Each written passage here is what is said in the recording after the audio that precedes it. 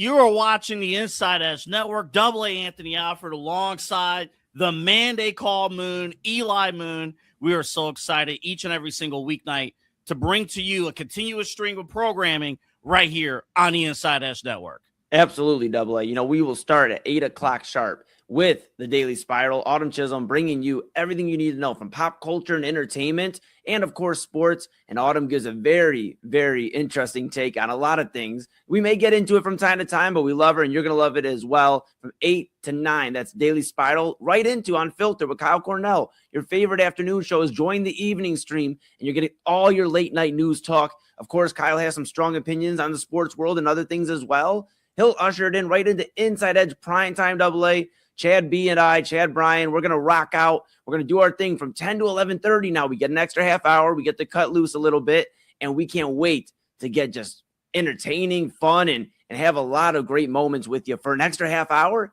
And then, of course, we hand the keys off to you. I hope you're ready to drive the Benz. But from 11:30 to 1, midnight run with an extra half hour now. And listen, we're going to be running. We're going to be sprinting. We're going to be getting after it. Listen, the key to this lineup and the key to these shows, you're getting everything. You're getting entertainment. You're getting local community news. You're getting music. You're getting your top sports headlines. And if you're a foodie, I'm talking to you. You like steak. You like eggs. You like whatever. We have it all covered for you here on the Inside Edge Network across our stream. Dude, let me tell you, Eli, this is incredible to have this digital space, to do this every single night. People at night, they're looking for something to tune in, something to just watch, just people to vibe with. Are we still allowed to say vibe? I don't know. Don't tell us we couldn't say vibing. I don't know. And she'll answer this probably almost every night when we said that right now about vibes. But you know what? Like you said, music, sports, entertainment, mental health, community. That's what we're about. And we are going to bring that to each and every one of you every single night that's been with us since the start or is jumping on right now for the ride. We're excited. Double A, myself, Kyle, Autumn, Chad. We are so excited to rock with you for not just 3 hours this time around. We're rocking with you for 5 hours, 8 p.m. to 1 a.m. Where else could you be in the evening but with the Inside Edge Network? Yeah, we hope you guys tune in again. This broadcast, thanks to all of our partners, thanks to you, and thanks again to the Brothers Lounge, of course, sponsoring us here at the Inside Edge Network. West 117th in Detroit, right on the Cleveland-Lakewood border. We have you covered. But guess what, folks?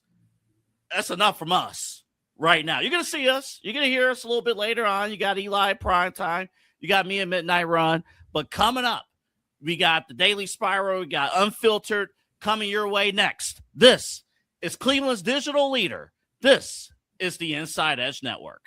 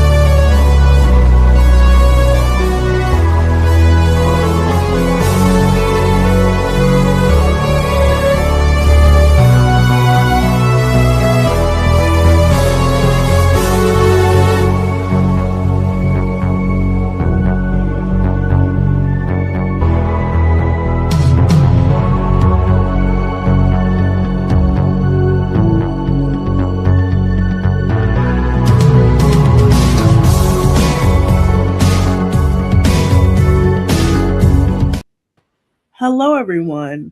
If I sound crazy, I woke up this morning and I wasn't able to breathe through my nose. I don't understand what happened. I was ready to say, if you sound crazy, that just means it's Tuesday. Hey, that too. But no, straight up this morning, I woke up and I was like, what is going on? Why is my throat scratchy? Why is my nose? I'm barely able to breathe. I've been okay, but welcome to the Daily Spiral, everyone. As you guys can see, I'm a little nuts. I'm a little all over the place. Hey, how's your day been? It's good. It's good. I took you and Eli's advice. I put an ice cube in this cup That was Eli. right before, and this coffee is all gone now. So I'm ready to go. Oh my. You don't sleep with I read about this the other day. Do you sleep with your fan on? I do sleep with the air conditioner on. Oh, with the AC. That's different. I have a portable one because my house is old. Gotcha. Do you have your unit like right next to you, like directed at your face? That could be it. See, this is you. I'm gonna tell you something even worse. So I like usually after it gets nighttime, like because like it's that time of year where at night it's really, really cold, right? Like in the daytime, hot. At night, freezing cold, right? So not only will I have to I also have a heater. So I'll turn off the AC and I'll blast the heater for like an hour because it's cold. And then because I got hot and I can't sleep when it's hot, I then turn on the AC and I have to like back and forth. Autumn, it's August. Why is that heater being used? It's August. I'm sorry. I use my heater all year round.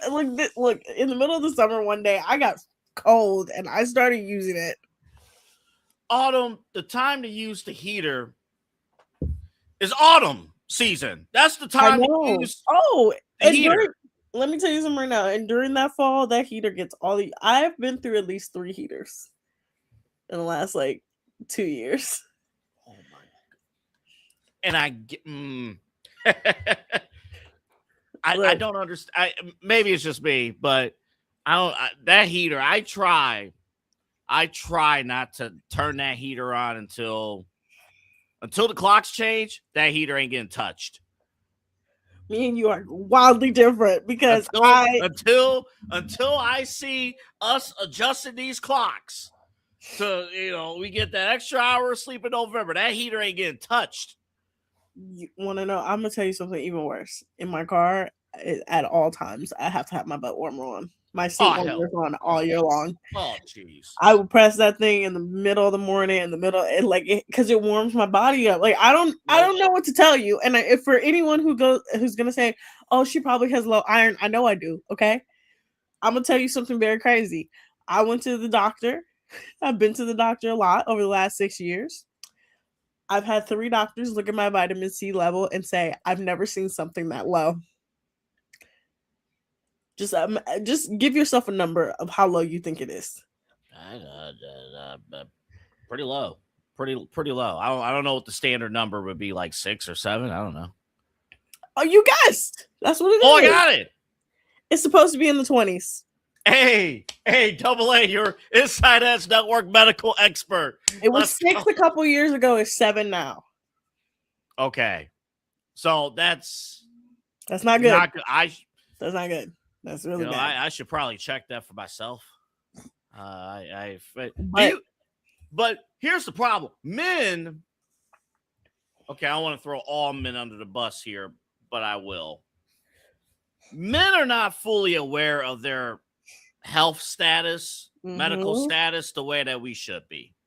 You are correct. The way we treat medical, and I knock on wood, I pray, hope everything's good on my. The way we treat it, if we work out, we run, we do whatever, and then we get the okay at our screenings. We get once a year, we're in the clear. You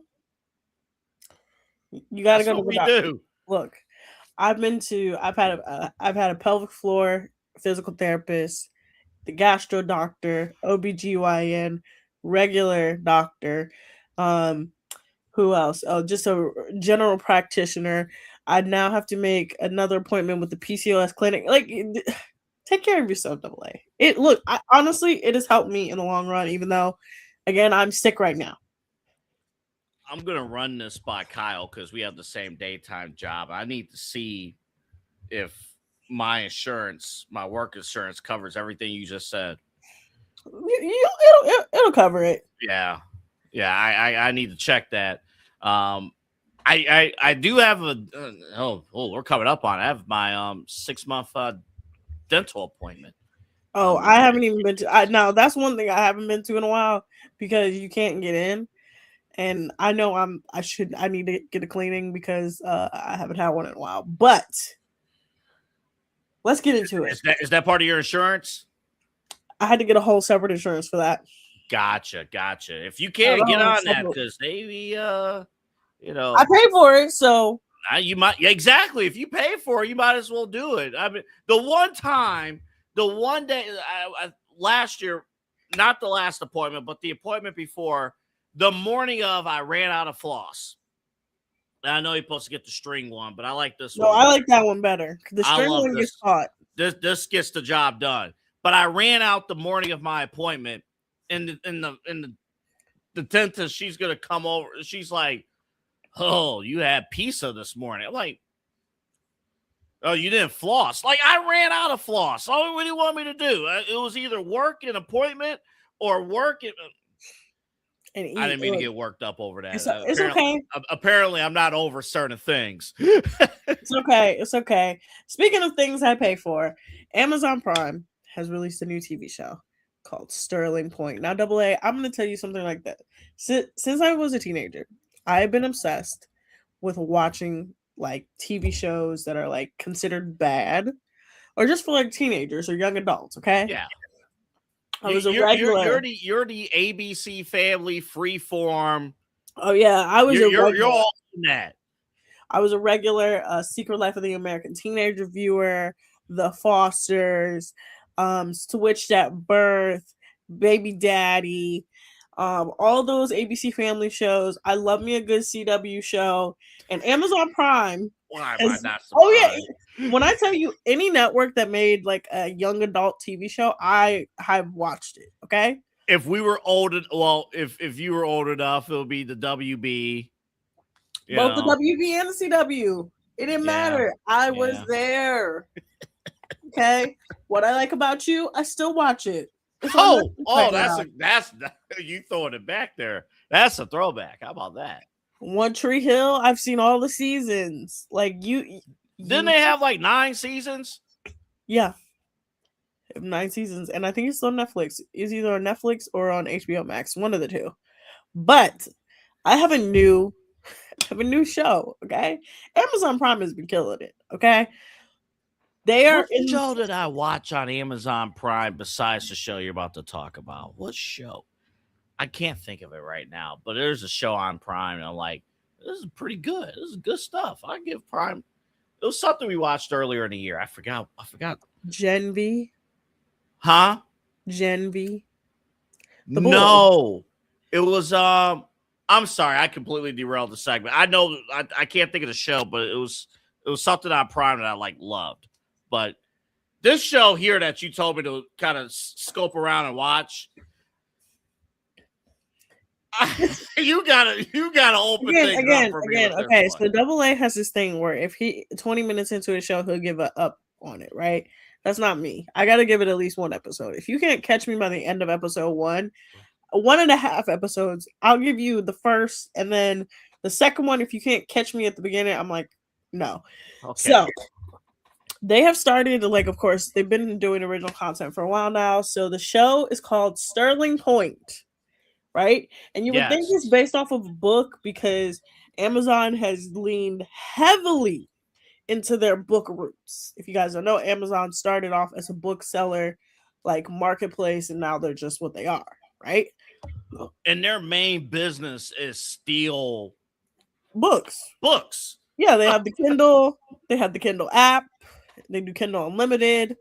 Like, they have Audible. They have everything book related. And so they've kind of like created the niche market of book adaptations. Sterling Point is not one of them. Sterling Point is an original series created by Megan Park. Now, do you know who Megan Park is, AA? I recognize her face. I didn't know her name before I watched the previews, but I've seen her work before. Yes, so she has done 2 projects before this. She did a movie called My Old Ass, also on Amazon Prime, an original movie. and a movie on HBO Max called The Fallout. But she was an actress before she was a director. Do you know what show she acted on? No. Ladies and gentlemen, Megan Park was one Miss Grace Bowman on Secret Life of the American Teenager. That was her? That was her. Good for her. Good. Wow. And if you don't know who Grace Bowman is, that makes sense. Grace Bowman was, let me tell you, they put Grace through the ringer. Homegirl lost her virginity, and the same night her dad died in a plane crash. Yeah. So they made it seem like because she had sex, her father died.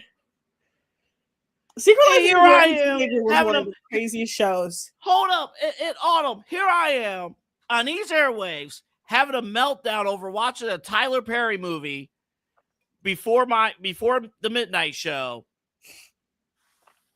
and we have that. Y'all, this is how I know AA doesn't watch real TV. Let me tell you right now. Secret Life of the American Teenager was real TV, okay? We had that. We had Amy's dad having an affair with multiple women, and also Amy and Grace technically being stepsisters because her dad was married to her mom, but then they broke up and got a divorce before the two of them were even born. Like I could do a whole show on the craziness. But Megan Park played Grace Bowman, and she has been quoted in interviews saying like she wanted the dialogue of the show to feel like two teenagers were actually talking to each other, because she's been on television and been on sets where it is very clear that the people writing have never heard two teenagers talk. And as soon as she said that, I said, oh, she's talking about Secret Life of the American Teenager. That makes sense. He is talking about that show. But yeah, she created the show. She said it was based off of one of the times she went home, because she's Canadian. So she went home. She said she was in her childhood bedroom and she was just kind of looking around, and she said the idea kind of came to her. And so she shot the whole thing. She's the showrunner, the director, the creator, and it has been received very well. It is 100% on Rotten Tomatoes on Prime Video. That's pretty amazing. And I looked up before we came on the air the trailer. I just the comments underneath, more than one person said about this show, like the trailer does not do justice of the quality of this show. And like I got people in all caps like, this show is this effing good. The trailer doesn't do justice on the quality of the show. So it really doesn't. It really doesn't, because you'll be watching the show and like, as someone that works with teenagers, like I just at one point stopped and I was like, this is how these kids talk to each other. Like it just like in my head, I was like, I feel like I'm just watching two kids just like communicate back and forth. The way they jump from topic to topic, the way they have like their decision making is terrible. And I'm like, I like a show where the characters are allowed to be flawed and they don't have to be perfect, and we don't have to punish them for not being perfect. That's amazing. I mean, and I just want to say like how let me put my phone away. That wow. I'm sorry. You ever had that doing the show? Like something just popped up like, whoa. Yeah, no, that's happened to me several times. Holy smoke. I'm sorry. I'll tell you during the break. But oh Lord. I'll tell you during the break. But yes. Yeah, I mean, everyone that I seen on the trailer, they all mean well. Does this come off this way? They all mean well, but all of them are, because they're teenagers, they're all extremely flawed. I'm gonna say this: the teenagers aren't the bad part of the show. The teenagers are the teenagers, right? That's just like real life too, right? Yeah, like, they do what teenagers are expected to do. It's the adults that will piss you off in the show. All of the adults in the show, literally at one point, I was like, oh, the parents are terrible. Every single parent in this show is horrific, to the point where I was like, oh, I don't want to root for any of you. So somebody on YouTube here said the plot of this show is from Reddit. The cast was from Pinterest, and the dialogue is from Tumblr. Absolutely. Is all of that accurate? That is incredibly accurate because they will just go into tangents. There's a scene where a couple of the characters are in a club and they're in the bathroom, and I just am like, oh my god, like I've been that age and been in the bathroom at a club, and you're just talking about the most random stuff with someone, and I'm like, this is just what it's like to be a young adult. Like it just really captured it. And y'all spent a long, guys, we just go in there, hey, sometimes you gotta get your parents out. together. Sometimes you're talking to a girl and you're telling her she's pretty and you're drunk and she's drunk and you become best friends. Y'all be having a whole line like outside y'all bathroom. Do you not understand when you go out as a woman, there are layers, okay? You have to take off layers to use the bathroom, and then you have to put those layers back on. That's why, like, some women don't like to use the bathroom when they go to the club, because it's like, well, damn, I have to take off what's underneath. Or if you're wearing a bodysuit, you gotta, it's like, damn, Winnie the Pooh. So, like, no. Like, that's why it takes so long. Oh, sorry. If you're doing all, no, that's bad. That's all bad. No, but it even worse, I'm sure, too, like, I have to imagine the toilets are horrible. So it's three toilets. I'm assuming you're squatting. You're not sitting. I'm assuming. Yeah, because even worse is that you're squatting. You're trying not to use the bathroom, and then you're also trying not to pull everything all the way down, because it's like, why you got your pants down all the way down in the bathroom in the club? Yeah, and that's bad. And the floor is nasty. All that stuff. Anywho, yes. No, but do you feel like, though, like, because somebody mentioned here, like, we're getting a ton of somebody says sister rom-coms and stuff. I don't know. Not a sister rom-com. This is a trauma bond. That's what I gathered. This is from the show. So it's the story here. So the story. I can't spoil it. Because I'm just basing it strictly on what I saw from the trailer. So one, just tell me if I'm right or wrong, or am I on the right track? So one girl finds her. So one girl discovers the other girl, and somehow they're related, but they don't know each other. You're on the right track. And they're two completely different personalities. Absolutely. And the last thing I remember, hey, come with me on a boat. Which, by the way, I ain't doing. Hell no. That's like early in the relationship. Okay. If you tell me, hey, we're gonna solve things, come with me on a boat. Absolutely not. We can solve on solid land. It's much crazier than that. That scene is actually quite insane. I'm gonna just give you a general synopsis. Then we're gonna go to break, and then we're gonna talk about the NFL and some people in the NFL. But a general synopsis is that there are these two kids in New York that find out that their mom's dad passed away. Right? So their mom passed away when they were young. They find out their grandfather passed away. He leaves them property in Canada. Oh my god! So couldn't they give them like a basic sister storyline? Like, no, it's television. It's television. So hey, we moved halfway across the country. We found ourselves at a mall, and here we go. We're now sisters. No, it's even crazier. So one of the twins goes to Canada, the other one stays home. The twin that goes to Canada, she's trying to find herself and this meaning of life because she's just graduated high school, and she meets these people, and one of these people that she meets is her sister. She doesn't know how they're related. She doesn't know how they came to be. It's just a whole web of like her discovering herself and her trying to create this bond with this sister that she's just found. And it takes some crazy turns. And I told you I was sad after the second episode. After the second episode, I was like, oh, I need to watch this. I'm locked in. It's only 8 episodes. So it's an easy watch. Yeah, I'll give it that. And you got to give it more than 20 minutes. You know my rule. If the first 20 minutes sucks, you got to give it more than 20 minutes. Turn it off. I have this remote right here. Hit this home button. Oh my God. Hit this button. Sucks. Going back to the home screen.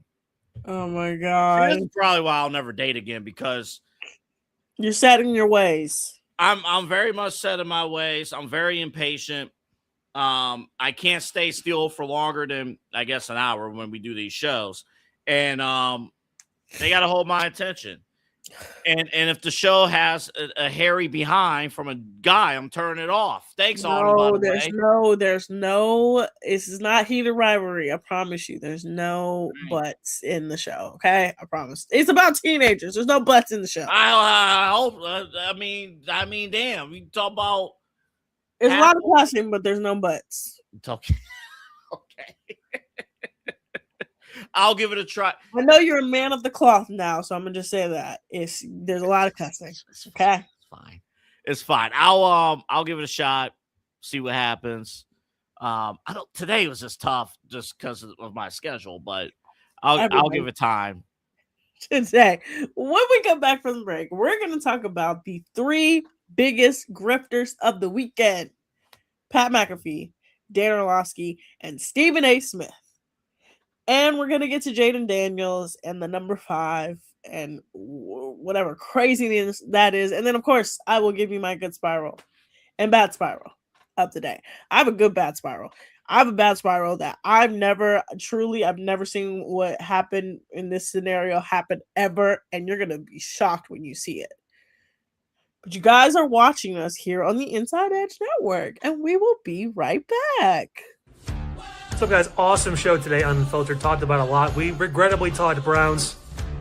I get sweaty talking about any sort of Cleveland sports team not named the Cavs, and even then I still get a little nervous. Talked about them. They got a lot to sort out. We also dove into a bunch of different things, flock cameras, everything else in between, all your news, talk sports. We always have it for you here on Unfiltered. Tomorrow, really sad scene out of Lorain County, a couple teenagers passing away in a shooting. We'll dive into that a little bit. Also, crazy story out of Summit County involving a couple dozen cats and 1 dog, only 1. I'll explain all of this tomorrow on Unfiltered right here on the Inside Edge Network, 9 to 10. I'll see you Tuesday. Looking for an iconic Cleveland music venue that features premier entertainment, spirits, and food? Well, look no further than the Brothers Lounge. They offer a variety of live entertainment acts weekly, along with a diverse selection of beer, wine, and fine spirits, not to mention Chef Wynn's food menu, which has been crafted with traditional American fare with a modern twist. So come on out and enjoy the warm hospitality and make some new friends right here in your backyard. For more information, head over to brotherslounge.com and check them out for yourself at 11609 Detroit Road. That's right near the border of Cleveland and Lakewood. The Brothers Lounge, proud sponsor of the Inside Edge Network, Cleveland's digital leader. Key On Sports is the leader in Ohio high school athletic coverage in written, print, and video streaming.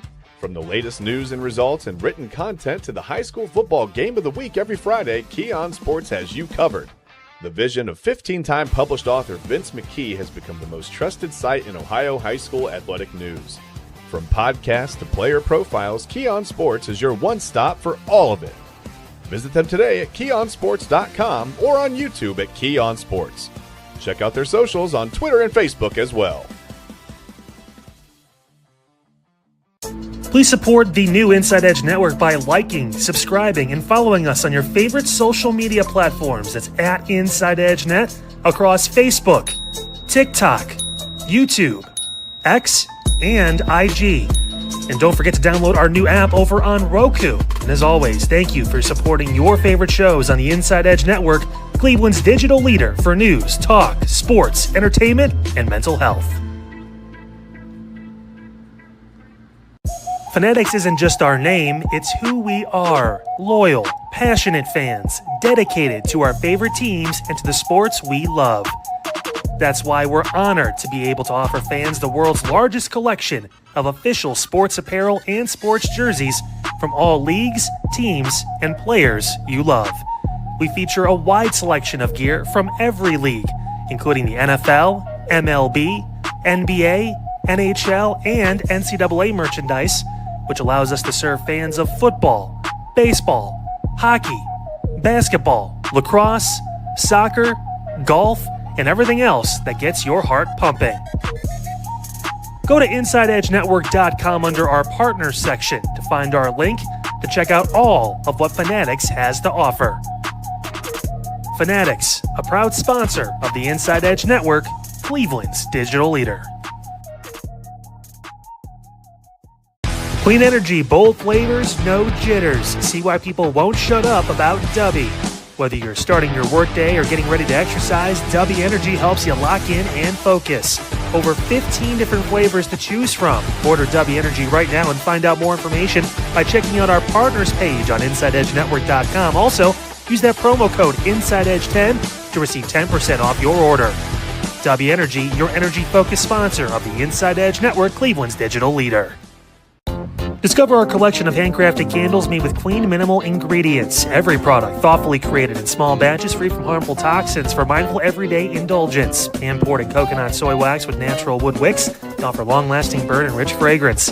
Find out more about Alley Rose Fragrances by checking out their link on our partners page at InsideEdgeNetwork.com. And if you're a first-time customer, use the promo code InsideEdge20 to receive 20% off your order. AlleyRoseFragrances.com, a proud sponsor of the Inside Edge Network, Cleveland's digital leader. All right. Whoa. Whoa. Whoa. Whoa. Whoa. Why is that in my face? Whoa. Welcome back, everyone. Let's talk my about fault. I think that was a double click. Double A. Jesus. Let's talk about the grifters, Double A. We have 3 grifters to talk about. Who you want to start with first? 3 of them. It's all one of them's a tad bit more personal and serious than the other 2. So you know what? Let's quickly do Dan Orlovsky, and then we'll go from lighter to heavy. Okay, so Dan Orlovsky decided to release his annual QB tiers list, right? He released it on August 13th, 2026. Now, this list is apparently his annual list. Now, I'm going to say this. Dan Orlovsky was a terrible NFL quarterback. The man literally ran out of the end zone. I'm not even joking. He was in his own end zone and ran out of the back of the end zone. I think I watched that live on Red Zone. He was the first quarterback's team his team was the first team to ever go 0-16. Like, they did not win a game that season, right?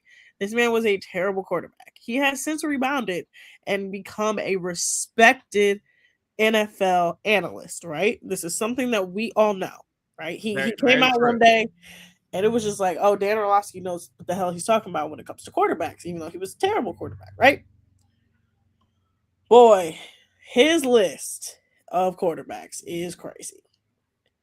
So he has them ranked by arm strength, ball placement, mechanics, decision-making, pocket presence, second reaction, and rushing ability.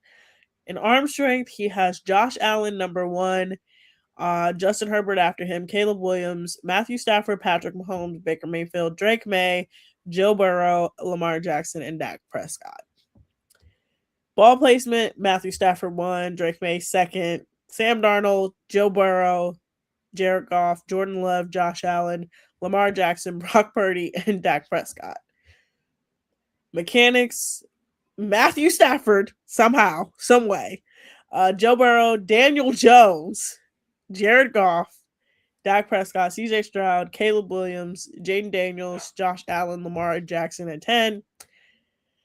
This is the one where everybody's like, what's going on? Decision making with the football. He has Josh Allen at number 1. I don't know if y'all know this, but Josh Allen is not always the greatest decision maker when it comes to the football. He in no way, shape, or form is number 1 when it comes to decision making. I would in fact put him at number 10. Yeah, I mean, if this was strictly a regular season thing, that would be a different conversation. But I can't erase that decision-making interception in the playoffs against the Broncos.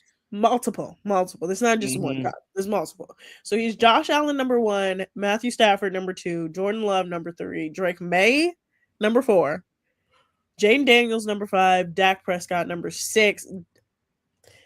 You have Dak Prescott ahead of Jalen Hurts.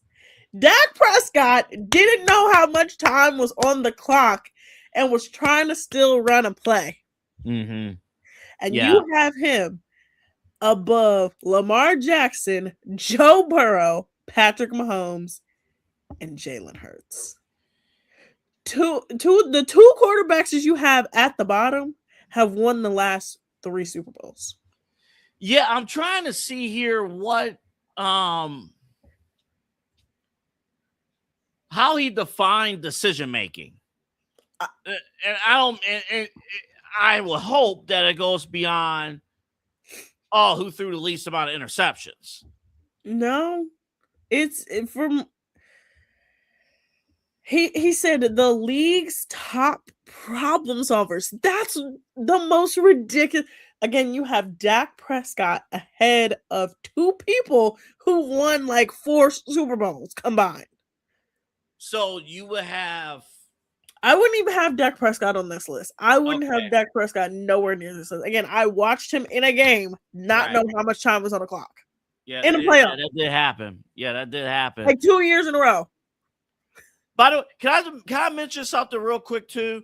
Yeah. Apparently, somebody at Philadelphia is not a fan of Jalen Hurts on the social media team because they showed him. Now they redeemed themselves today, but a few days ago they showed, hey, this is our guy throwing an interception in practice. Yeah, I saw that. I'm like, that's nuts. And then the Eagles made up for themselves because they released a GoPro with Jalen Hurts throwing a touchdown, which is cool. I mean, I think the Browns are preparing something like that because you see Shador and Deshaun both with cameras on their helmets. So I think that could be universal across the league. But I'm curious about the decision making. Josh Allen does not belong at number 1 at all. Not even close. He is terrible. Now, I do agree with his rushing ability list. Lamar Jackson is the best rusher. Josh Allen is probably second best. I wouldn't put Drake May third. I'd probably put him lower. I just don't understand how he has so many like first year quarterbacks on his list, right? We've only really seen Drake May and Bo Nix really 1 year samples. Like, we know what Joe Burrow can do. We know what Lamar Jackson can do. We know what Josh Allen can do. We know what Jalen Hurts and Patrick Mahomes and Baker Mayfield can do.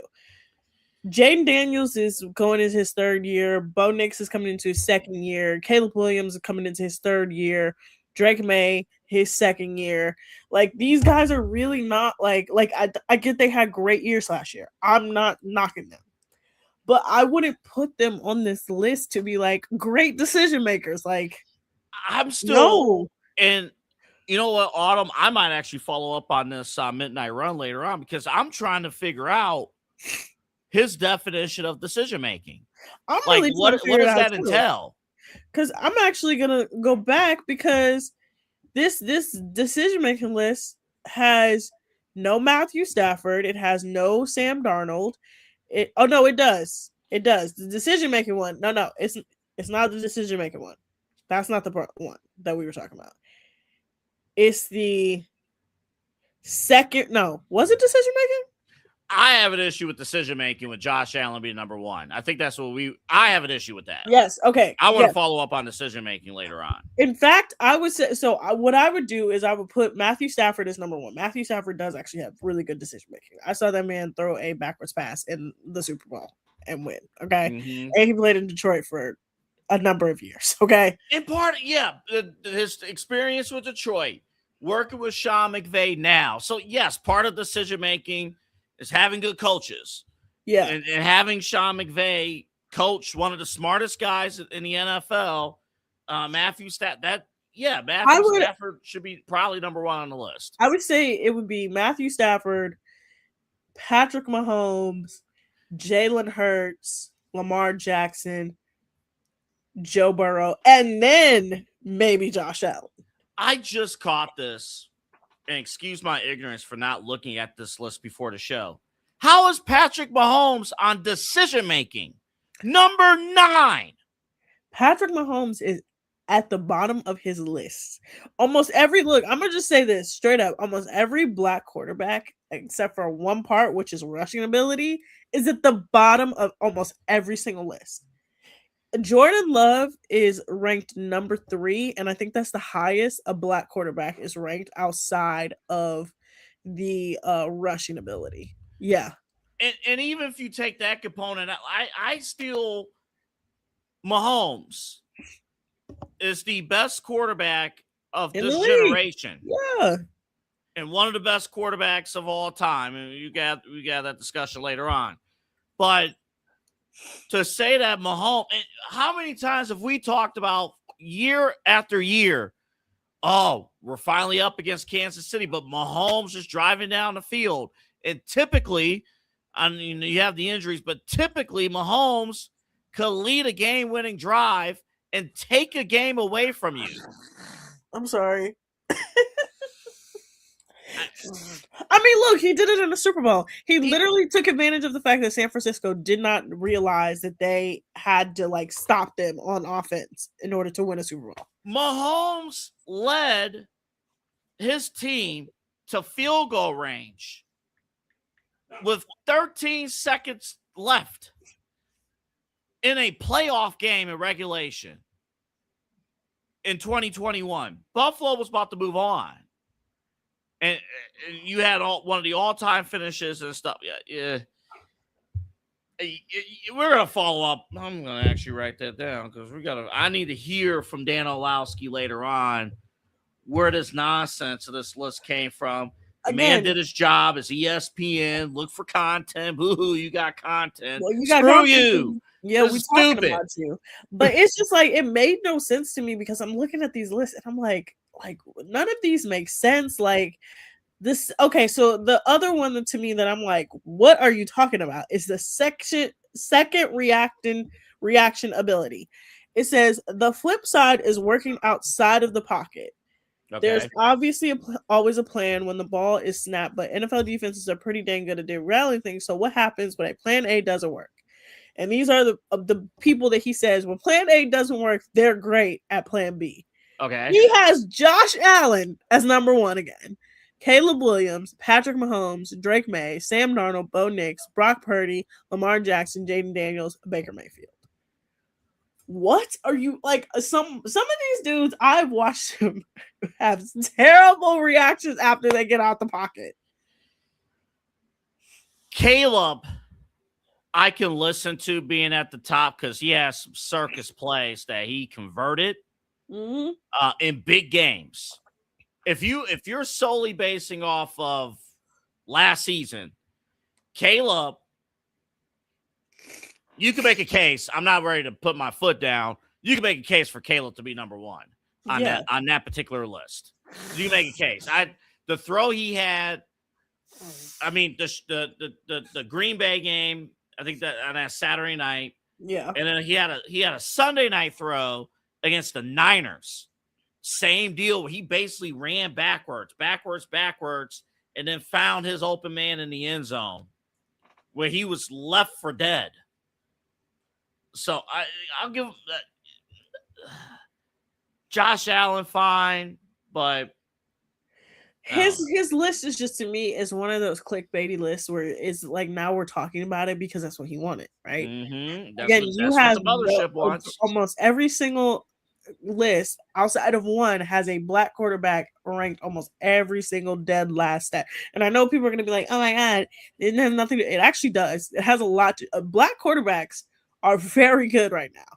They are making up. And there's top more quarterback. diversity in terms of their skill set. Because again, for years, it was just Short guy. oh, can they run, and that was it. Like Yeah. and now they're it's got a Lamar more Jackson. uniform level. Yeah, we got Lamar Jackson, we got Jayden Daniels, we got Caleb Williams, we got Patrick Mahomes, you got Jordan Love, Jalen Hurts. Like you have at least 6 top black quarterbacks, and you're constantly ranked a Dak Prescott.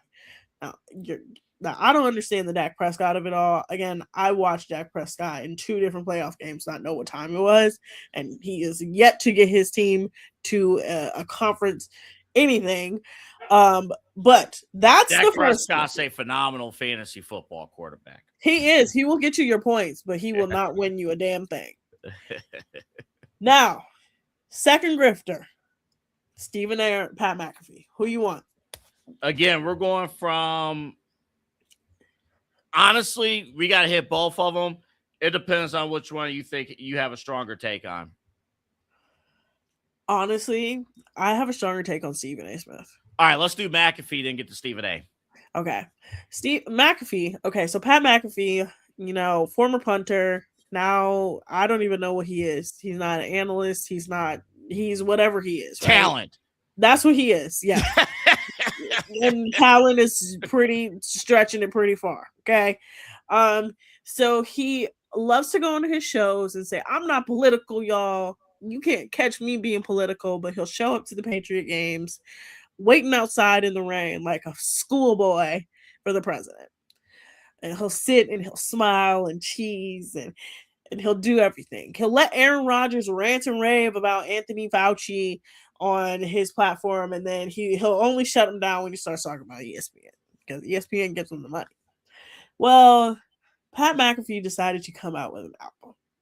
And I'm going to just say this. If Dave Portnoy, one of the worst humans to ever exist, says your album is a joke, I honestly, like I said yesterday, if the first lady said, hey, you're embarrassing yourself on television, I would simply pass away. If Dave Portnoy said I was a joke, let me tell you right now, I would sit with myself and I say, you know what? I think I need to change every single thing about myself. Dave Portnoy. I think this is one of those cases too, on top of everything, where it's twofold, right? It's on one side, we want you to stick to sports, and then on the other side, actually, we didn't mean that. So that's a whole other thing, and it's infuriating to see. But I think the other thing too, this is the case, Autumn. You have somebody. I think people around him, they're not telling him no. That's what it is. They're not like, this is a case where he has the luxury of doing whatever he wants to do because nobody has told him no. And up to this point, it's worked for him, but now he's kind of entering in some waters here that, you're losing fans. And you don't want that, because McAfee, there was a point in time where Pat McAfee, you're talking about Q score among sports media figures, Pat McAfee was near the very top. Because he was, I would say this, like I told you guys before on a different show, he was a stand-up.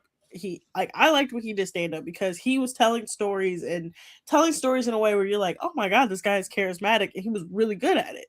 Then, of course, he moved to his own show, and he was doing WWE, and then he was doing, College Game Day. And I think what happened with him is that the bigger he got, the bigger that ego got, and the bigger it was just like it kept going up and up and up.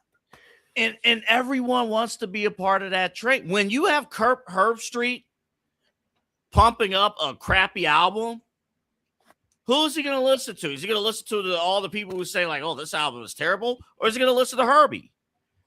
Fake pump them up. Yeah. Dan Orlovsky saying, oh my God, this is great. This is and it's just, and honestly, it's just one of those things too, where it's just like, man, like me personally, obviously I loved his WWE work. I understood why he had to step back. It's a week-to-week job. I get it. I love right. I like him on game day. I think he adds something fresh to that show. I'm hit or miss on his daytime show, but the problem is all that stuff is intertwined. This is the thing, is that if he had just the daytime show, and he probably, I say if we weren't oversaturated with him, like he didn't have the daytime show, and then you got Monday through Friday, and then on Saturdays we still had to watch you. That is where I think a lot of people are like, okay, now I have to listen to your sports opinions, thinking I'm gonna get a break, and then I have to see you on Saturday. Like, it's just not, you're not giving people a break from him. It's actually very fitting that the two people on this list, Pat McAfee and Stephen A., fit that bill perfectly. Because there's no, for Stephen A., it's a different reason. But like with McAfee, like you're right, though. You kind of summed it up. It's just like, you know, on one hand, like you're trying to vibe and things like that. You can't have it both ways. You can't have it like, all right, we're just here to vibe, that's it. We're going to keep everything fresh, keep everything clean. And then, you know, and then on the other side, you let Aaron Rodgers do his thing uninterrupted. And it's on a Disney platform, and Disney has already expressed, you know, now, you know, because I understand others on the conservative side kind of complained about that, like, oh, we didn't get an opportunity to speak out, things like that. ESPN has said over the last couple of years, hey, we are not to talk politics on the air anymore. Yeah. And now you have Aaron Rodgers, open platform, no interruptions. I'm gonna say this before we go to break. When we come back from break, we'll talk about the other grifter, Stephen A. Smith and Jayden Daniels, because Jayden Daniels, that situation is kind of funny. But Jemele Hill lost her job. Dan Le Batard took his show away from ESPN because they both got political on ESPN. Pat McAfee is openly sitting with the president, cheesing, smiling like, oh my God, this is the greatest day of my life, right? And y'all have said nothing. Y'all have done nothing. You fired Ryan Clark because he was defending Angel Reese. So, I mean, it's just like, when I say the grift, I mean as in he is grifting hard. Like harder than hard. And it's just like, to me, it just is not coming off authentic. And then this album is just terrible. Anything I've heard from it is just awful. Yeah, we can't even come out of here and be like, man, you know, I don't like his actions, but at least the album is. No, it's like, say that. It's like Ford Tough music. You know the Ford Tough commercials? That's what that's what it sounds like. Get them truckers. Yeah, when we come back from the break, we're going to talk about Stephen A. Smith. He's the last grifter on the list. I don't know if you'll have time for Jayden Daniels, because this Stephen A. thing might be is pretty deep, to be perfectly honest. Jayden Daniels, you know what? I'm going to make Jayden Daniels my gut spiral because he's really funny. So I'll hit on Jayden Daniels. What's happening with him is hilarious. But yeah, I'll give you my good spiral preview is Jayden Daniels. Bad spiral, I want to see your face when I play this clip. But we will be back momentarily. You guys are watching us here on the Inside Edge Network. Dine, drink, and dance at the premier spot in town. It's time to check out all of what our friends over at the Brothers Lounge have to offer. Everything from weekly live entertainment, a wide variety of different beers, wines, and spirits, and an expertly crafted American fare menu with a twist courtesy of Chef Wynn that'll make your mouth water. So, what are you waiting for? Head over to the Brothers Lounge at 11609 Detroit Road or check out their website, brotherslounge.com, to learn more about what you've been missing out on. Brothers Lounge, proud sponsor of the Inside Edge Network, Cleveland's digital leader. Whether searching for a baseball autograph by your favorite World Series slugger, a signed football by an iconic Hall of Famer, or the jersey of a world-famous soccer star, you've come to the right place.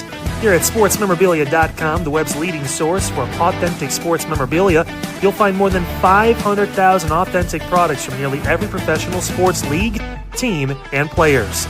Not only will you find your next prized sports possession with ease, thanks to superb customer service and tremendous site experience, you'll have satisfaction and peace of mind that every product listed comes complete with a certificate of authenticity and is fully backed by the sportsmemorabilia.com lifetime authenticity guarantee. Check out sportsmemorabilia.com by heading over to the partners page on our website, InsideEdgeNetwork.com. SportsMemorabilia.com, a proud sponsor of the Inside Edge Network, Cleveland's digital leader.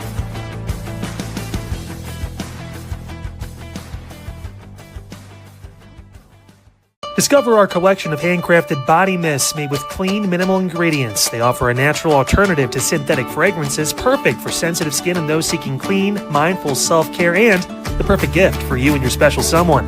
Learn more about all Ellie Rose Fragrances has to offer right now by clicking the link on our partner page at InsideEdgeNetwork.com. First-time customers use that promo code InsideEdge20 to receive 20% off your order. EllieRoseFragrances.com, a proud sponsor of the Inside Edge Network, Cleveland's digital leader. Monster Moments Photography is a husband and wife wedding photography team based in Cleveland, owned and operated by Inside Edge Network's very own Ryan Mosser and his wife Hallie. For the past 10 years, they've captured more than 100 weddings across Northeast Ohio and beyond, always working together as a true two-person team. Their style centers on authentic, emotional storytelling, documenting the real moments between two people in love and creating images that feel natural, comfortable, and true to the couple. Rooted in Northeast Ohio, but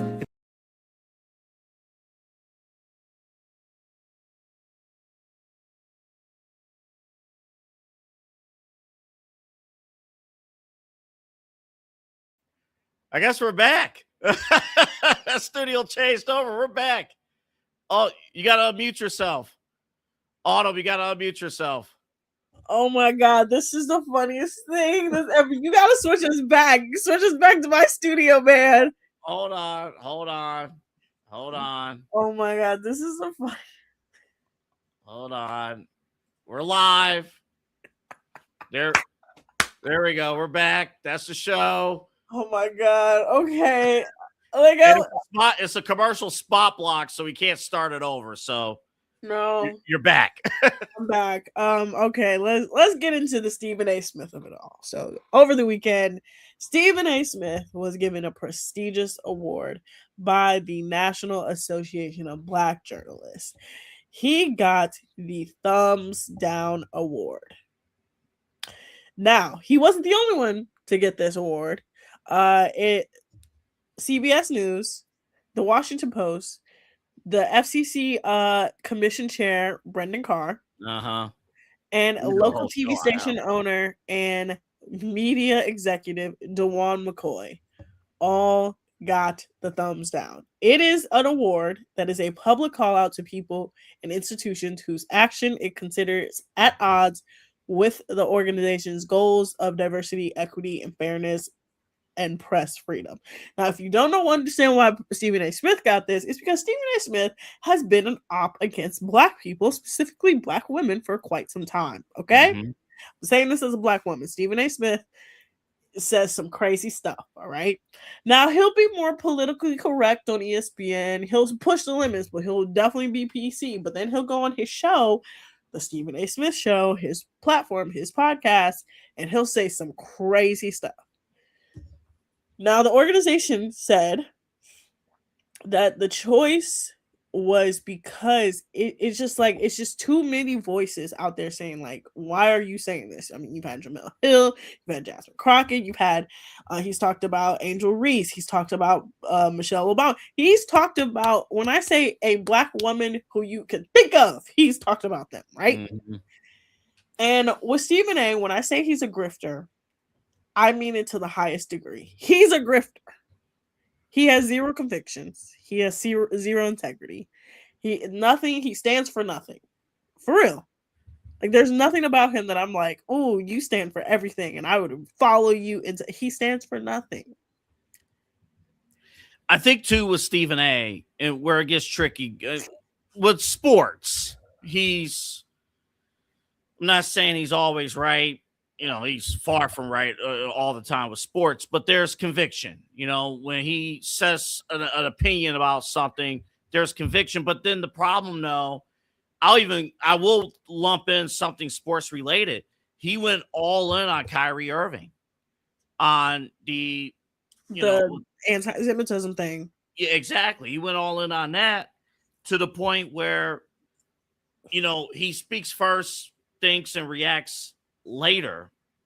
And he finally apologized because Stephen A. almost lost his life over the over the COVID stuff. And it was just, Kyrie was going through it. But yeah, on the political spectrum, Stephen A's issue is what you just said. He really doesn't stand for much of anything. Like, he wants to take on Republicans, but in route of taking on Republicans, he has no problem putting a blowtorch through Democrats en route of trying to potentially think about daydreaming running for president. Let me tell you And right he now. has nothing to stand on. And then even with the reaction of this, it's like, wait a minute, you don't have to react to everything. You don't. And my thing is that if your peers, and this is a conference that you spoke at, the National Association of Black Journalists is a respected conference amongst Black journalists, right? And he was there 2 years ago. First Take was there 2 years ago at the conference in Chicago, I believe. So this is something that happens every year, right? This is something that is attended by sports people, attended by journalists every single year, right? They're telling you, hey, something is wrong. Like, you are wrong. And instead of being like, I'm wrong, I'm disappointed. I'm disappointed in my brothers and sisters. And it's like, just take it. Just take the feedback of somebody saying, hey, think about what you're saying before you speak it out of your mouth. And he just doesn't want to do that. No, and when he responds in the way that he responds, it's like, oh, I got a reaction. I got to, like, you're taking the bait. But it's what he wants to do. I mean, right now, ESPN has two guys in their daytime lineup who they're paying the most amount of money to outside of Troy Aikman. Where, like, Troy Aikman's ESPN. That's another thing. But, like, no, but you're paying two guys right now. Yeah, you technically, you get paid that much money, you could do whatever you want. But just be ready for reaction when you decide to do whatever you want. Stephen A and McAfee are getting that right now. When people decide to say, like, hey, we don't like you, and Stephen A is one of those people I can tell if you tell him you don't like him, he just is like, why don't you like me? I'm going to do everything in my power for you to make you like me. And it's like, no, but I don't actually have to like you. In fact, I can respect you.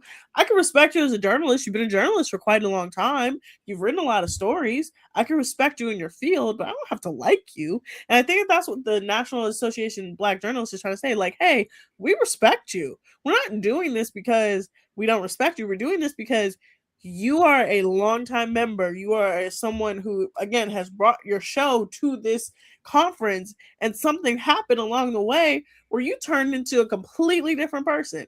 And that's kind of the grift of, like, the money situation. That's where the money comes in, is that you're grifting for money. That's what this is.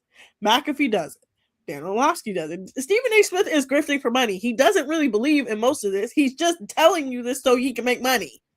Yeah, you got a point there. All right, less than 60 seconds. You got to get to your spirals. All right, Daily Spiral. Good spiral, bad spiral. Good spiral. Jayden Daniels. Please go down the rabbit hole of all the brands that are saying we can't use the number 5, because Jayden Daniels decided to tell LSU that they couldn't use the number 5 for a new player who was promised the number 5 last year, and him and his camp are now going to war with LSU over the number 5. Please look up all the memes. It is hilarious. Now, my bad spiral of the day. Double A, I'm going to play you this clip. I've never seen something like this happen. So this comes from the Lindsey Clancy trial. We talked about it yesterday a little bit. The defense is now presenting their case, and the person in this clip is the mother of Patrick Clancy, Lindsey's ex-husband, who was on the stand, and this is what she was asked by the prosecution. Now, are you an active member in the Catholic Church? Yes. Okay. So you're aware that murder is considered a mortal sin? Yeah, Counsel, can I see you over here? So, if you don't know what that is, Lindsey Clancy's mother-in-law was asked by the prosecution if she was a Catholic. She said, yes, I am. And then the prosecution then followed that up and says, do you know in Catholic religion that murder is a mortal sin? The judge didn't even let Kevin Reddington say, like, objection. He immediately said, come to the side. We need a sidebar right now. Yeah, that's a recess. Yeah. And then he told the jury, just disregard what she said. And apparently people who were there saw jurors put their hands in their heads to be like, I cannot believe this lady just said this. The prosecution said this, y'all. Not the defense counsel. The prosecution. My goodness.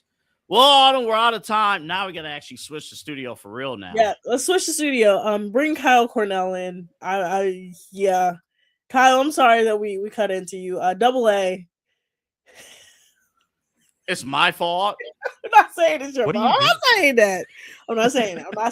I'm not saying it's your fault. If you do say it's my fault, then usually everybody else is fine with that. It's not your fault, I promise. See, every time Double A does this or someone else switches the studio, I can't hear at least one person. So now I might be able to hear Autumn because I had to turn my computer up. But live streams, guys. Kyle, I hope we gave you enough ammunition with Stephen A. Smith and Pat McAfee and Dan Orlovsky making terrible lists and grifting on ESPN. I'm gonna pretend like I heard. Oh my god! So we're gonna do this. I think this. I don't. Just get out of here. It's my show time. What the fuck are we doing? Bye, Kyle. Oh my goodness. Did you get rid of everybody now? Okay, we're good. It's just me. Hey guys, welcome in Unfiltered with Kyle Cornell. So happy you're with us. It is your Tuesday, August 18th, 2026. We got a jam-packed show. That's coming up next after this quick identification of the network and the intro. Stay with us.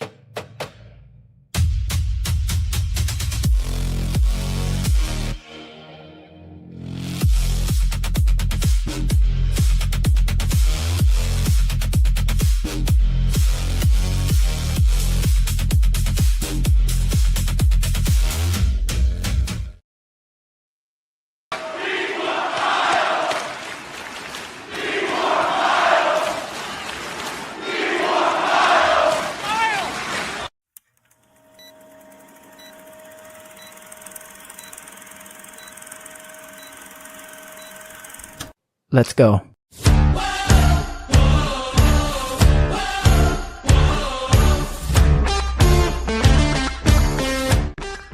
Welcome to Unfiltered with Kyle Cornell, Cleveland's digital leader for all things news, talk, and sports. Don't forget, follow the show on Facebook Unfiltered with Kyle Cornell and on X at Unfiltered216.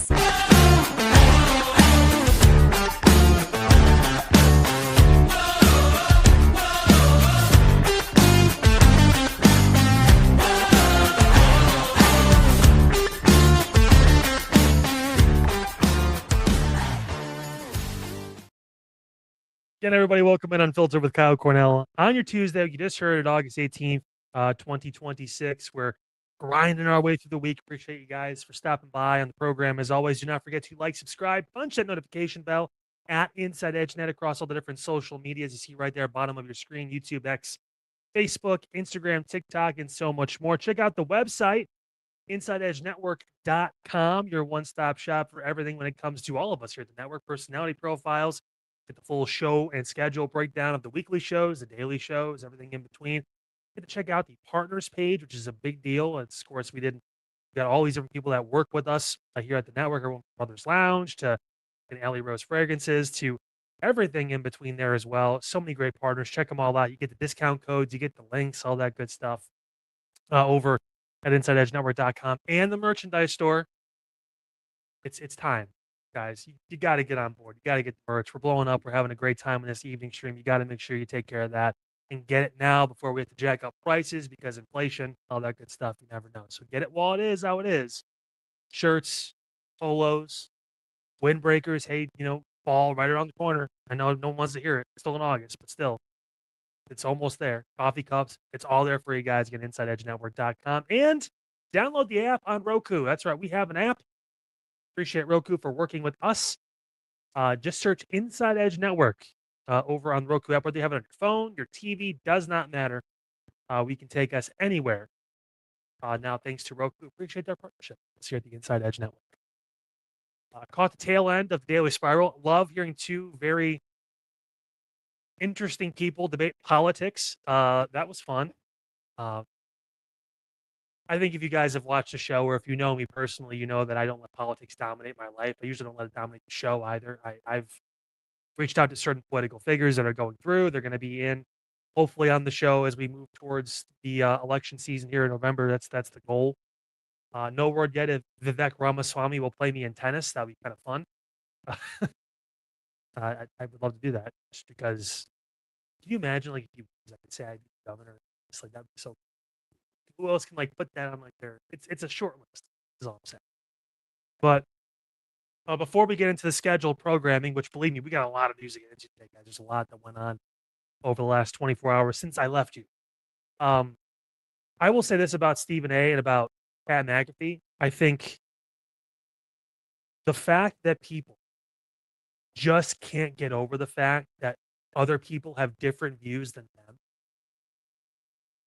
political, religious, faith, whatever, just because they don't acquiesce to what you think they should be and what you think is right, doesn't mean they're wrong.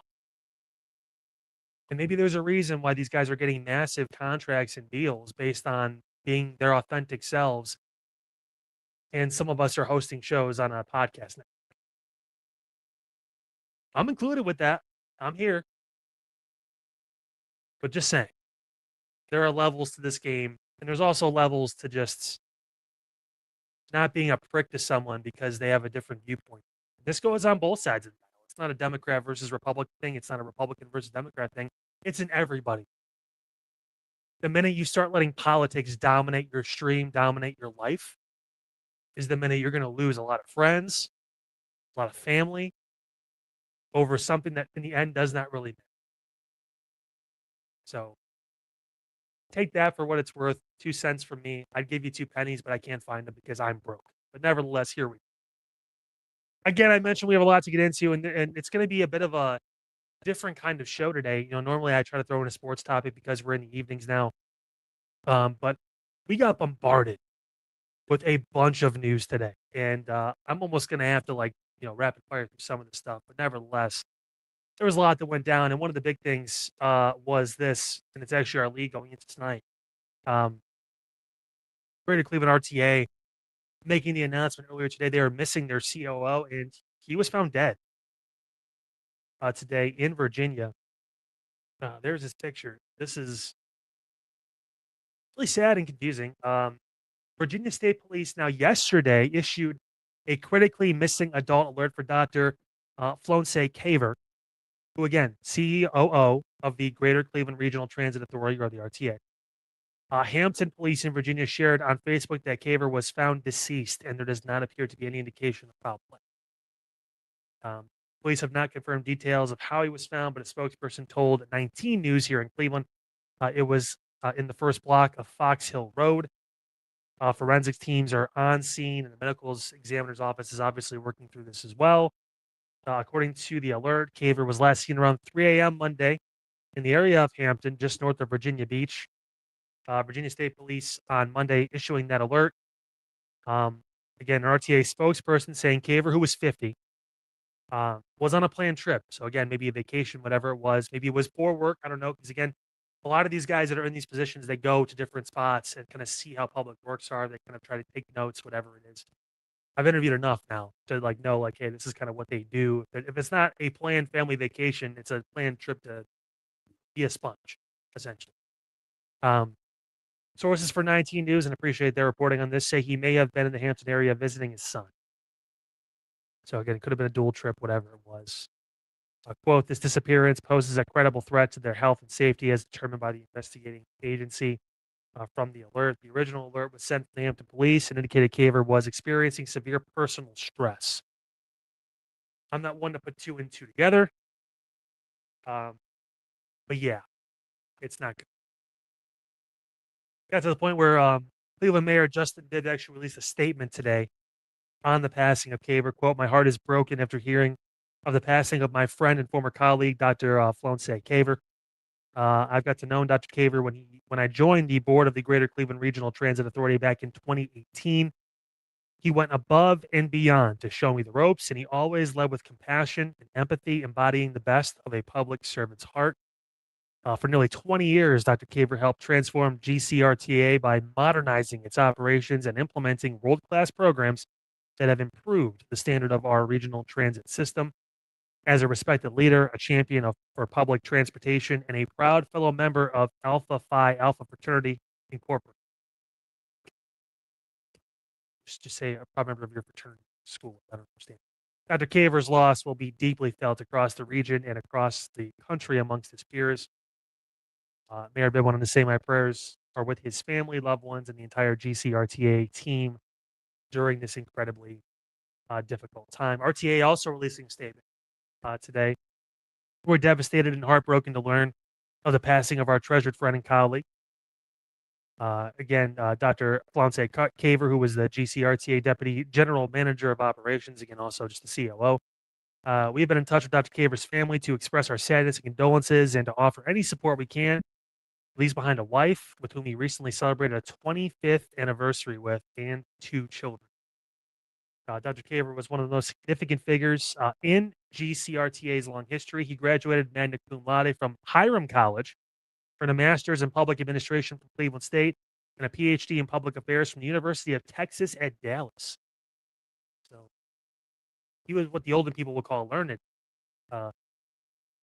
Dr. Caver first worked at GCRTA in 2000 as a budget management analyst. He also served as a manager of budgets and led service quality management and the Hayden Bus District. In 2017, he was appointed a deputy general manager following a nationwide search. And in 2018, Dr. Caver served as interim CEO during their leadership transition. His professional awards have included being named to Crane's Cleveland Business 40 Under 40, Mass Transit Magazine's 40 Under 40, Cleveland State's Distinguished Alumni Award, and several other recognitions and honors. The honor to work alongside Dr. Caver was ours. He will be missed. Again, a couple other people, some stuff out there as well. This is a real unfortunate turn and really sad. And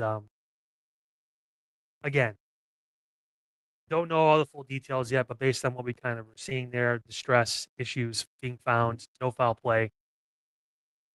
I keep it straight with you guys on this program when I kind of tell you how it is. This looks like obviously like a suicide.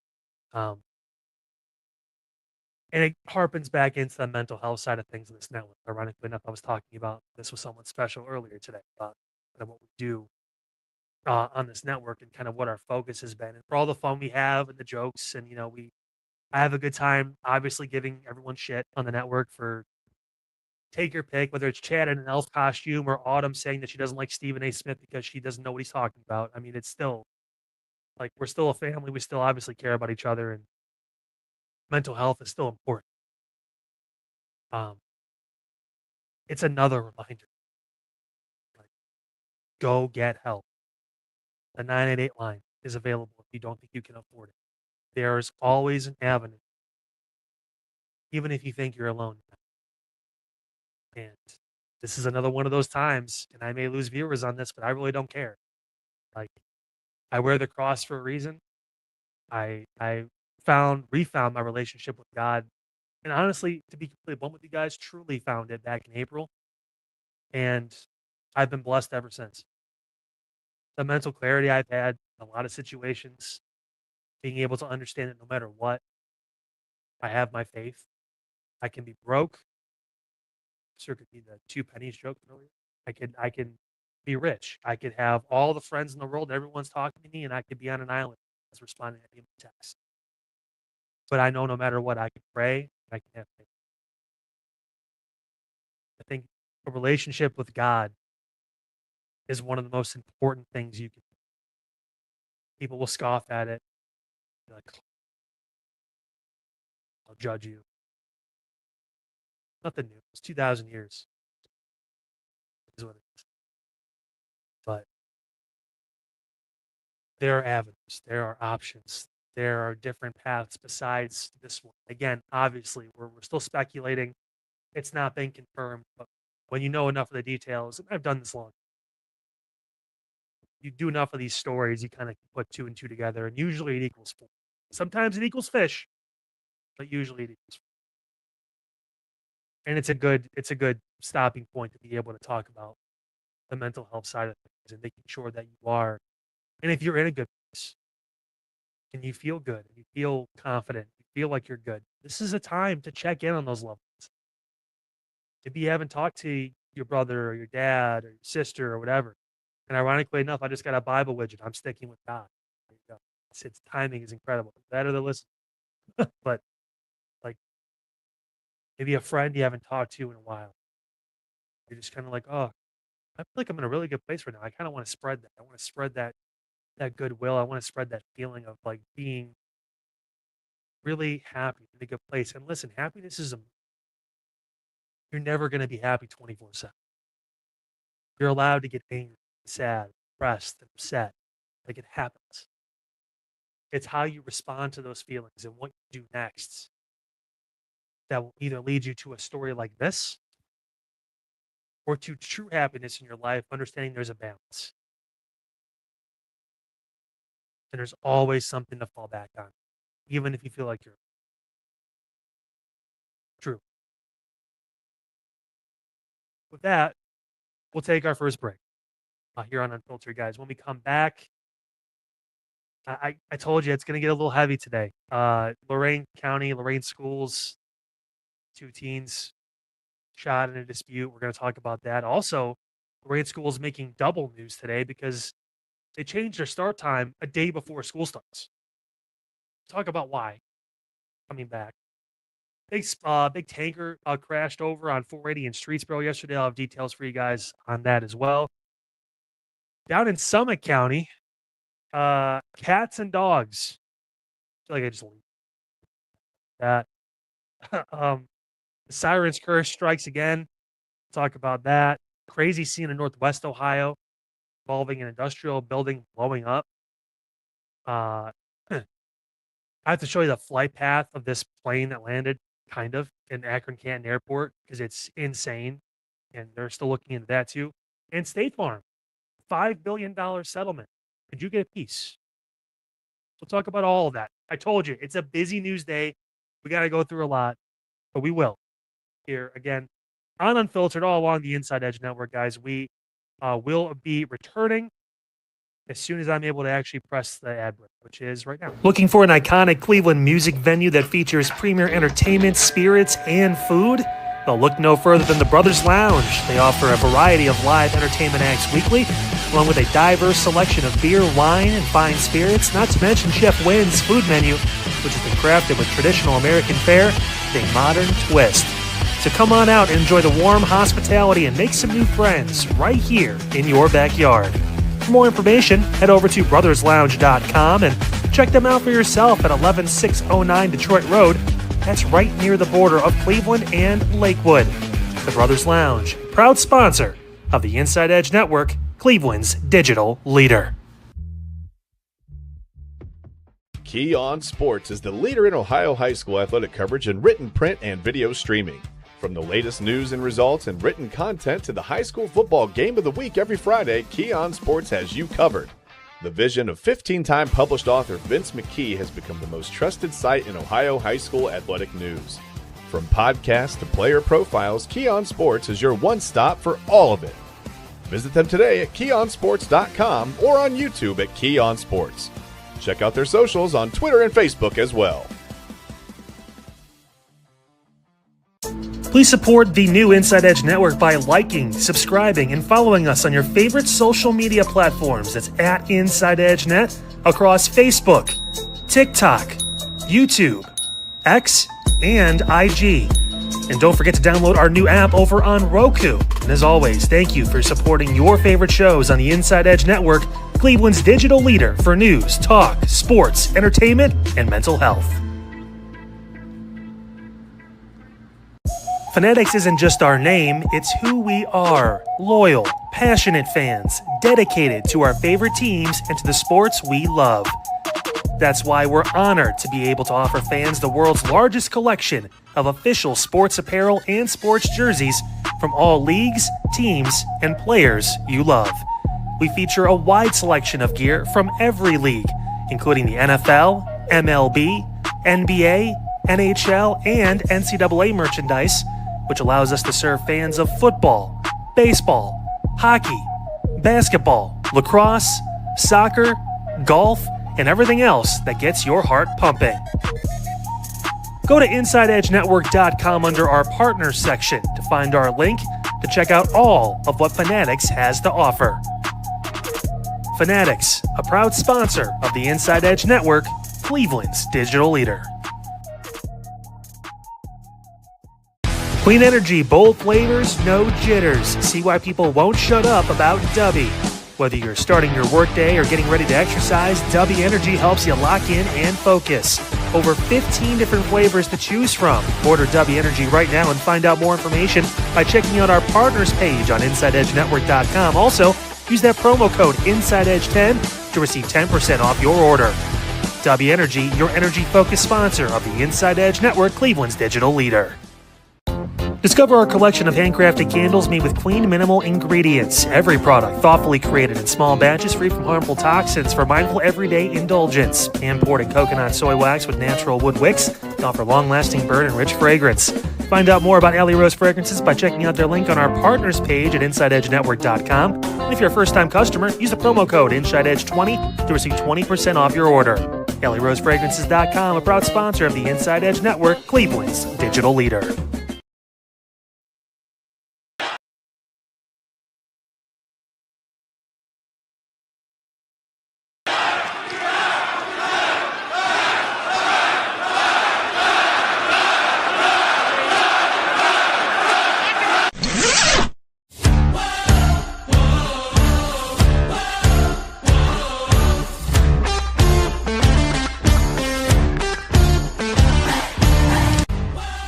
Welcome back to Unfiltered with Kyle Cornell, exclusively on the Inside Edge Network.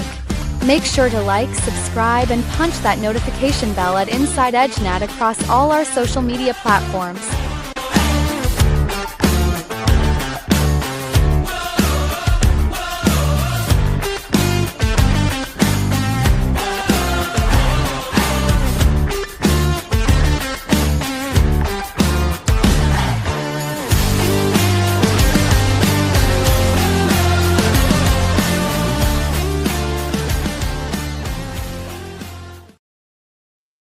The worst part about going back to the gym is I'm just sore all over the place. You know, I saw Double A's TikTok he posted, him, swinging the rope. I got all jealous, so I decided now I want to be healthy. I had a run for a little while there where it was actually going pretty well. Now, losing some weight, I was super tan, happy with how I looked for the most part, like it was going in the right direction. Then just went downhill for a bit. But again, grateful for the situation I'm in, for the person that I'm with who's able to motivate me. So it was needed because boy was getting thick with 4 C's. Yeah, it was bad. Yeah, fat ass. I got a fat ass. Like if you know me in person, which I don't know how many of you actually have met me, but yeah, like being tall helps. Being 6'6" is like it evens things out. It's pretty. I didn't feel it. But I'm starting to feel, I feel better health. My body's just like, hey, you're 32, you old son of a bitch, calm down. It's like, the knees. I did legs today. Anyway, welcome back, Unfiltered. You're on the Inside Edge Network. We got to get into something a little more serious, unfortunately. It's coming down from Lorraine schools. I had a couple of stories that kind of swept through the ranks in the first. They confirmed that one of its students died following a tragic incident over the weekend. After Lorraine police identified 2 teens who were killed early Sunday at a short-term rental home shooting. That's right, 17-year-old Silas Henry and 18-year-old Mark Taylor, both of Elyria. The school district confirming to Fox 8 News here in Cleveland that Henry was enrolled at Success Academy's night school. Police saying the deaths came after an argument broke out inside the home on Washington Avenue near West 7th Street, leading to gunfire around 3 a.m. Sunday morning. Suspect, 19-year-old Alexander Gibbons, currently being held at Lorraine County Jail, charged with felonious assault and firing a weapon while intoxicated. Never a good mixture when there's I shouldn't say young, like older teens, alcohol, and guns. That's never usually. More charges are expected, according to police. And Lorraine schools did put out a statement. I feel like I'm reading a lot of statements. Just fortunately, nature of the beast with this. Titan Nation, it is with a heavy heart that we share the loss of one of Lorraine City School students following a tragic incident in our community over the weekend. Out of respect for the student family, we will not be releasing additional identifying information at this time. We know that now, obviously, on the news side of things. Our thoughts are with the students' loved ones, classmates, teachers, friends, and all those who are grieving this heartbreaking loss. We recognize that news like this can be difficult for our students and families. Our schools are committed to providing care and support to students and staff who may be affected. We encourage students who are struggling, frightened, or simply need someone to talk to reach out to their school counselor or directly to our wraparound services department. Stay tight and strong. Really unfortunate thing, especially when you're talking about someone who's underage situation. Remember several years back when I was working for our radio, there was a young boy in Elyria, and the reason why I knew who he was when he passed, I think he was 15 or 16 years old, was because his dad was my wrestling trainer when I trained to wrestle for 3 months. I interviewed him about it. It was one of the harder interviews I had to do because when you're doing the interview, you still have to sound professional. And you have to sound like, that you've got your head on straight, but at the same point, I've got a son. So I can only imagine only getting 16 years with that boy. I forget how old he was for sure. I know he was a teenager, but can't imagine what the family's going through and all this. I can't imagine if it was a disagreement that got out of hand, how terrible that 19-year-old feels for letting it get too far. Can't imagine it was one of those things where like, yeah, I wanted to do it, especially they were all hanging out, drinking, having a good time, whatever. Which again, this usually isn't a good mix. And this timing is rough considering that Lorraine schools go back tomorrow morning. The other issue is that Lorraine schools has shifted their start time the day before school. They put this out literally today on their social media. Want to share an urgent and important update regarding the start of the school day at Lorraine High School, effective immediately. Lorraine High School's instructional day will now begin at 7:35 in the morning, and it will end at 2:30 p.m. Means that ninth graders who are due to report their first day of school will need to be in class by 7:35 beginning tomorrow morning. That's August 19th.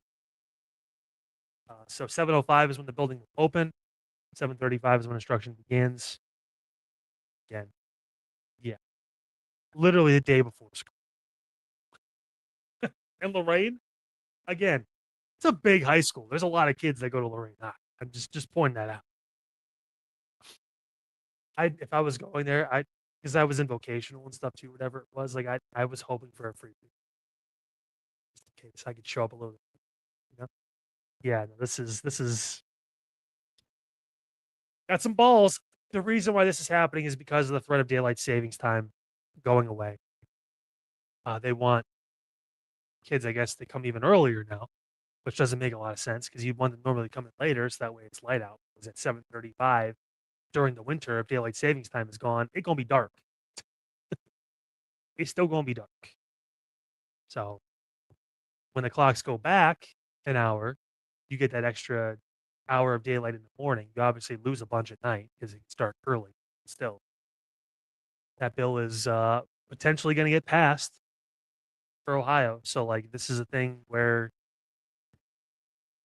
okay, they use that as an excuse, which doesn't really make a lot of sense. But then again, if you followed Lorraine schools long enough, like I have, and you know who their superintendent at least was, I don't know if Dr. Graham still is, but if he is still a superintendent out there, may God have mercy on his soul. He messed up Parma for generations. I'll just say that much when he was there. But yeah, I mean, I don't know like how you guys feel about that, but I mean, like if I have my kid going to school, we're all ready. School normally starts at 8:30, whatever it is, and all of a sudden the day before, they're like, oh, by the way, 7:35, not most high schools from what I remember when it was like 8:30 in some situations, depending. I think Parma was 8:30. We got done by like 2. So we still got out at 2:05. Still, like my son, he has got to be at school by between 7:45 and 8. His class starts at 8. He goes until 2:30, 2 somewhere private school still. Yay. I'm sure that's not going to lead to any sort of backlash online or anyone in general at the next PTA meeting or the next school board meeting. Right? No one's going to be upset about that. Oh my goodness. From that to this, I mean, I don't know if you guys saw this. I shared it on social media, but this giant tanker truck that crashed in Streetsboro on I-480.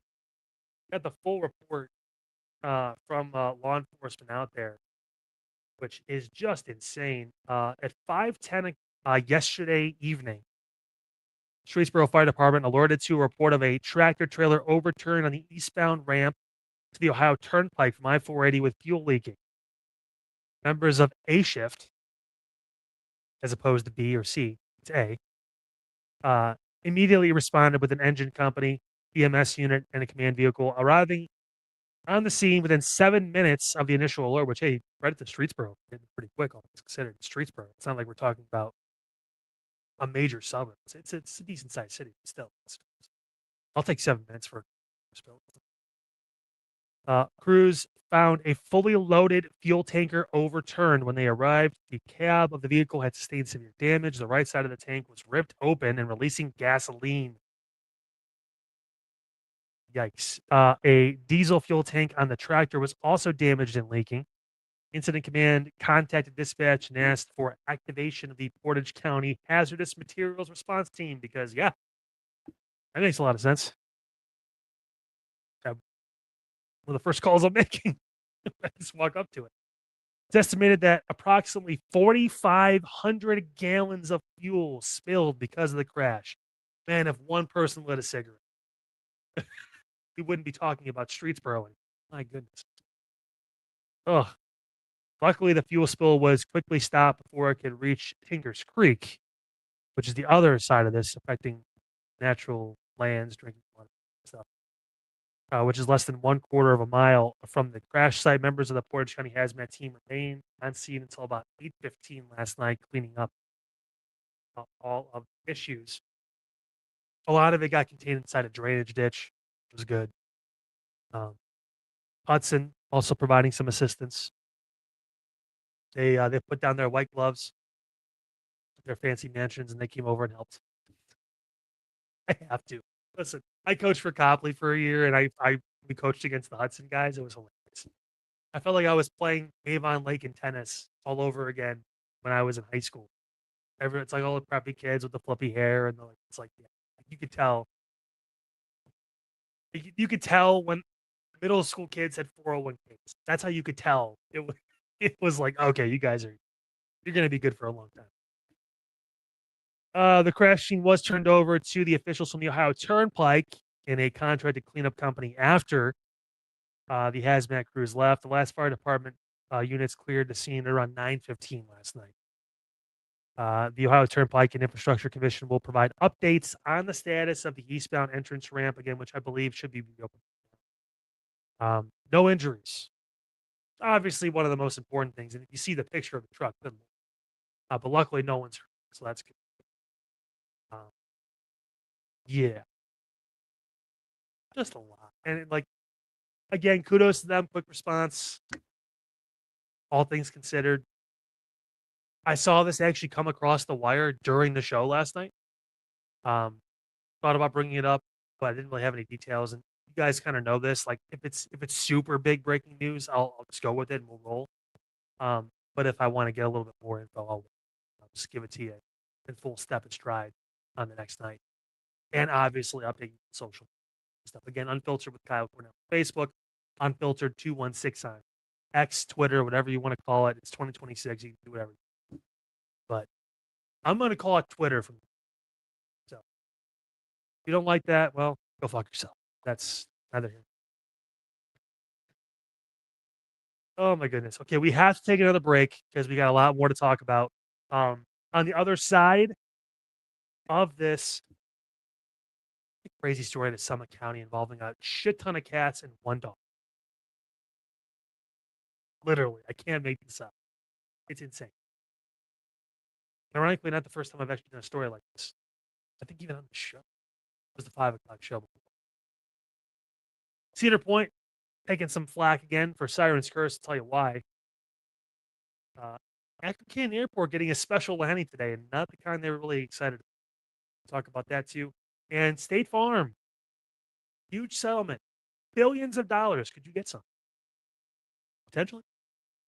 And don't forget our viral video of the night. All that coming up here on Unfiltered, all along the Inside Edge Network.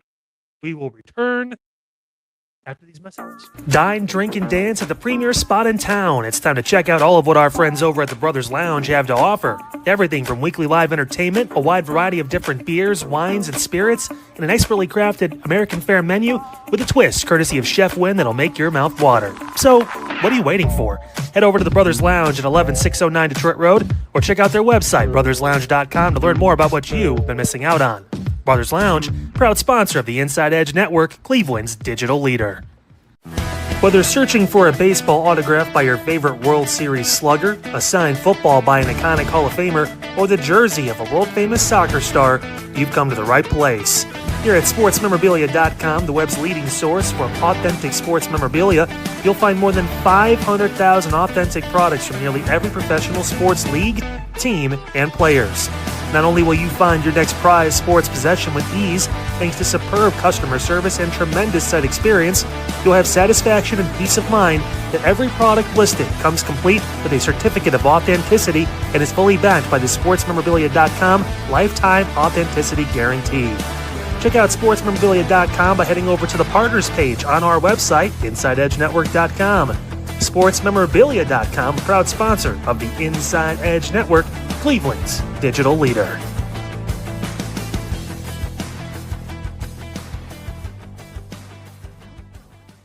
Discover our collection of handcrafted body mists made with clean, minimal ingredients. They offer a natural alternative to synthetic fragrances, perfect for sensitive skin and those seeking clean, mindful self-care, and the perfect gift for you and your special someone.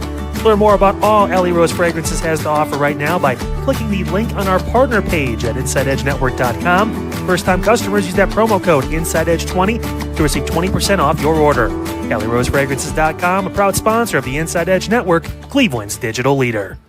Monster Moments Photography is a husband and wife wedding photography team based in Cleveland, owned and operated by Inside Edge Network's very own Ryan Mosser and his wife Hallie.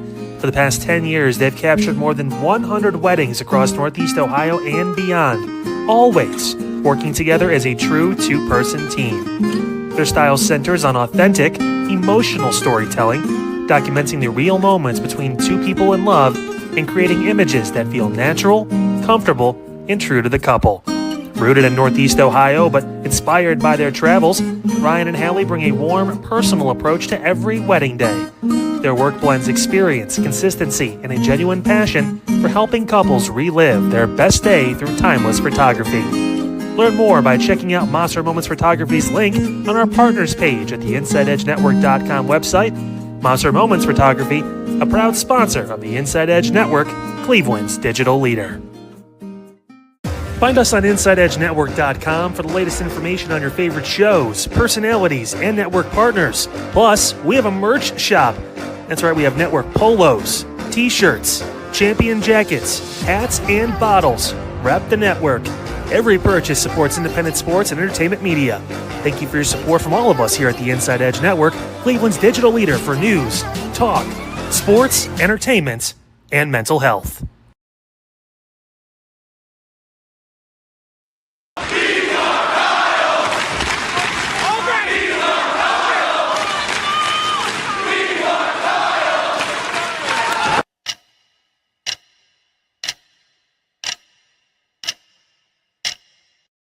Let's go.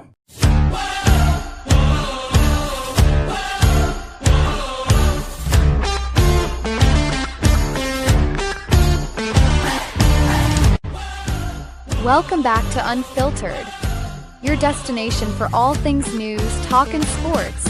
Don't forget to check out our website, InsideEdgeNetwork.com, to learn more about all of our shows, personalities, And buy some merch too while you're at it.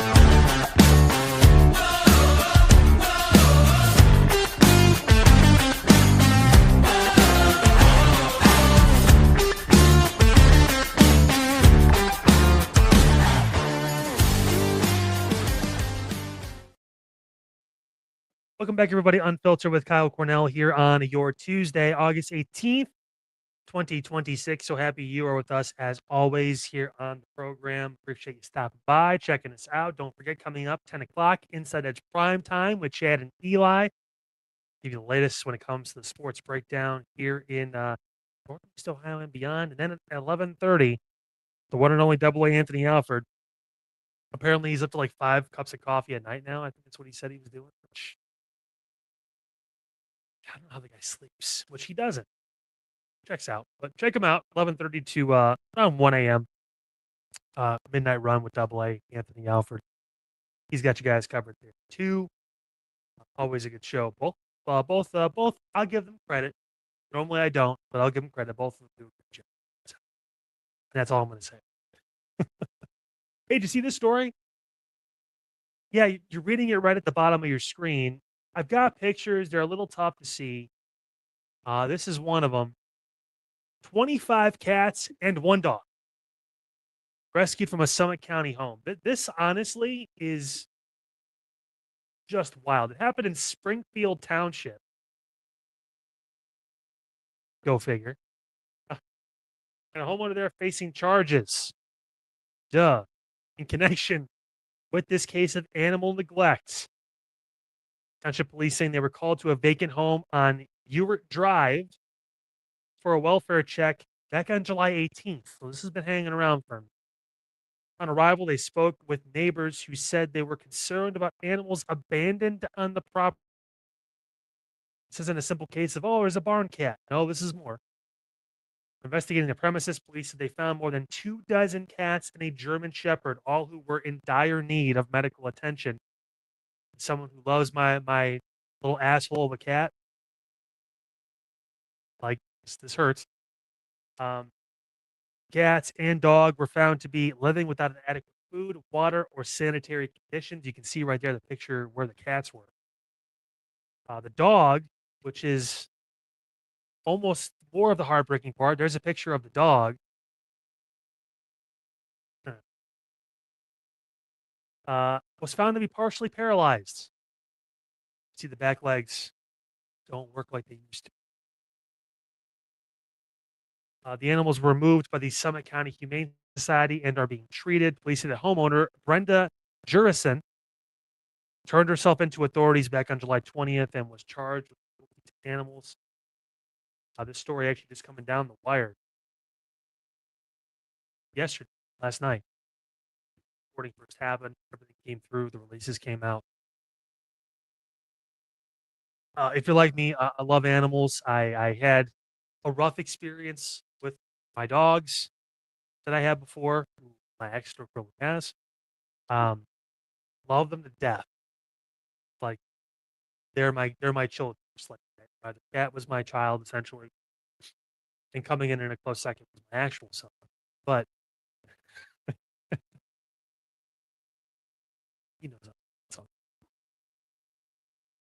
These stories obviously hit a little closer to home because everyone loves animals. I should say most people love animals. They're essentially part of the family, and it's the sheer number. It's not like, oh, they left and there was 2 cats and a dog and they let them outside or whatever. It still would have been sad. It's the sheer amount. One, what the fuck are you doing with 25 cats in a house and 1 dog?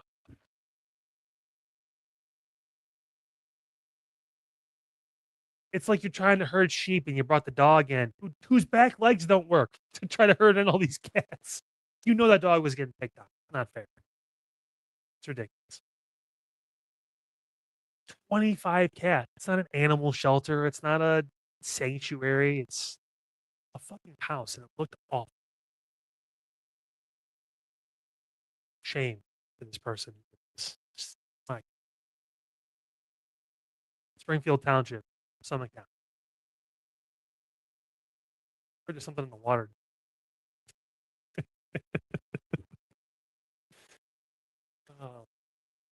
The good news is everyone's getting treated. She got charged. We're moving in a positive direction now. I give my mom shit for this because like they feed the cats, the stray cats outside. She has 5, which is more than enough that anyone needs. But outside there's legit, I call it the Parma Zoo at this point. Because of I love you too, I almost want to bring you to show what a healthy cat looks like. You donkey. But she like feeds all the I'm not even kidding. At one point they probably had like 50 cats running around there just constantly every time I come over to someone. Jeez. And my uncle has a pet raccoon. Stays outside, but he feeds them. Does the whole thing. Yeah, he's gonna be part of that concert. Maybe one day I'll play that on the network. That I made a promo for a raccoon concert for someone close to me. I've shared with friends, literally. She shared with friends, but we haven't made it public yet. Still printing flyers. We're going to take our final break because, again, I got a lot to get into still with only a little bit of time left, guys. Cedar Point's in the news. We got to talk about them. Crazy scene at Akron Canton Airport. I still can't believe this happened. Plane, the landing. You have to see the flight pattern. I have a picture of it. I'll show you. Because you can track it. Like where it went, what it did. It's like my 8-year-old, when he was 4, I got a hold of a crayon. Just made a bunch of random circles and shit. But you'll see. And then State Farm. Get some money. Potentially. Big lawsuit got settled. So we'll talk about all of that. And don't forget the viral video of the night. That's still coming up right here on Unfiltered all along the Inside Edge Network. We'll be back after these messages. Hey everybody, how's it going? Eli Moon here, one half of Inside Edge Primetime, and Chad Bryan and myself, we're back tonight at 10 p.m. and we're so excited. For starters, we have Tuesday Top 5, another edition, and we can't wait to share that with all of you and see if you agree, you disagree, and well, you're wondering what the topic is, you'll have to tune in tonight and find out exactly what that is. And of course, we're going to talk about the Los Angeles Lakers as well. Genie Bus and all the other bus members of the family are having a little bit of a debacle. And who exactly is going to win? What exactly happens with the Los Angeles Lakers? You know, is Genie Bus and the Bus family going to officially move on, ending an era? Or is it going to be the Bus keeping that 17.8% stake in ownership in the Los Angeles Lakers? And we're very excited. Chad and I will sit down with the owner of the Akron Aviators here tonight, Brian Collins. Very, very excited to talk with him. You're going to have to check it out, 10 p.m. to 11:30 p.m. Inside Edge Primetime here on the Inside Edge Network at InsideEdge Net. Make sure you like, follow, subscribe, so you know when we're going live. See you tonight. Happy Tuesday, everybody. And folks, we thank you for tuning in to the Inside Edge Network. We got a lot for you coming up at 11:30 for Midnight Run. Tom Brady says something very interesting about quarterbacks not playing in the preseason. You know, you're talking about a trend that I believe Sean McVay started all those years ago about not having their starting quarterback out there on the field all those years ago with Jared Goff and now Matthew Stafford. But is that trend working? Last year, 10 starting quarterbacks did not play a single snap in the NFL. Do you need to see starters in the preseason? Do the good teams need their starters out there in the preseason? We're going to talk about that, plus obviously the latest news on the Browns and everything else going on across the board. And yes, I know we didn't have a good smasher pass last night. We'll try to do better tonight at 11:30 on Midnight Run here on the Inside Edge Network. Small business owners are superheroes, but nowadays running your business means doing so inside your shop and on social media. That's why you should make Omega Video Marketing your sidekick. With a decade of content creation experience, I create dynamic, informative, and fun videos for your specific social needs that will increase brand awareness, get you more followers, and keep your social pages and websites current and fresh. I offer flexible pricing and turn times and will work with you to understand your brand and your story. All of that comes from the heart. My award-winning expertise is just the cherry on top. So let's get connected. After all, your brand is the alpha and my expertise is the omega.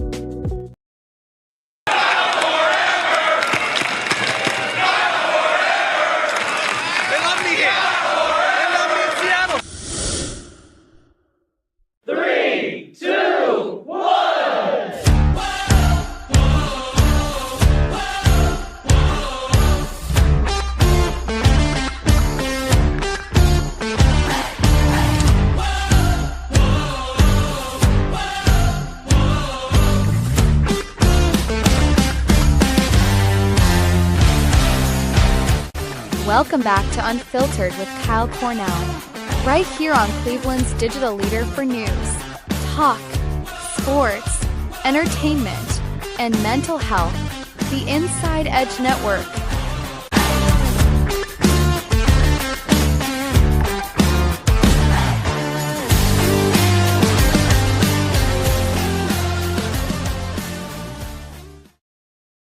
Welcome back, everybody. Unfiltered here with Kyle Cornell on your Tuesday, August 18th, 2026. We are getting ever so closer to Inside Edge Primetime with Chad Bryan and Eli Moon coming up top of the hour here on the super duper mega stream that is the Inside Edge Network evening lineup for you from 8 to 1 a.m. We got you covered, and it's time to get into some news and notes. Easy for me to say. Don't worry, I just had a mini stroke. No big deal. Hey, the Siren's curse has struck again. Yeah, remember they were having issues before about tilt and having the ride stall out and things not going well. Well, now someone got hurt on the ride. More of a reason for me not to get on it. There you go. Cedar Point confirming that a person was hurt while riding the roller coaster last week, according to spokesperson Tony Clark, who's been Mr. Damage Control for the past couple months. Good Lord, Tony's been working hard. I've interviewed him a few times. He's a great dude. Basically, clean it up, Tony. Good. Person was riding Siren's Curse last Thursday. The guest was transported for further treatment and evaluation, but due to privacy laws, they're not able to disclose additional information. So unless the guy with the chicken nuggets that went on the Cedar Point ride and documented all of it, unless that person decides to come out and basically tell their story, we're shit out of luck. The ride functions as designed, and after routine safety checks were completed, it was reopened to guests. So, don't worry about it again. Just a crazy ride. Those things where, could I fit on it? Sure. But it's located across from what I consider my favorite Cedar Point ride because I fit in it and because it was safe, the Iron Dragon. And if you're a fan of the Inside Edge Network, you know how we feel about the Iron Dragon. A lot of people love it on the network. So it's our safe space. So to speak. But yeah, so again, it's giving me more of a reason just not to want to ride in these rides. I'm telling you. A little more serious news now out of Toledo.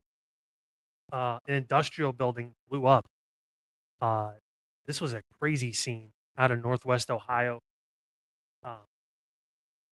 Yeah, I saw this, and they had said originally 2 workers were missing. Again, you put 2 and 2 together, you kind of sometimes, and most times, it does equal 4. The explosion rocked the Ohio industrial recycling business early this morning, killing 2 workers and sparking a large fire. That from officials out in Toledo. Flames and dark smoke poured from the Brent Industries in Toledo as fire engines surrounded the building. Crews later discovered the bodies of 2 employees, a man and a woman, inside the smoldering building. That from Toledo Fire Chief Allison Armstrong. 2 or 3 other employees had minor injuries. This is just a crazy story out of Northwest Ohio. Wanted to give you guys the update on that. Saw it early in the morning. We got updates throughout the day. What happened with that too? Did you see the craziness that happened at the Akron Canton Airport?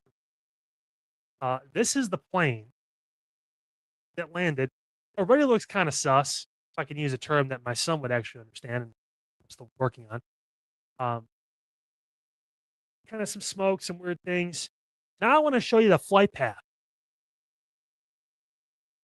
What in the hell was going on with this plane? They're still investigating the emergency landing. I guess it was coming out of Washington Dulles.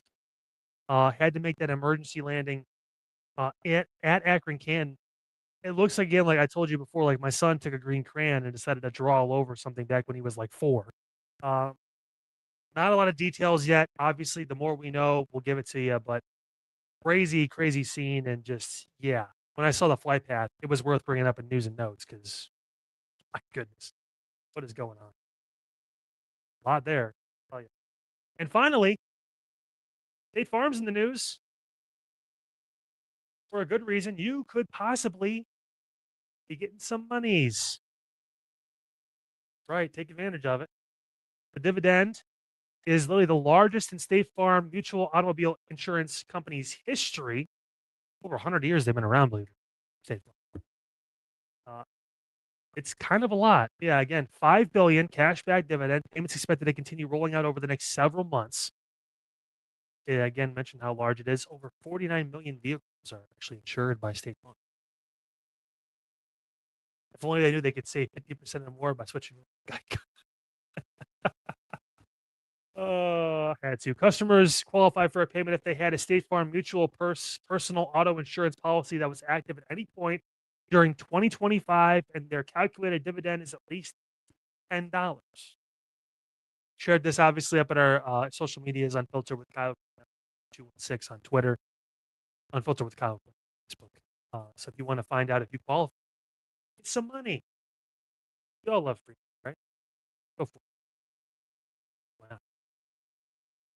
Okay, we're approaching the end of the program. I think it's time to foster in young Elijah Mooningham and one Chad Bryan. You guys may have to unmute yourselves because I am not Oz. I don't have all the power. But appreciate you boys coming in.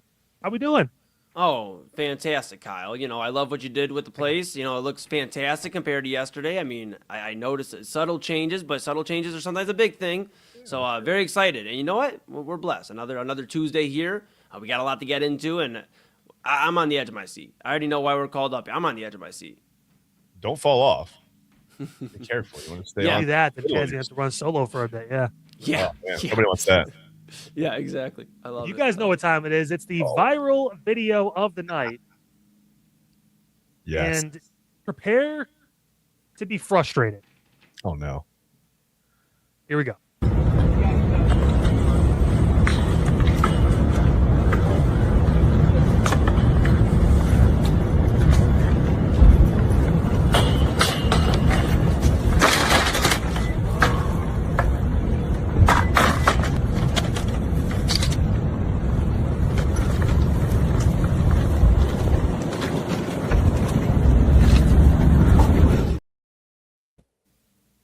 Yeah. What the fuck? Yeah, I mean, maybe. I get that some people I aren't. saw good. that video, and I legitimately, I was just in pain. Yeah, I mean, I don't know what maybe like she was working on. Maybe she missed arm day. Maybe that was like her way of getting her arm day in. Like, okay, I missed arm day at the gym, pulled up at the Target, and was like, shit, I should have been at freaking the gym right now and not shopping for random things I don't need. So maybe this is my arm day. You know what? It just doesn't shock me anymore with people. It doesn't. Maybe she just didn't feel good about her deadlifts or her rows over the last couple of days and thought, why not get both in right now? Something. Can I be honest with you guys? Yeah, I mean, yeah, safe space. Some people in this world Okay. are just fucking stupid. Absolutely. I mean, hey.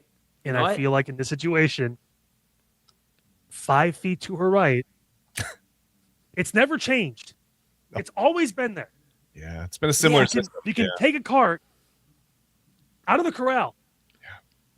Just roll it out. Yeah. You want to work on your squats, go back to the gym. Yeah. By the way, cart corral. Do you ever think like the name of that makes me think it should be a more fun place? Like, I feel like it should have like the saloon doors when I go in, and like there should be people in there in cowboy hats, like taking Are shots. you insinuating like a buffet? Like, are you insinuating No, the buffet no, of not a Corral? Because that would be okay, actually. That would be it was okay until the chocolate fountain. Everybody lost their mojo. You put your head underneath it, and then all of a Yeah, sudden, and you can't dip Eli your went from fingers in blonde there. to dark hair really quick. Dude, I'm not gonna lie. What turned me away from Golden Corral was watching kids literally turn their faces to drink out of the chocolate fountain from the chocolate fountain. Yeah, So if they've been doing that, I was a responsible person. I went in there with a straw. You know, I would Exactly. never. Yeah, I would never. Yeah. I would never expect nothing less from you. You know, and it's like if you're doing that to the chocolate fountain, then what in the hell are you doing to the other food? Are you just licking the chicken, like trying to see like what's good with that? Oh, a little salty on this one. Let's move over to the pork. By Let's the way, try those that. sneeze guards only work if you're about 5'9" or taller. Just saying. I mean, my goodness. So yeah, I don't know if Corral. I mean, So double seems A's to be a fuck. fun. Yeah. Or he's practicing safe eating. It's all how you look at it. But yeah, I mean, maybe in my last point on this, the chocolate fountain. maybe there was a chain on the gate. You know, we don't know. There wasn't a view of the gate. Oh, I think there was. Yes, there was. There was. Not from the angle of where you enter, though. Like No, maybe I there was think a there was. chain on. Literally. You know what? Let's Hold watch on. the Hold Run on. it back, Hold on. run We're it gonna do back. this again. Go to Hold the on. tape. Yep. Let me find it. Hold on. Here we go. Oh, I'm waiting.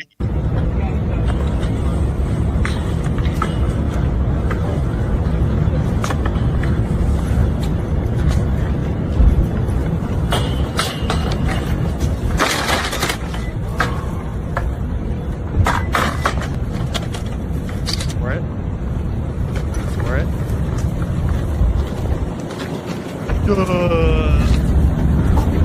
In fairness, though, we don't know if there was a Don't chain. defend her. There may have been an attendant, a coworker, somebody there. Well, not coworker. She doesn't work there, but maybe a worker that put a chain on it and came over and untied it. Like maybe she's like, "Oh, I'm mid pool already. I might as well get the rep in." Like I'm just That's the only way I can think of this making any There was sense. no one there. See, I feel like this was this was for the sake of going viral. The proud, like the hair flip and the walk away, the proud walk. That was too much. Yeah. Right? Yeah. That's I the mean, only justification I'm willing to accept. Otherwise, this was literally probably one of the dumbest things I've ever seen. I'm gonna give her the benefit of the doubt. It's not any better, really, but I'm gonna get just. I don't know. I got nothing really. Yeah. I mean, maybe she was Talk thinking about of. Without the benefit that she has a brain. I don't know. I don't know. It's what people okay. Guys do sometimes- dumb shit too. Don't be afraid because she's a woman. I know Eli gets a little intimidated. He gets a little sweaty. His palms are a little nervous because she's a attractive woman. And he's like, oh my god, Dude. like she can't do anything wrong. She's pretty, but like no, sometimes pretty people are stupid too. Oh, believe me, I have had my fair share over the last 4 years of being single. Pretty women usually do the most damage. So I'm well aware. All right, Kyle Cornell, we appreciate Talk you about as Julia always. Roberts like that. Listen, it wasn't Julia. Don't you put the words in my mouth that weren't being said by my mouth. All right, Kyle Cornell, Unfiltered. Time to switch gears. Richard. No. Okay. Fine.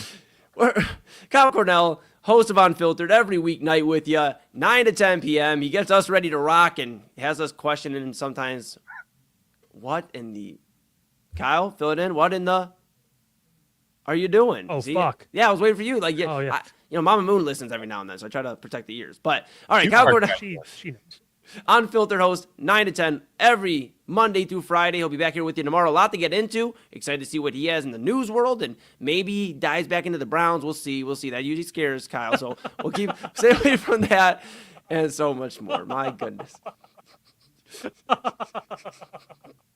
Kyle Cornell, the host of Unfiltered, everybody. Kyle, we'll see you tomorrow, man. Oh, the Browns. That was vampirical. That was he had that. Yeah. Off and in. Yeah. Sure. All right, Kyle. We appreciate you. We'll see you tomorrow, bud. Kyle Cornell, everybody, host of Unfiltered, 9 to 10 p.m. every weeknight. My goodness, that guy keeps us on our Yeah, you got it down, Chad. You're doing pretty good, dude. Not bad, right? Not bad. Doing pretty good. Love it. All right. We are rocking and rolling with you. This is Inside Edge Primetime here on the Inside Edge Network. Chad being my right, your right, everybody's right. I'm Eli Moon. We're going to hear station identification and then our cool intro, and then we're with you till 11:30. Lot on the docket, including an interview with Brian Essince Collins, an author, an owner of a team here in Ohio. We'll talk about all that. You have to find out later on in the show. But stay tuned. We're back and starting the show right now.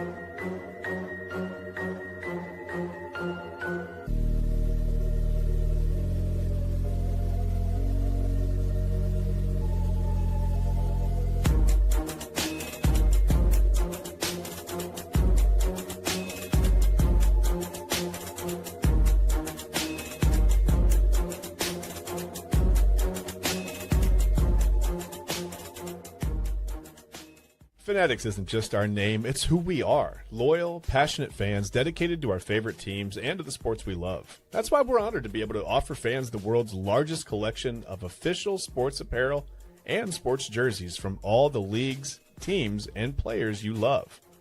We feature a wide selection of gear from every league, including NFL, MLB, NBA, NHL, and NCAA merchandise, which allows us to serve fans of football, baseball, hockey, basketball, lacrosse, soccer, golf, and everything else that gets your heart pumping. Go to fanatics.com by using the QR code on your screen right now to celebrate your teams.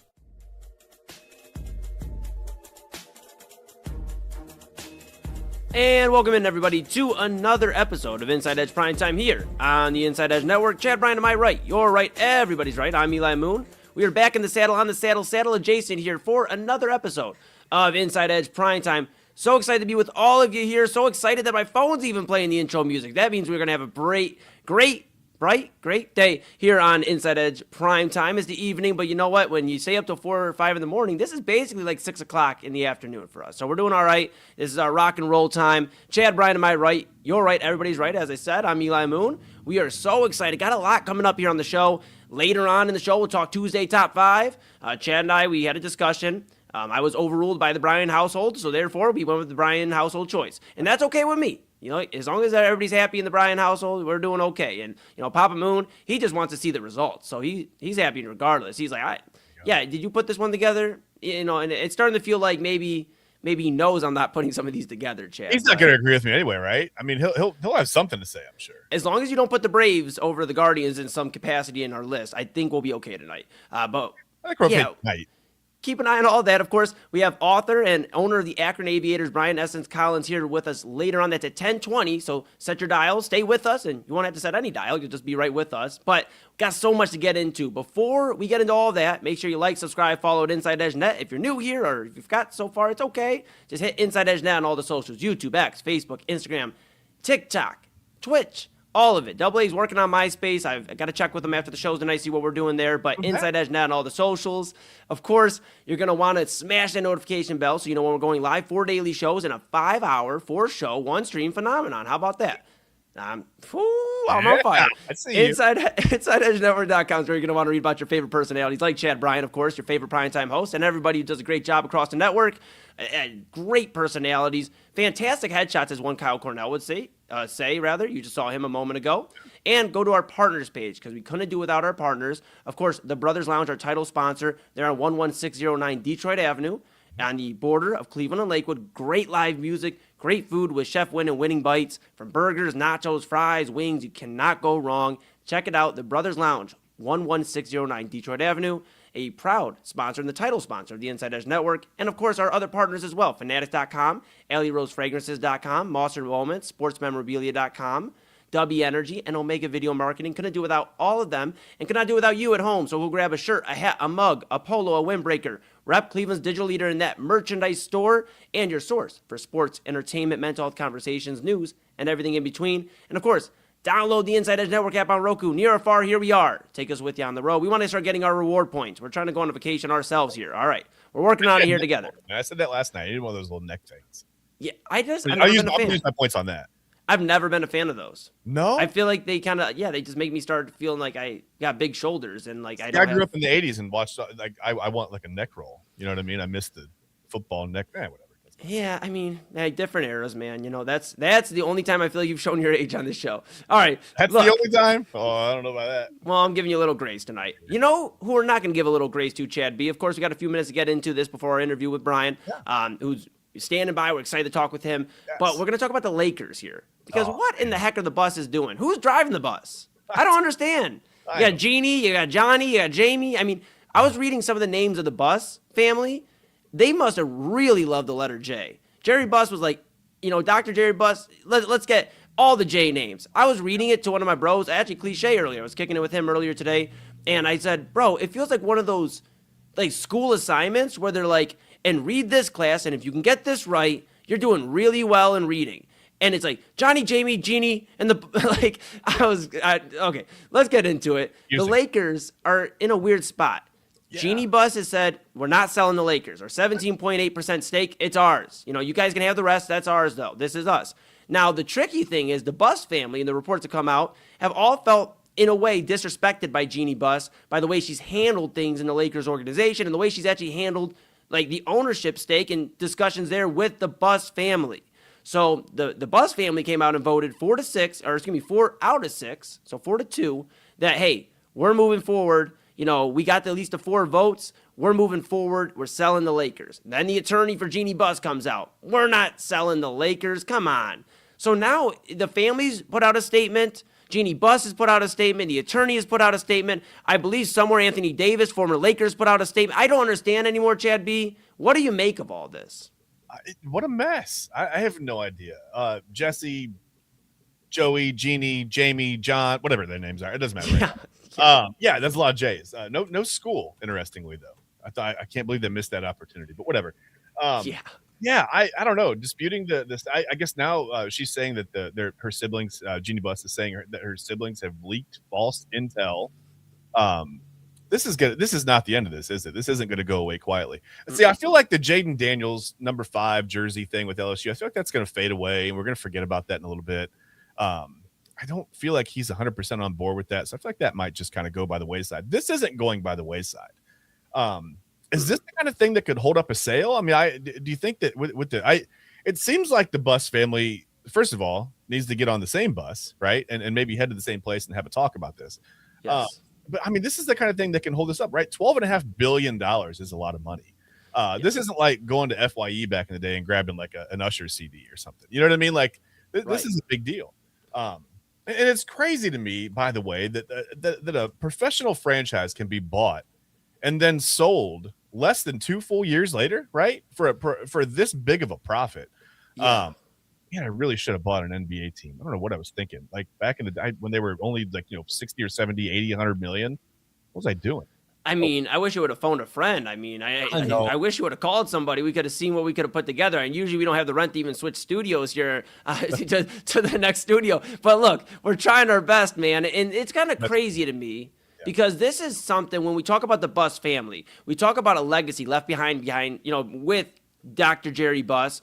I got to watch on HBO the Showtime like biopic or like series they did with Magic and Kareem and all that, and seeing how Dr. Jerry Buss literally was like, they were asking him, are you sure you want to do this? This is a really bad decision. He goes, no, I'm going to buy the Lakers. I'm going to turn them into the team in LA. And he did.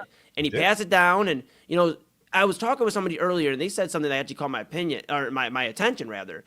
Maybe Dr. Buss passed it down to the wrong leader of, his children, and like looking at that with Jeannie Buss, there's been a lot of things to consider, the Rob Pelinka hiring as GM, like that even recently, like was kind of crazy to think about. Rob Pelinka, no experience as a general manager. And granted, they get the championship in 2020.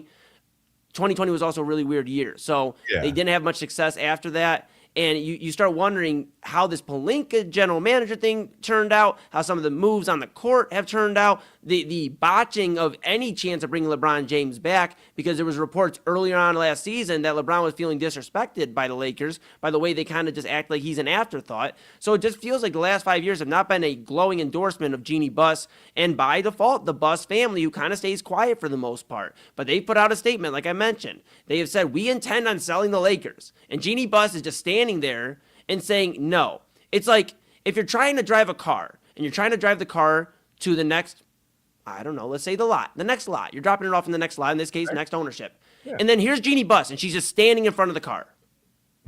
What are you going to do? I mean, you can't just like run hypothetically, or, what's the word? Metaphorically, in quotations, run her over because she makes the ultimate decision. But the voting cleared, everything cleared. I don't quite understand how they're going to make this right, Chad. And I know we have just a few moments here.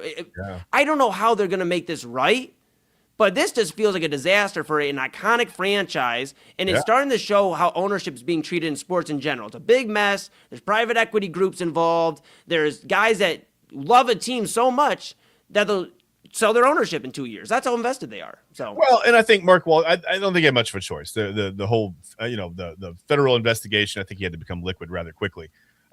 not literally become liquid. That's disgusting. But I mean, yeah, have liquid assets.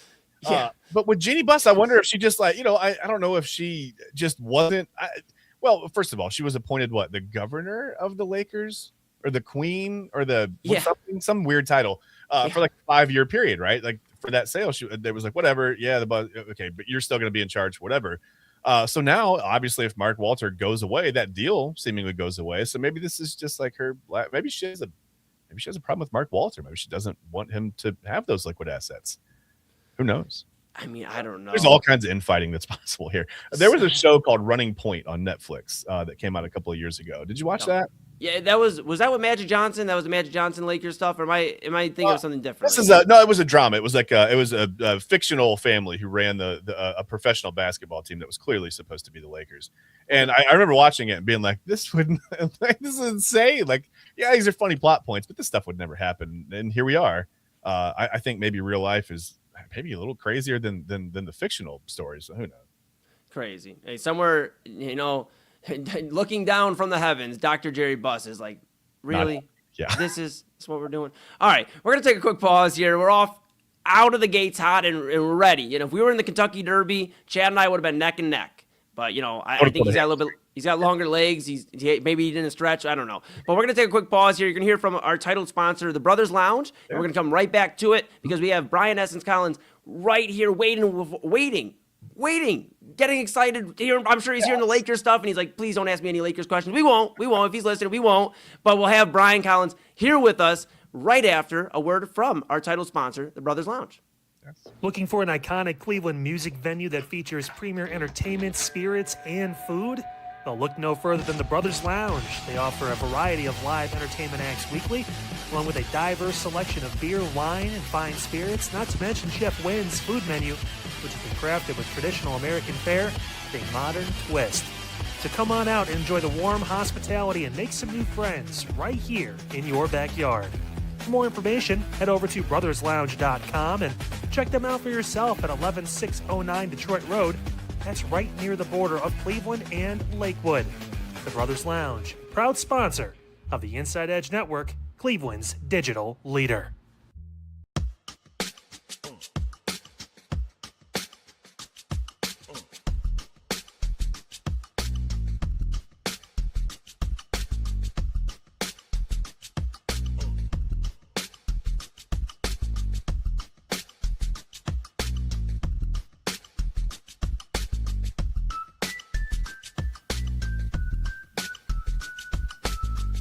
And welcome back to Inside Edge Primetime here on the Inside Edge Network. Chad, Brian, to my right, your right, everybody's right, which means I'm Eli Moon. And we talked right out the gates about the Lakers because somebody needs to check on the Buss family. I don't know what's going on with them. But we're back here on the saddle, saddle adjacent, in the saddle, around the saddle. There's so many saddles. I don't know, man. Talk Kentucky Derby, and now we're okay. All right, we're back here, Inside Edge Primetime. Chad and I, we are excited. You're with all of us here. Real quick, we want to remind you, like, subscribe, follow Inside Edge Net on all the socials if you haven't already. YouTube, X, Facebook, Instagram, TikTok, Twitch. Smash that notification bell so you know when we're going live. Great daily shows, 4 of them. Of course, the Daily Spiral with Autumn Chisholm, Unfiltered with Kyle Cornell, Inside Edge Primetime, Chad and I, and then Midnight Run with Anthony Alford. Of course, you'll see him at 11:30 later on tonight till 1 a.m. A lot of great weekly shows like we mentioned. InsideEdgeNetwork.com. Read about all your favorite personalities. Check out our partners, including our title sponsor, the Brothers Lounge. And go get something nice at the merchandise store. Rep Cleveland's digital leader, your source for sports, entertainment, mental health conversations, news, and everything in between. And near or far, here we are. That's usually the smoothest one I got. Inside Edge Network app on Roku. Take us with you. Get some travel points for us so we can all go travel together.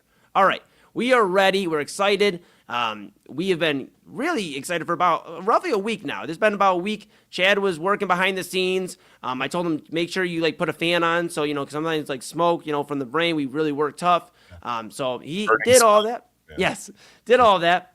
And was able to secure an exciting guest here for all of us on Inside Edge Primetime tonight. An author and owner of the owner of the Akron Aviators. We're going to talk about his new book. We're going to talk about the Aviators and so much more. Let's bring him on here with us. Brian Essince Collins joining Inside Edge Primetime. Brian, how you doing?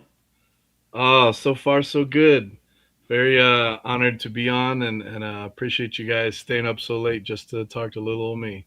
Well, the good news, Brian, is spoiler alert, I don't want everybody to hear this, just between me and you and Chad right now. we do this every night. Like we stay up and this is like, I know.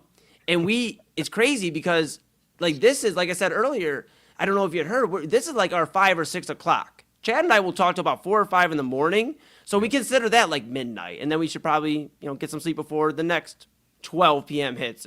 But yes, very excited to have you on. Let's talk about it here. You have a new book. Kind of walk us through here, first off, what the title of the book and what the book's about here for those that are curious about why they should invest in it.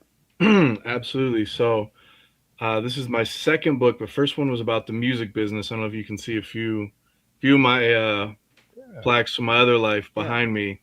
But this one's called Course Correction, the Hidden System Running Your Life. I've always been able to have this very strong belief in myself and everything I do. And even with that, there are times when some things just really fell apart. The beginning of this year was just a lot of things came together in the worst ways possible. And I'm trying to kind of put some pieces together and figure out what I'm doing. And I realized that a lot of my life I've been kind of running on autopilot. And I don't mean that I've checked out and I'm just coasting through life. I mean, man, I didn't realize some of the decisions I was making were kind of powered by thoughts that I didn't even know that I had. And it's not always something negative, but it's our views on money that maybe we picked up from our parents. I'm a Kentucky Wildcat fan because my dad was. I grew up, I didn't have a choice.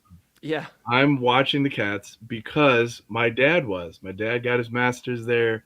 His brother went there, got his PhD. My parents lived in Kentucky for a while.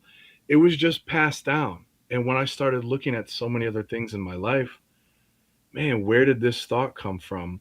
Whether it's someone who doubts himself, whether it's, struggling with money or quitting smoking or anything, there's a thought behind everything that we're doing. And I love to experiment on myself. So I will learn something and test doing things on myself so I know that it works. I don't just read a book and then regurgitate it like, oh, hey, this is the new technique. Like, no, I've lost 30 pounds in a month twice. I've reversed type 2 diabetes. I met almost all of my goals for the year by mid-February. I changed my BMI.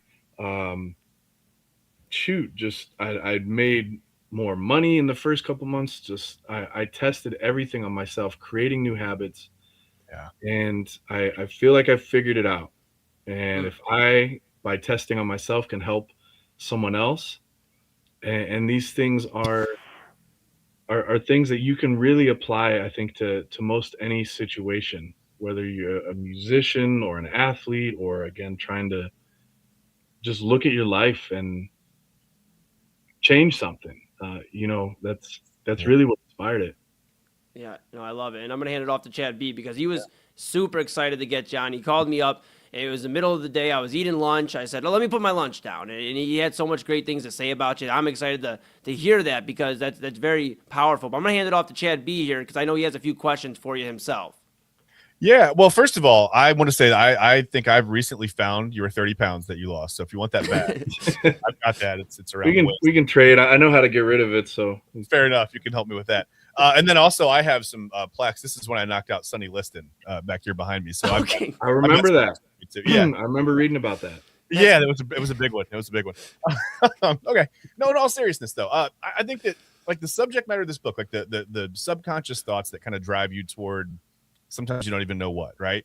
You just kind of feel that inner voice kind of driving you or whatever. And I think this book just does I've read the book, finished it in like 2.5 days. Well, it wasn't a book. I bought it up digitally. It was on my phone. I couldn't put my phone down. My wife was like, "What are you doing?" I'm like, "I'm reading Brian's book." And I was like walking through my house, like bumping into walls because it just pertains. So it was such a personal thing for me. I think we all are affected by, subconscious thoughts, whether they're positive, negative, and those habits that you kind of create over time. Have you heard any, I'm sure that someone that's read this book has come to you with some personal stories of like, hey, you really put this into perspective for me. Can you share? You don't have to give details or names or anything, But can you I'm sure that you've heard some of those. I mean, can you share some of those with us? Because this is not a self-help book, I guess, but it really is. I mean, it's not like designed to be like, hey, here's how to, follow a plan, but it really is. I mean, it really helped me look at a lot of things differently, just internally in my life. So just share that with us if you can. Absolutely. Well, I love to hear that, and that's really why I did it. It's not just to stroke my own ego and like, oh, I wrote a book. Right. I care about this stuff, and I think it can help. And I share some things in the book about music artists that I've worked with, and like real testimonies and things, just situations with friends. So some of the people who I've talked to lately have just the fact that they've opened up and were willing to look at themselves. It's so easy that to look for distractions now. We've become so uncomfortable sitting with ourselves and our thoughts. Like, I can't tell you how many times I'm driving and there, maybe I don't want to listen to music, or I'm like, I don't want to sit in the silence and have thoughts. Like, who can I call really quick? Who can I we don't really sit and process things or even wonder where things came from. Like, where did my thoughts on this? Why am I hard on myself for this? Like, if a parent said something when I was 7, or a grandparent said something, and I've been hard on myself ever since. Like, where did that come from? Like, why am I afraid to buy a dessert when I go out to eat? Why am I worried about spending an extra $5 on a meal? Like, where did this money scarcity mindset come from? Or this idea I'm not good enough for this sport, or why try? They're not going to pick me. I'm not going to raise my hand. Like, why would you think that about yourself? Like, and just learning where that came from. And, that's where the idea of course correction came in. It's our brains are wired for efficiency. Yeah. So, which is great, because if I had to think every time I wanted my heart to beat, like, I wouldn't have made it this far. Yeah, I'm very absent-minded. I'd have a lot of trouble. I'd be like, if I breathed in the last couple of days. Yeah, no, there's no way. So the brain looks at things like that it can just automate and run on autopilot, which is awesome. Yeah. But then we don't realize that a lot of the time, the things that we repeat often. So maybe it's me reaching for my phone first thing when I wake up. Yeah. My brain, if I consciously think, is this a good idea? Do I really want to start my day like this? Do I want to absorb this kind of content and stuff immediately when I wake up, when I'm not even fully conscious yet? I know that I don't. However, if I've been doing this for years, my body doesn't go, is this right for you? It goes, oh, that's what you're used to. So yeah, that's probably what you want to do. And it's going to course correct. And so many times we'll let our guard down. I'll be like, man, I'm on this diet. I've been working out every day. I'm cool. I'm good. I don't need to worry. I've made it. I'll tell myself I hit my new stride. I'm good. And then you slip up. Maybe I end up eating a whole pizza during a football game or something. I'm like, dang, like, all right, well, I don't have to be mad at myself and give up and gain 100 pounds back. Like, all right, that was, or even if you're conscious, that's one night, I'm having fun with my friends. Who cares? I can do sit up tomorrow if I want. Yeah. But it's so easy to like, well, I had some pizza yesterday. I can stop at the drive-thru. I can do this. Yeah. It's all you can eat. I can have more. I already paid for it. Might as well. And then you look back and like, dang, I was comfortable. I let my guard down. My body, my mind course corrected. It's our internal thermostat. You leave the window open and it's just, oh man, it's not supposed to be this cold in here.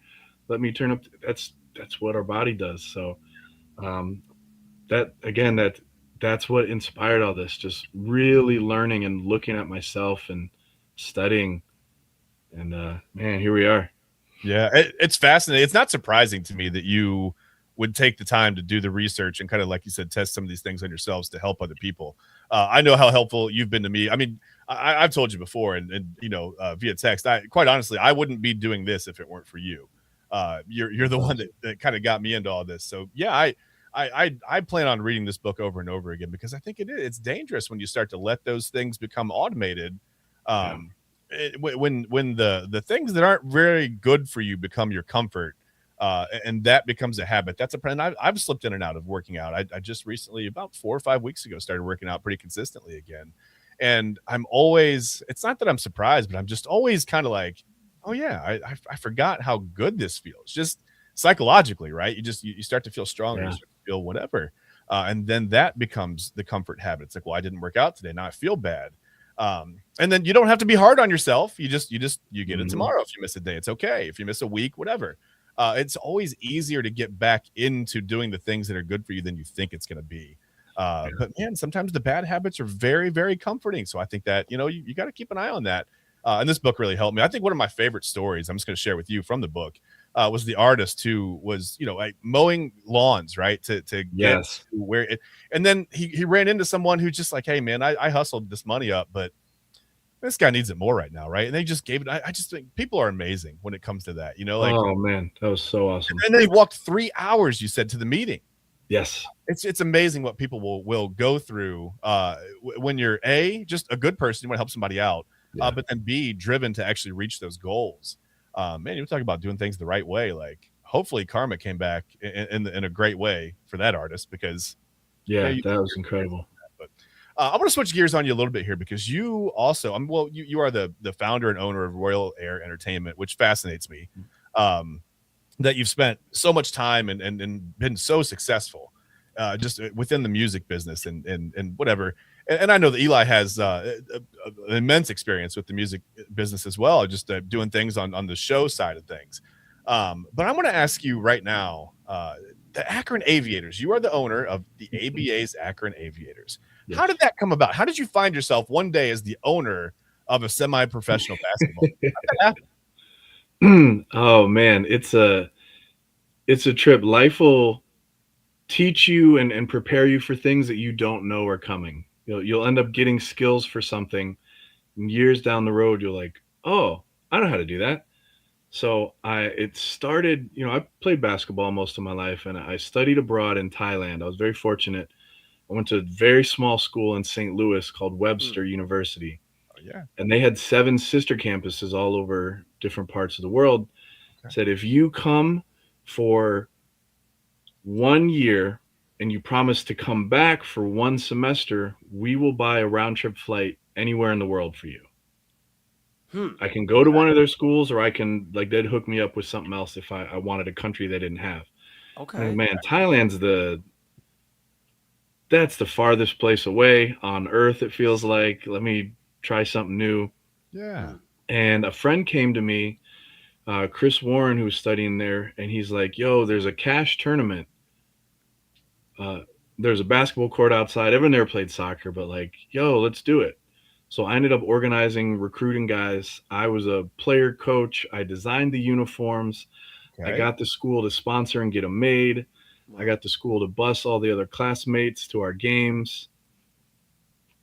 Organized everything, and it's just because I wanted to play, right? So I come back, finish school, heavy in the music business, and I co-hosted a conference call with my mentor Kermit Henderson every other Tuesday for 8 years. Every other Tuesday, I don't think I missed a week. Wow. Okay. And we'd open it up, and I'd do celebrity interviews. There's Jeezy and Layla Hathaway and so many incredible artists that were on it. And someone from the ABA got on one time just for, open discussion. He's like, hey man, just know that sports needs entertainment too. So don't just look at traditional concert venues. We need halftime performers, national anthem singers.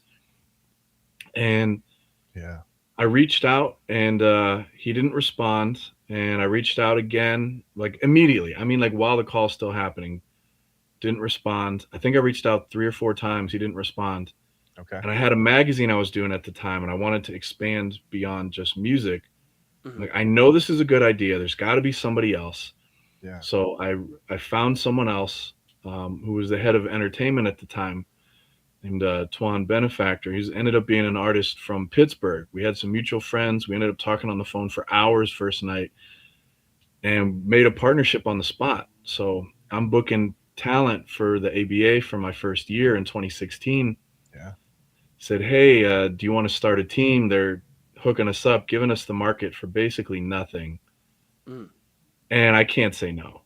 And that's, one of the things that I'd explored in the whole book studying my life process of like, why do I just hit? But man, if someone else had started a team here, it would have made me sick to my stomach. And not out of jealousy or anything, but looking at it and like, someone else builds a team here and they stink it up, like, dang, you blew it, man. If someone else comes here and does a great job, like, man, I knew I should have started that. I can live with something not working out, a business failing, a team getting our butt kicked. I can handle that. Yeah. But not trying and looking back in the end of my life and like, man, why didn't I ever start that team? Why didn't I? Yeah. And it just happened. And it didn't hit me that I'd been training for that with Thailand until I did an interview. I did an interview preseason before our very first game. And I told the guy that story and he's like, oh, so you've done all this already. And man, the relief that I felt, the wave of relief of like, oh yeah, okay, I did. Because our first tryout, nobody came. Okay. Absolutely nobody. Not a single. Okay. But then we didn't tell anyone that no one came. This is the first time I've ever said that. I still would have gotten cut, by the way. I still would have gotten cut from that team. That's just we held another one and there were like 25 players showed up. Okay. And a couple former team owners and the press came like, oh, thank God you guys didn't come last week because that would have been right. And I think, Brian, like, I'm just curious, as somebody who I've been booking shows for 3 years now in Cleveland and out of state. And I think something that I have caught attention-wise is building community. I've always been big on that, but building community, my Pop Mooney does a podcast here on, a show on the network. So he is big on that. I've got that from my mom and dad, just being immersed around people. And I've seen, when you first start doing shows, you got 10 to 15 people and you're like, okay, we got something here. And then maybe you have 5 at the next one and then 15 and then 25. And it's at a point now where we here in Cleveland see a thriving community and something that's changing. I wanted to ask you, with your music background, obviously very extensive there, and now owning the Akron Aviators, you mentioned halftime performers, national anthem. How big is that music and sports connection for you in terms of building community? Because I believe a lot of the times those two go hand in hand. Even if you're a casual sports fan, you hear it in lyrics, you hear it, the jerseys sometimes wearing at concerts. So how important is that music to sports, like bridging that gap for community to you, and how are you doing that? It's so important. It's so important. The music business taught me so much about basketball. Rappers taught me a lot about basketball players. Yeah. There are a lot of similarities in good and other ways, let's say. Yeah. One of which is there's a mindset that I love about basketball players and athletes of teams and working together. That's the one main difference I see. If, say, I bring a music executive into town and I'm setting up meetings, singers and rappers and art, like, they're not going to tell other people because they don't want that to mess up their shot. Right. But if I have a tryout, everyone like, hey man, like, my cousin's a shooter. Do you need somebody? Oh man, I know a point guard. Oh, do you know, like, they're willing to share. I've had a bunch of guys bring their replacements to practice before. Like, oh man, you got to have my cousin, and like, oh man, your cousin's a lot better than you are. You shouldn't have brought him, but thank you. Thanks for paying it forward. Yeah. Yes. Yeah, and it just creates this atmosphere. Can I come and just sit at a basketball game that's just basketball, no DJ, no music, no entertainment? Of course I can. I love sports. Yeah. But the atmosphere and what can make it stand out as an experience to fans is something that music can do that other things just can't, or just entertainment in general. If you've got a host that's fun, or giveaways or something like that just adds to the value. And I learned very early on, I don't believe in competition anyway. I believe more in creation. I can create an opportunity or an idea or something that's fun. There's enough out here for everybody. Yeah. But even though Ohio State destroys my attendance if I play during a Buckeyes game, even though the Browns would destroy my attendance, I think if I promote it differently to the right people, it won't matter. There are enough basketball fans here that will still come, But what I'm really competing with, it's not the Cavs, it's not the G League, it's with people's routines. Yeah. What does someone normally do on a Saturday night? That's what I'm competing with. If someone habitually goes to the same bar, spends the same amount of money on the same drinks every night, that's what I'm competing with. So it took me all of this stuff with music to really look and like, oh, okay. No, it's event promotion at the end of the day. We dress it up differently, but that's what it is.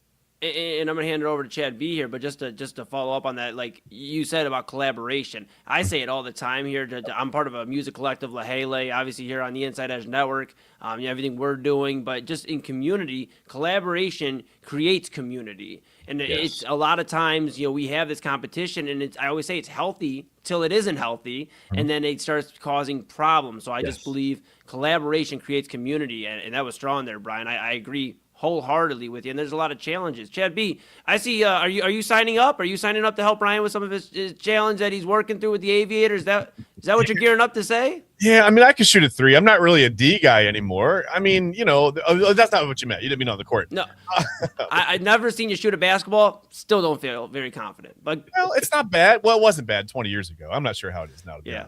But let me ask you this: you guys have now. You talked about the atmosphere. You have a DJ, right? That's there.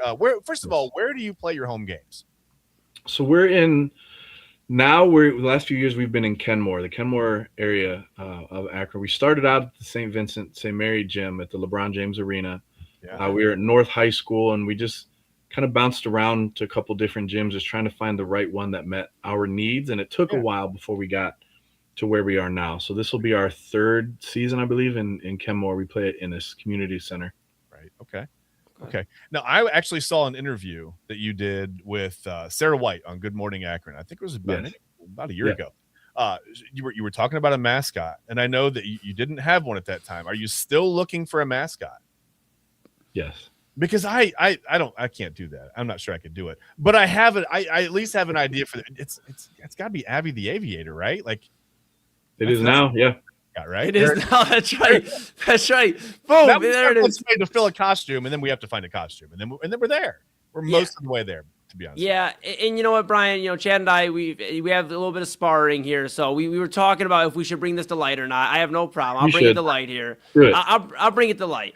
The Lake County Captains, they have Skipper, obviously, rocking around the big green thing. He's just moving around, and so I used to do video operation and camera operation for the Captains for a few seasons. Sweet. And I remember, being like, I'm 21, 22 years old. I'm like, it'd be real cool to get in that mascot.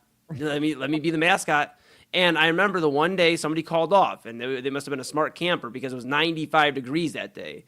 And I got in the mask. They said, now's your time to shine. You won the mascot day. And that's what you're shining with, by the way. I literally get in this mascot, guys. And first off, there's a lot of challenges that go around with it. First off, like, you're walking and you don't have any like peripheral vision, so you may like knock somebody down on the concourse, and you're like, ooh, but you can't say like sorry because then they're gonna hear you like.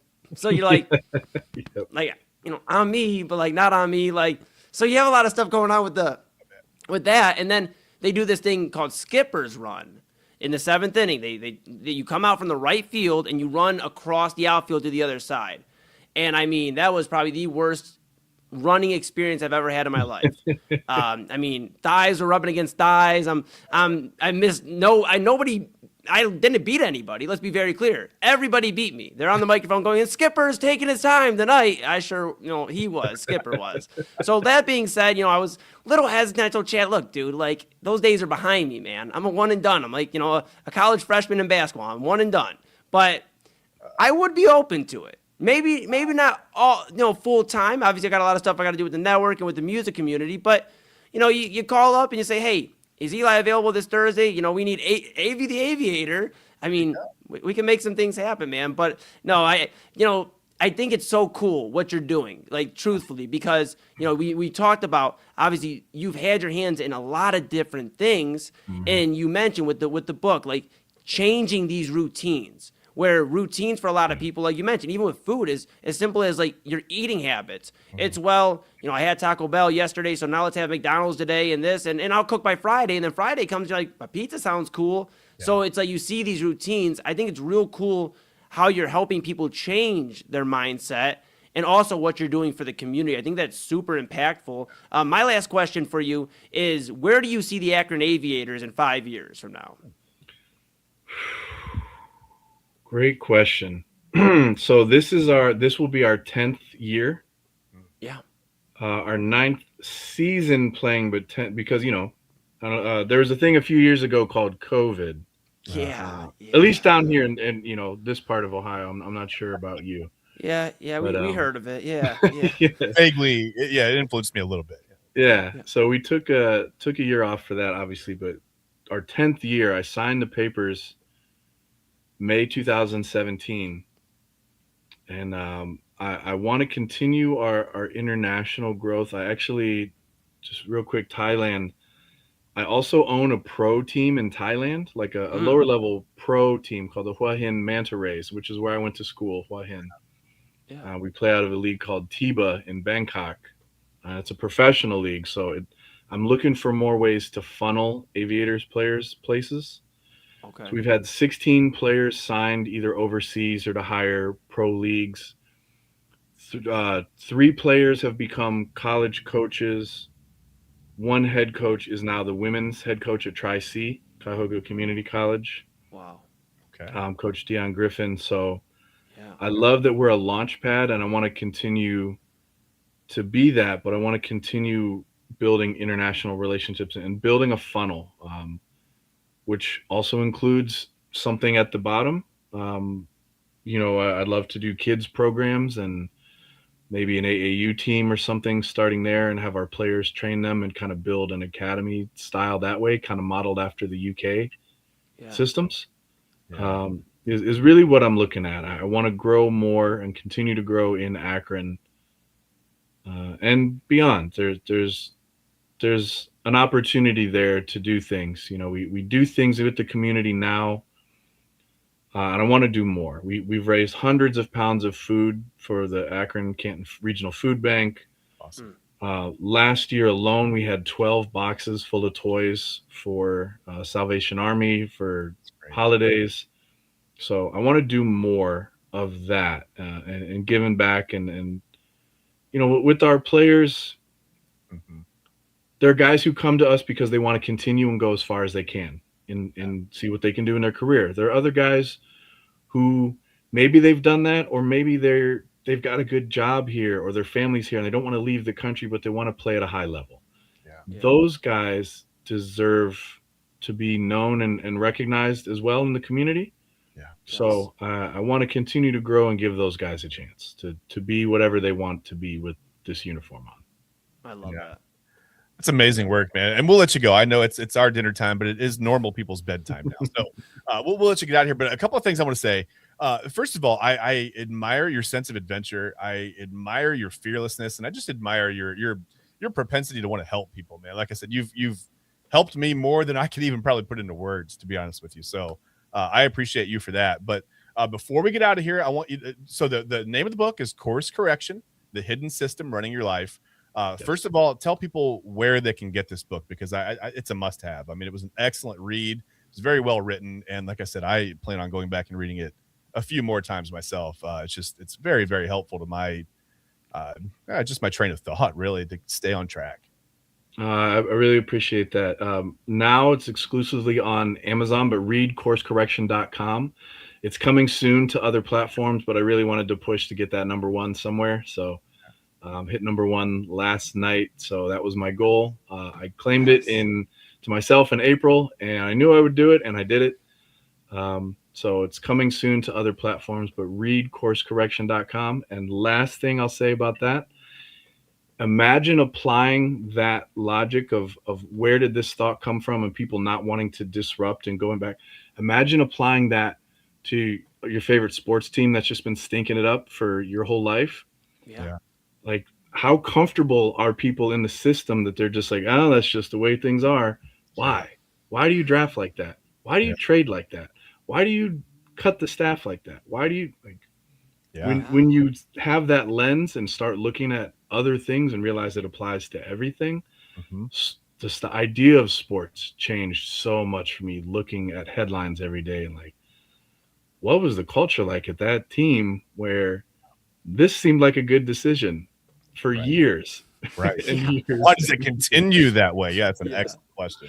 Yeah, absolutely. I love it. And Brian, we appreciate you sharing some insight on a ton of different things here and spending some time with us. I don't know if Chad said, hey, it'll be 10 to 15. Sometimes that's how we do on Primetime. We say 15 minutes and then we look up and it's been 30 minutes.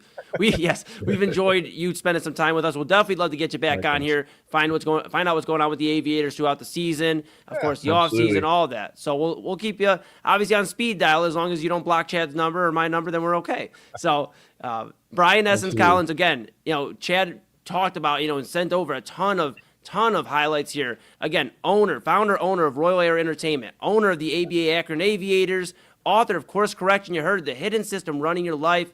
Go grab it. Go check it out. You're going to want to read the book. I'm grabbing it right now. Chad sent it to me. I was waiting for payday. Payday's here, so we're going to grab a copy myself. And Brian, I'll have my recap, my thoughts on it next time you're on here with us. Awesome. Looking forward to it, guys. Thank you so much. All right. Brian Essince Collins, everybody. Great guy. We appreciate him so much. Chad B, my goodness. Look at you, buddy. That was a lot of fun, man.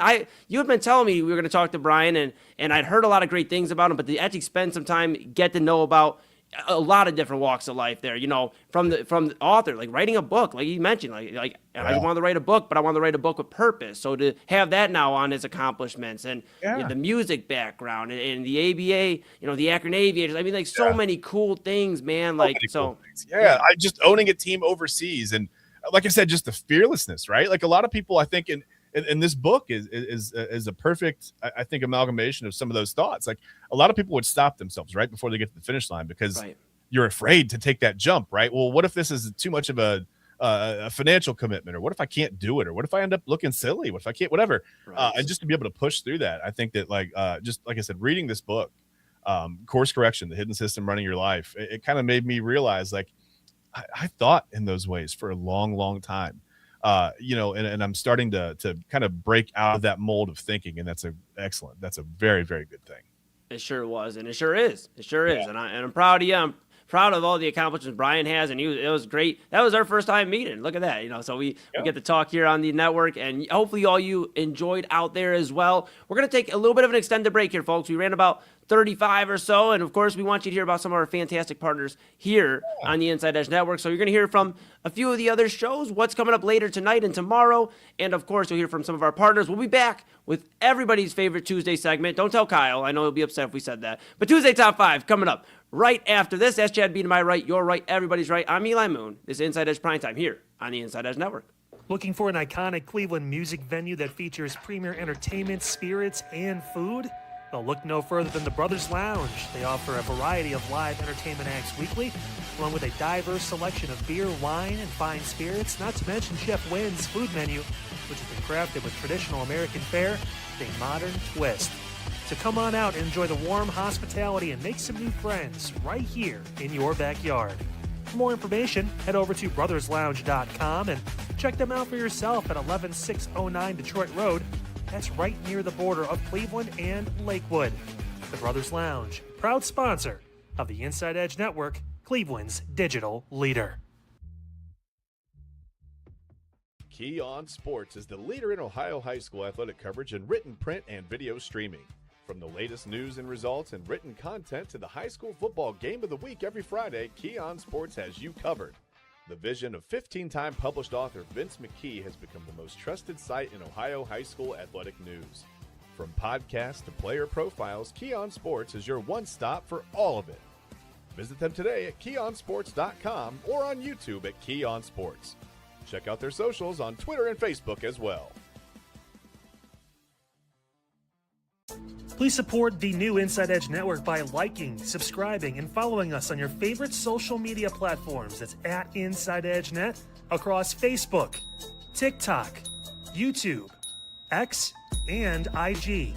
And don't forget to download our new app over on Roku. And as always, thank you for supporting your favorite shows on the Inside Edge Network Cleveland's digital leader for news, talk, sports, entertainment, and mental health.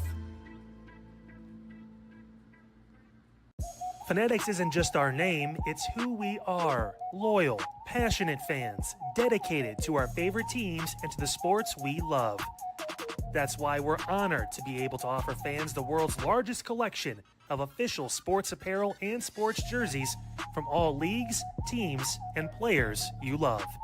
We feature a wide selection of gear from every league, including the NFL, MLB, NBA, NHL, and NCAA merchandise, which allows us to serve fans of football, baseball, hockey, basketball, lacrosse, soccer, golf, and everything else that gets your heart pumping. Go to InsideEdgeNetwork.com under our partners section to find our link to check out all of what Fanatics has to offer. Fanatics, a proud sponsor of the Inside Edge Network, Cleveland's digital leader. Clean energy, bold flavors, no jitters. See why people won't shut up about Dubby. Whether you're starting your workday or getting ready to exercise, Dubby Energy helps you lock in and focus. Over 15 different flavors to choose from. Order Dubby Energy right now and find out more information by checking out our partners page on InsideEdgeNetwork.com. Also, use that promo code InsideEdge10 to receive 10% off your order. Dubby Energy, your energy-focused sponsor of the Inside Edge Network, Cleveland's digital leader. Discover our collection of handcrafted candles made with clean, minimal ingredients. Every product thoughtfully created in small batches free from harmful toxins for mindful everyday indulgence. Hand-poured in coconut soy wax with natural wood wicks to offer long-lasting burn and rich fragrance. Find out more about Alley Rose Fragrances by checking out their link on our partners page at InsideEdgeNetwork.com. And if you're a first-time customer, use the promo code InsideEdge20 to receive 20% off your order. AlleyRoseFragrances.com, a proud sponsor of the Inside Edge Network, Cleveland's digital leader. Whew, what a show today, guys. We talked about a lot of news, everything from the craziness coming out of the city and the county of Lorain involving a former pair of students that passed away, to a change of start time, to just the craziness involving the Cleveland RTA and their COO being found dead in Virginia. Just so much going on in the news world today. If you missed the show, make sure you check it back out when the stream is over this evening, or of course, as you get moving through the day on your Wednesday. Tomorrow, a big show. Wednesday, a huge show. That's right. House Bill 615. We'll talk about what that could mean. Plus, as we mentioned, all the latest news, talk, sports, and don't forget, end of the show, viral video of the night. Don't want to miss it. Right here, unfiltered, 9 p.m. on the Inside Edge Network. I will see you right after the Daily Spiral. Oh, hey, everyone. It's me, Autumn, here from the Daily Spiral, your main host from the center of the chaos. And all week, I have you covered. We will be covering Love Island USA, the Lindsay Clancy case, everything I missed on vacation, because as you guys know, I was on vacation for a week and a lot of crazy stuff happened. The Lakers getting sold, and maybe potentially could they move to Vegas? I don't know. We're going to talk about it. D23 and all the Disney and Marvel news. And of course, you know, I'm going to give you my good spiral and bad spiral of the day. But we also have the Daily Spiral at a new time, 8 p.m. here on the Inside Edge Network. Please tune in to the Daily Spiral Monday through Friday, 8 p.m. to 9 p.m., and you won't regret it. Dine, drink, and dance at the premier spot in town. It's time to check out all of what our friends over at the Brothers Lounge have to offer. Everything from weekly live entertainment, a wide variety of different beers, wines, and spirits, and an expertly crafted American fare menu with a twist courtesy of Chef Wynn that'll make your mouth water. So, what are you waiting for? Head over to the Brothers Lounge at 11609 Detroit Road, or check out their website, brotherslounge.com, to learn more about what you've been missing out on. Brothers Lounge, proud sponsor of the Inside Edge Network, Cleveland's digital leader.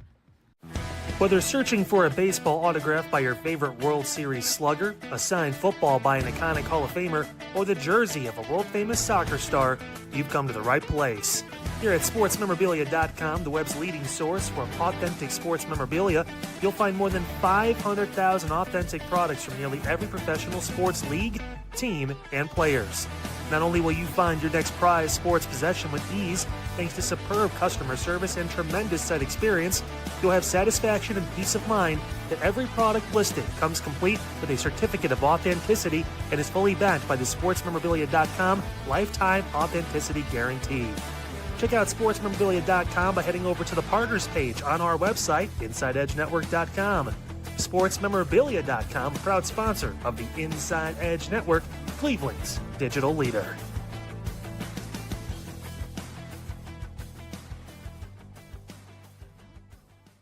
Discover our collection of handcrafted body mists made with clean, minimal ingredients. They offer a natural alternative to synthetic fragrances, perfect for sensitive skin and those seeking clean, mindful self-care, and the perfect gift for you and your special someone. Learn more about all Alley Rose Fragrances has to offer right now by clicking the link on our partner page at InsideEdgeNetwork.com. First-time customers use that promo code InsideEdge20 to receive 20% off your order. AlleyRoseFragrances.com, a proud sponsor of the Inside Edge Network, Cleveland's digital leader. Monster Moments Photography is a husband and wife wedding photography team based in Cleveland, owned and operated by Inside Edge Network's very own Ryan Monster and his wife Hallie. For the past 10 years, they've captured more than 100 weddings across Northeast Ohio and beyond, always working together as a true two-person team. Their style centers on authentic, emotional storytelling, documenting the real moments between two people in love and creating images that feel natural, comfortable, and true to the couple. Rooted in Northeast Ohio, but inspired by their travels, Ryan and Hallie bring a warm, personal approach to every wedding day. Their work blends experience, consistency, and a genuine passion for helping couples relive their best day through timeless photography. Learn more by checking out Monster Moments Photography's link on our partners page at the InsideEdgeNetwork.com website. Monster Moments Photography, a proud sponsor of the Inside Edge Network, Cleveland's digital leader.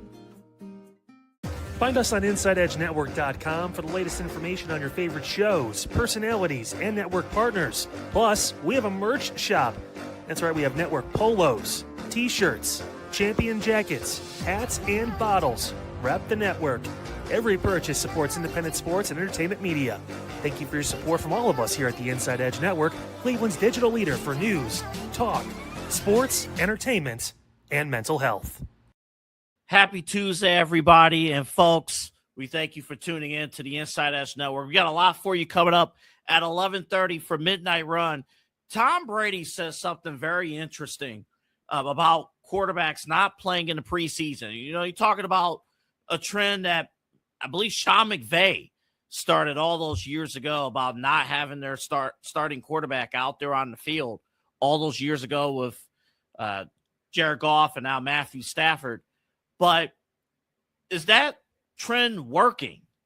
Last year, 10 starting quarterbacks did not play a single snap in the NFL. Do you need to see starters in the preseason? Do the good teams need their starters out there in the preseason? We're going to talk about that, plus obviously the latest news on the Browns and everything else going on across the board. And yes, I know we didn't have a good smash or pass last night. We'll try to do better tonight at 11:30 on Midnight Run here on the Inside Edge Network.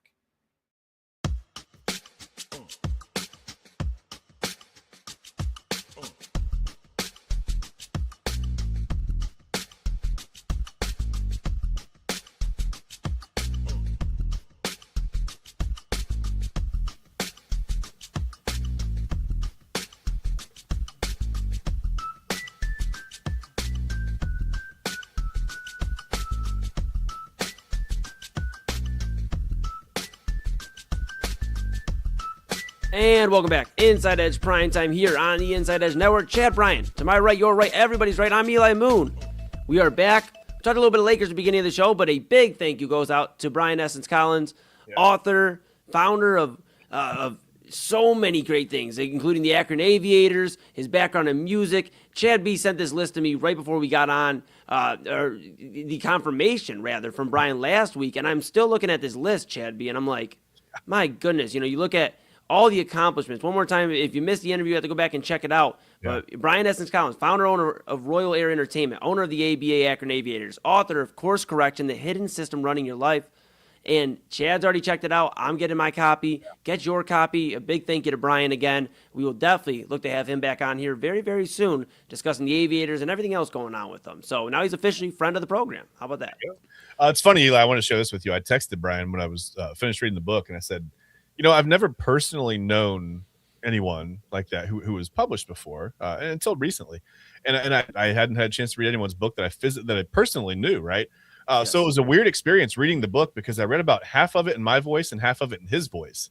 And I was like, what am I like? Why am I'm hearing him say this to me? It was really weird. I've never had that happen before. It was funny. I love it. Big thank you to Brian. We were very excited to have him back on here in the near future. And a big thank you to all of you for rocking with us so far. We are not done yet. Chad and I got another 20 minutes or so, and then of course at 11:30, Midnight Run with Anthony Alford, our program director and our bro, who will run till 1 a.m. right through the finish line with all of you. And if you're enjoying the content thus far, make sure you like, subscribe, follow at InsideEdge Net and all the socials, YouTube, X, Facebook, Instagram, TikTok, Twitch. Smash that notification bell so you know when we're going live with all the daily shows Monday through Friday in this evening block. We're all together. We're all one big happy family. And then, of course, our weekly shows, they do a phenomenal job as well. Real Talk with Pop Moon, Saturdays at 5. Of course, you have Voice of Land Thursdays at 6 o'clock. Main event Sunday. You have Sunday evenings. A ton of great stuff here when it comes to the Inside Edge Network. At InsideEdgeNetwork.com, you can read about all those personalities. Check out our partners, including our title sponsor, The Brothers Lounge. Check out the Brothers Lounge, live music, Chef Win, and Winning Bites. So much great food, burgers, fries, nachos, wings, so many great options. Chicken and waffles, voodoo pasta, so many great things. 11609 Detroit Avenue on the border of Cleveland and Lakewood. And of course, Fanatics.com, AlleyRoseFragrances.com, W Energy, Monster Moments, SportsMemorabilia.com, Omega Video Marketing, and W Energy. Could not do without them. Couldn't do without you at home. Go grab something nice from the merchandise store. Rep Cleveland's digital leader and your source for sports, entertainment, mental health conversations, news, and everything in between. And near or far, here we are. Inside Edge Network app on Roku. Take us wherever. Put us on your TV. We want to be on the big screen. Come on. Put us on the big screen. All right. We are going to get into it. I know you have all been on the edge of your seats, just waiting to see what are we going to talk about today. And if you're wondering, it's your first time, you're like, what are these guys even talking about? Well, we'll tell you. It's time for our favorite segment of Tuesdays. Chad B. Don't tell Kyle. Don't tell Double A, because I know Smash or Pass coming up later on Midnight Run. What time is it, Chad B? It's time for, it's time for the Tuesday Top 5, right? Let's put it up, right? There it is. You know the Tuesday Top 5 screen. And I was thinking about, I know we kicked around some ideas for the week, right? Yeah. And then sometimes when I'm like, well, I don't know, I'm not fully convinced when we could talk about that. I could go another week. What's relevant right now? And I looked at my daughter and I said, you know what? My kids are going back to school tomorrow. Like they start school, day one is tomorrow, right? And I said, maybe back to school. And I asked my wife, and she said, you should do back to school items. And I kind of laughed. I was like, that's a good one, Yeah. And then my daughter said, I was like, completely unrelated. She didn't hear the answer. I asked my daughter, I said, what should we do for Tuesday Top 5? And she goes, back to school items. I was like, all right, that's it, settled. That's it. That's how democracy works. They voted, right? Yes. Al was in, whatever. We're good. My son was in. So we're doing Top 5. I don't like that. They got to fix that. The Tuesday Top 5 is going to be the top 5 back to school items. Okay. They really got that little. Yeah. Well, I'll submit a ticket. We'll see what we can do. Yeah. Let's get IT on the phone. Anyway, Eli, back to school season's here, right? Which means it's time to spend, I don't know, $87.84 on supplies that will probably disappear before Halloween. Some of these items have been around forever. Some are wildly over-engineered for their actual purpose, but all of them are essential to the American education experience. Let's just get right into it. Okay. Let's do it. Let's do it. I'm so ready. I'm so excited. Okay. We got to make faces in between the screens, right? And I want to real quick before we get into number 5, you said we were kicking ideas around. No ideas were harmed in the thought process of creating this Tuesday Top 5. Just want to put that don't come after it. We love ideas. We treat ideas well. We think ideas should be well taken care of. In fact, I have nowhere else to go with this idea thing, so I'm going to stop now. That's from the Okay. Let's get into it, Chappie. Let's get into it. All right, that's fine. So number 5 on the Tuesday Top 5 back to school items list is something that, and I created some nicknames for some of these things based on what I've seen from just like experiencing school over the last few years, whatever, with my kids. So number 5 is going to be folders. Okay. And I nice little back to school font, by the way. That looks like, like a kid wrote this or whatever. I tried to well with it. Folders or indestructible paper tamers. Okay. Folders are basically, if you think about it, Eli, you book some musical acts here and there. You've seen, you've got the need for bouncers every once in a while, right? Yes. Unfortunately, it happens. But folders are basically the bouncers of your backpack. Okay. Their entire job is to keep loose papers from becoming a confetti cannon every time you open your locker, right? You don't want that. But yet somehow by October, the folder looks like it survived a war, right? It's been at school for like a month and a half. They've got 18 days off in the first, but it doesn't matter. It looks like that folder got beat with a sledgehammer on the sides. The corners are bent. There's a mysterious tear down the middle. Somebody's phone number is written on it. And there's at least like 3 assignments inside that you were supposed to turn in about 2 weeks ago. Rating 8 out of 10 for folders. Great at holding papers, terrible at surviving children. Yeah, I mean, folders are something Mama Moon and Papa Moon would be frustrated about because I rarely would use them growing up. In fact, I was the one that would have their papers just smashed at the end of they're like, where is your homework? And I'm like, oh, great question. It's in here. Here it is. We're missing problem 5 and 4 as well because we put a hole in the paper and not great. So folders are super important. You got to make sure you get them, different color options. You got to make sure, I was a big, like, science for me was like green usually. And then I feel like history, like, that makes sense. History was like, I don't know, sometimes like, blue or orange, just something that like popped because I loved history. Okay. You had something like that, but you got to make sure you really dedicate your folders to like a color scheme. It's very important. And it also makes it fun throughout the year. I agree. And I love that because I went with a whole different color scheme for each of these items. Based on that. That's hilarious that you said that. Also, I will tell you that any math folder for me is going to be red because if you see me working with numbers or doing math, it's a red flag. Dude. It's like when you see the fireworks safety guy run, you run. If you see me doing it, just run. It's not good. If I'm doing That's math, so funny. That's so funny. My freaking math folder was red too. There you go.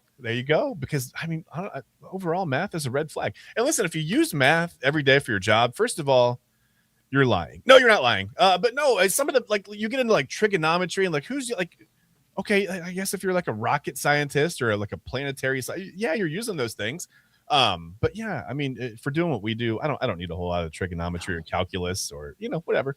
Yeah. So I guess I've just whatever. Math is great. Don't listen to me. Math is fantastic. You got to do math. No math. Yeah. And no science. math. Yes. And science. Yes. Okay. Anyway, number 4. Let's move on. It's probably time to move on. Number 4. Yeah, there we are. Look at us. The wide ruled notebook, right? Or I call this is a wide ruled brain dump. Okay. You'll understand in a moment. Wide ruled notebooks they're the perfect size for people whose handwriting looks like they're trying to communicate with extraterrestrials. You get a lot of that sometimes. My kids are getting better at writing, but sometimes I'm like, what is that? And to full disclosure, sometimes my wife sends me to the store with a list, and I'm like, what's a baloofum? I don't know what that is, right? How do I buy that? Anyway, today we learned about photosynthesis. Okay. And then right underneath that, right? Because you write plenty of things on here. It says lunch is at 11:42. Okay. Then it says, I think Sarah likes Josh. Oh no. Yeah. And it's technically a science notebook, but by about page 14, it's like a psychological journal, I think. So folders, 8.5 out of 10. I mean, they're about 8.5. It's 70% schoolwork, 30% just nonsense, really. But that's okay. Yeah, and I definitely was the wide ruled notebook. I kind of feel attacked here, Chad B. But my handwriting was never the cleanest. I got like about a C plus in handwriting. Okay. So it was never I was never the most legible. In fact, growing up, they tried to teach me, to write with my left hand, and I promise you, maybe you're doing it wrong. I'm like, I promise you, I'm not doing this right. I'm not doing this right. Like, I got to do it with my right hand. The left hand's not working. And they're like, no. Like, try with I'm like, I promise you. And they're like, they teach you all the different stuff, and I don't want to spoil in case there's other stuff on this list.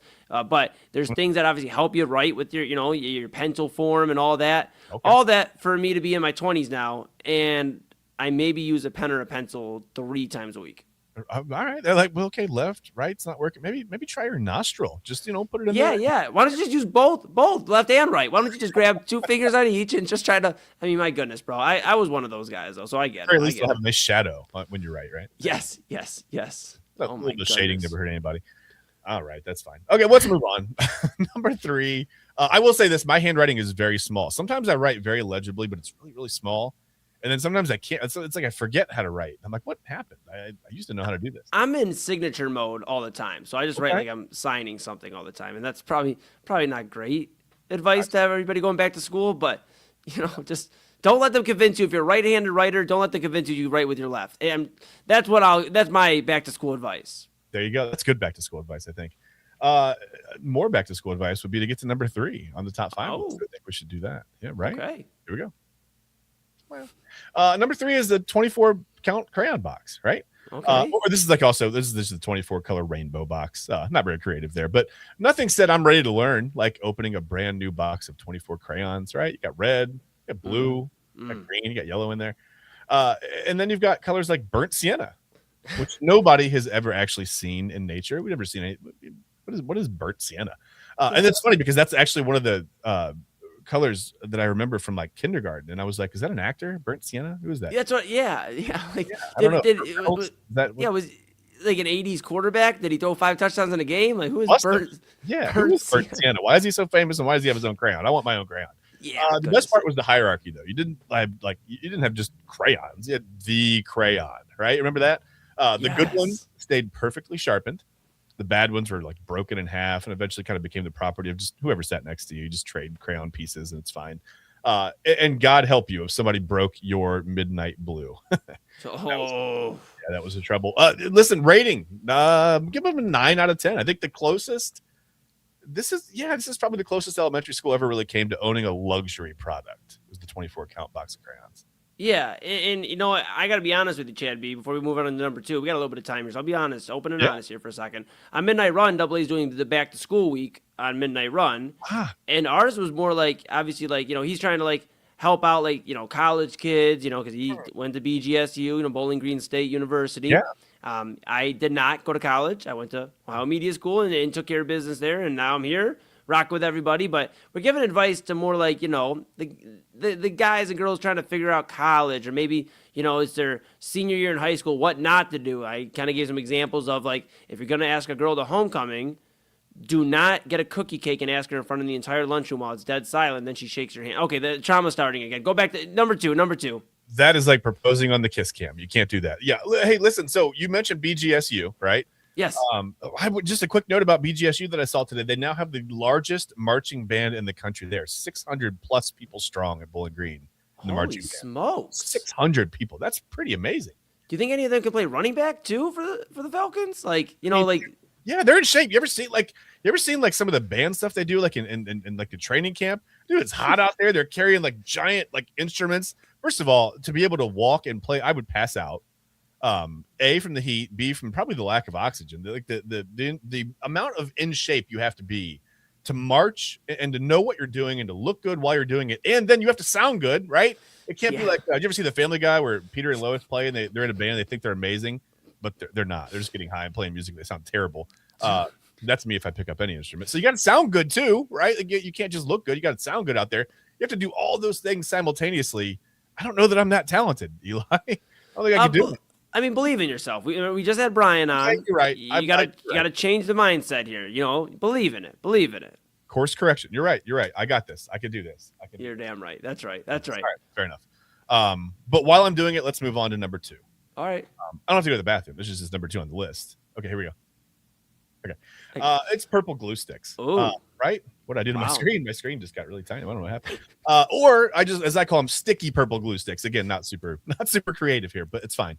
The purple glue stick was probably the greatest marketing gimmick in elementary school history, I think. Look, it's purple, right? You need 84 of these. You put it on your paper. You admire the beautiful purple trail of glue and think like, this is incredible. Then 5 minutes later, it turns to clear and you're like, where the hell did the glue go? What happened? And let's be honest, nobody ever really used the entire glue stick, right? You'd lose the cap, the glue would dry out. You'd eventually find it in the bottom of your backpack 6 months later, looking like a purple chapstick that had been through a natural disaster. It's got things stuck to it that you can't explain. Yeah. Whatever, that's a purple glue stick. The rating, I'm going to give these, they're still pretty cool. Maybe, not entirely unnecessary. I get the point. I'll give them a 9.5 out of 10. How about that? Somehow it's both a school supply and a snack-shaped object, which could be a little dangerous. Yeah, true. Now, my question to you were you a eat the glue stick kind of guy? That was delicious. I mean, no, I was not. Okay. I don't think glue sticks were even a thing when I was in school, Eli. Like, oh, okay. Yeah, barely glue. You had to just hold your project together in front of the class with all your fingers in the right place, and then it fell apart because there was no glue. Goodness gracious. Goodness gracious. I'll never forget. Obviously, being a child like me, like growing up, and my mom one time was like, "Where are all your glue sticks going? We bought you so many at the beginning of the year." And I was taking a bite every now and then, just seeing what the glue stick had for us. Like, it looks so good, right? I mean, goodness gracious, bro. Purple glue sticks, number 2. I traded it for a half midnight blue crayon. What do you mean? Where's my glue stick? Like, get out of here. Yeah. It was fair trade. The trade machine said it was a fair trade. Yeah, I ran it through. The money matched. Let's do it, right? I didn't even need to get a third student involved. It was just a straight up trade, swap. Yeah. Boom, done. And we got cash considerations on our end, so we're doing pretty well. Love it. Yeah, no draft picks, but that's fine. Yeah. All right. Well, this is the moment you've been waiting for. I know everybody's on the edge of their seat. The number 1 Tuesday top 5 back to school item as we switch here we go. I just smiled every time tonight. Oh. Number 2, pencils. Wow. I'm just going to call these Ticonderoga because every school list that I've ever seen specifically calls for the Ticonderoga. Number 2, we'll get to it. The undisputed heavyweight of champion school. So I think this is if I could say words, I was trying to say the undisputed heavyweight champion of school supplies. Like 3 of them came out at the same time, so it made a fun new word. That's fine. Ticonderoga number 2 pencils. You could have a $60 backpack. You have a brand new lunchbox, a calculator that costs more than your first car, probably. But if you didn't have a Ticonderoga, I mean, were you even really prepared for school? Right? These pencils were built like they were manufactured by the same people who make railroad tracks. I don't understand. Anyway, and there's always the one kid who showed up with like the worst mechanical pencil. Like, hey, can I borrow a pencil? No. Well, I mean, okay, you may borrow a Ticonderoga, but you're going to return it in the exact condition in which you received it. Like somehow I want my lead to come back. Like when you sharpen it, I want there to be the same. The pencil needs to be the same length that it left me at, right? It can't come back shorter because that pencil is not a writing utensil, Eli. It's an investment. Yeah, no, definitely. No notes here. 10 out of 10, by the way. The Michael Jordan of school supplies. That's it. That's my final rate. Oh yeah. No, you're right. Okay. I wonder if they specifically choose Ticonderoga so that you learn how to say Ticonderoga and you're learning your enunciations, your pronunciations. Maybe that's like the way, because there's definitely other brands out there that maybe are a little cheaper than Ticonderoga. But hey, that's a discussion for another day. It reminds me of Ponderosa a little bit. Yeah. Oh. Always comes back to food. Yeah. Ponderosa, my goodness. Hey, I'll tell you this. Yeah. This is a pretty solid list. I'm really happy with really all of this. And the fact that you said this is for elementary school. I know, like, obviously you're getting the kiddos ready for school, like, and everything, and everybody's gearing up. So I can understand. This is going to differ a little bit from a high school list maybe or a college list, because I was wondering the omission of pencil sharpeners. Like, you have but in elementary school, it's been a while for me. Obviously, I'm 29 years old, but I'm assuming the teachers maybe now just sharpen the pencils for the kids. Like, I think if you bring enough Ticonderogas and they're pre-sharpened in the box, you don't have to worry about it, right? You just write until that thing breaks. Boom, you just grab another pencil, and that's why the supplies are gone by Halloween. Yeah, I was gonna say, what do you? I mean, you sharpen them, yeah, and they have a lot of faith. Yeah, they have accessories. See, I consider that as more of an accessory, right? That was an accessory to the Ticonderoga. That's like, you buy the Ticonderoga, right? That's your suit, and then you're like, okay, well, let's get a tie to go with that. The pencil sharpener is the tie. It's not really the main attraction. It could be, I guess, if you got a really cool tie, but the suit is the thing. So the Ticonderoga is the suit, and the pencil sharpener is the tie. Okay. I mean, besides that, I really don't think I have any complaints, to be honest. All right, folders, folders are cool. Binders, I would think, but folders, at least in elementary school, you're gonna want probably more of a folder type, easier backpack setup. You don't have to lug around the binder. So, and then of course, like I said, if this was high school or college back to school items we were talking about, I'd probably say colored pencils. Would probably make their way through. I was surprised markers didn't make their way through, though, instead of crayons. Crayons are over markers nowadays? Well, yeah. I mean, I have an honorable mention if you wanted to hear about it. It's not a big deal. It's just a pencil box, right? It's because where else are you supposed to keep the 17 Ticonderogas, 3 broken midnight blue crayons? Somehow you have 3 halves now. How'd that happen? It's like laundry. 2 socks go in, 3 come out, 4 socks go in, 1 comes out. Where do they go? How do they multiply? I don't understand. Both sides are sharpened. You're like, what is going on? Yeah, you got 2 erasers, a dried up marker. There's a marker. The ruler, you got a ruler in there, right? A little 12-inch ruler, whatever. That's a pretty big pencil box if you got 12-inch rulers. So maybe a 6-inch ruler. Yeah. And then that one little tiny piece of paper that you've got that you just have absolutely no idea why you say it's folded up. There's nothing written on it. Like, well, I don't even have this. But yeah, that's it, man.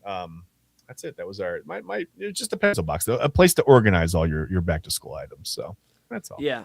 I think the one thing Papa Moon will probably have questions about is how Elmer's glue, the original, kind of got left out a little bit here. But of course, hey, there's five items. It's a top 5 list. If we had a top 7, maybe the Elmer's glue makes the list. I mean, yeah. When we move on to if it's Tuesday top 8.5, we'll get it in there. Whatever. That creates more work and it's a longer list. So yeah.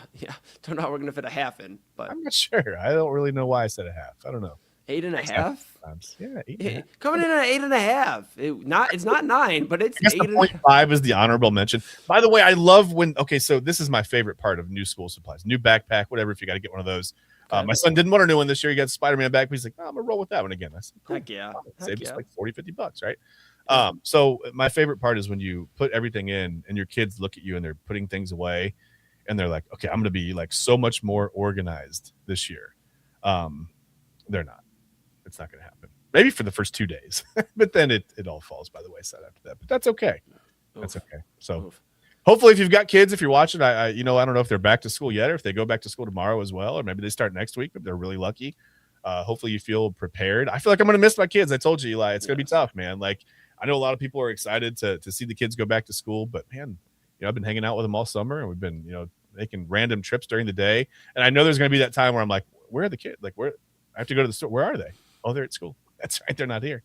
So yeah, I'm gonna miss them, man. But they're gonna have a fun year. I'm excited for them, and I know they're excited. They were both looking forward to it. So that's a good thing. Heck yeah. Well, I wish a happy first day of school to the Bryan household and the kiddos, and hopefully, I'll check on you and do an emotional check-in to make sure you're doing all right from time to time, of course, as well. But yeah, happy first day of school tomorrow for all the parents that are celebrating or emotional about it or all the feels. Uncle E is going to get ready. I'm going to get ready because my nephew is going to preschool here, I believe next week. It may be this week sometime. I got to check in with my sister. But yeah, Uncle E is like, I keep calling myself Uncle E. That's what my nephew and niece call me. I'm like, my nephew is going to preschool? I remember when we were celebrating his first birthday. Oh, I'm going to start crying. Now I'm going to start crying. I know it's tough, man. It's tough. My goodness. Oh, my goodness. All right. Chad Bryan, you are doing a great job, man. Don't worry. Everybody here with us tonight and all throughout the summer has kept us company. They're going to keep us company in the evening. So we at least got that going for us. There you go. And I think it'll be a successful school year. And we got a lot, of course, to talk about the rest of the week. But that is our time. That is our time. We're going to switch the studios here. See, I don't got the rent money. I know you probably just spend a ton of money on. Yeah, you spend a lot of money on back to school items. I know we ain't got it. We ain't got it like that right now. But they're gonna be gone for Halloween. We talked about it. They're gonna be gone. Yeah, you're damn right. All right, that's gonna do it for us. We hope you enjoyed. Of course, as always, we're back tomorrow at 10 p.m. for Wednesday. Of course, way back Wednesday. So make sure you set your calendar to August 19th with all of us tomorrow, and then we're all gonna go back in time. Well, Chad will, and then he'll bring it back. I don't do that. I'll take the brunt of it. It's okay. Yeah. August 19th. What happened on that date in history? Chad will find out. We'll send him in the time machine tomorrow, way back Wednesday, and a whole lot more to discuss. A lot of great stuff as we continue to get into football season. We'll have more programming announcements. We'll have a lot of exciting stuff to share, and we're excited to share that with all of you. So thank you for your support. Of course, make sure you like, subscribe, follow at Inside Edge Net on all the socials. Check out the website, InsideEdgeNetwork.com. Go download the Inside Edge Network app on Roku, and then you're covered. How about that? And make sure you grab something nice from the merchandise store because you deserve it. All right. For Chad Bryan, am I right? You're right. Everybody's right. I'm Eli Moon. This has been Inside Edge Primetime here on the Inside Edge Network. You're going to hear the station identification just once this time. We've been double IDing you every now and then. You're going to hear the ID just once. And, of course, you'll hear from our program director, our bro. It's time for Midnight Run with Anthony Alford right after station identification.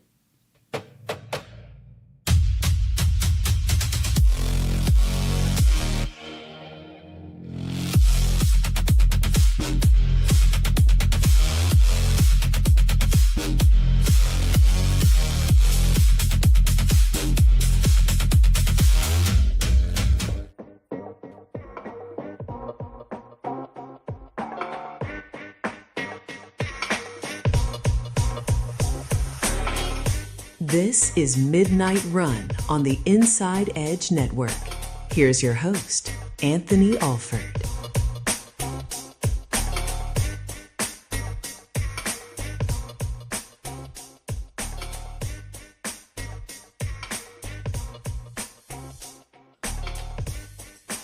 Back to school, I'm kidding. Welcome to Midnight Run here on the InsideEdge Network. It is great to have you along. My name's Anthony Alford. Welcome on in. My producer's Eli Moon. You'll hear from him throughout this program from time to time. But we are so happy to have you guys along here on the network, watching us live on our Twitter feed and YouTube at InsideEdge Net. Remember, not just to watch us each and every single night, in which we appreciate, but like and subscribe and follow our pages at InsideEdge Net across all of our social media platforms. Do remember our night stream every single weeknight starts at 8 o'clock with the Daily Spiral rolls all the way through Unfiltered with Kyle Cornell, InsideEdge Primetime, Eli Moon and Chad Bryant. And then my show, Midnight Run, goes straight through. It's one stream live every Monday through Friday right here on the YouTube and X/Twitter page at InsideEdge Net. Also, our website, InsideEdgeNetwork.com. We did some updates tonight on the website. If you go to the partners page, you will see information on the Brothers Lounge, and you'll also see information on Keon Sports. So two of our many phenomenal partners, of course, the Brothers Lounge, which we'll tell you more about throughout the program. A lot of big news to come that will soon be announced publicly here on the network about the Brothers Lounge. Eli and I will bring that news to you in the coming days or so. So it'll happen soon. Very, very, very soon. It's about this close to being rolled out. So we'll let you know the details when the time comes. But always good time to check out the Brothers Lounge, and we'll talk more about them a little bit later on.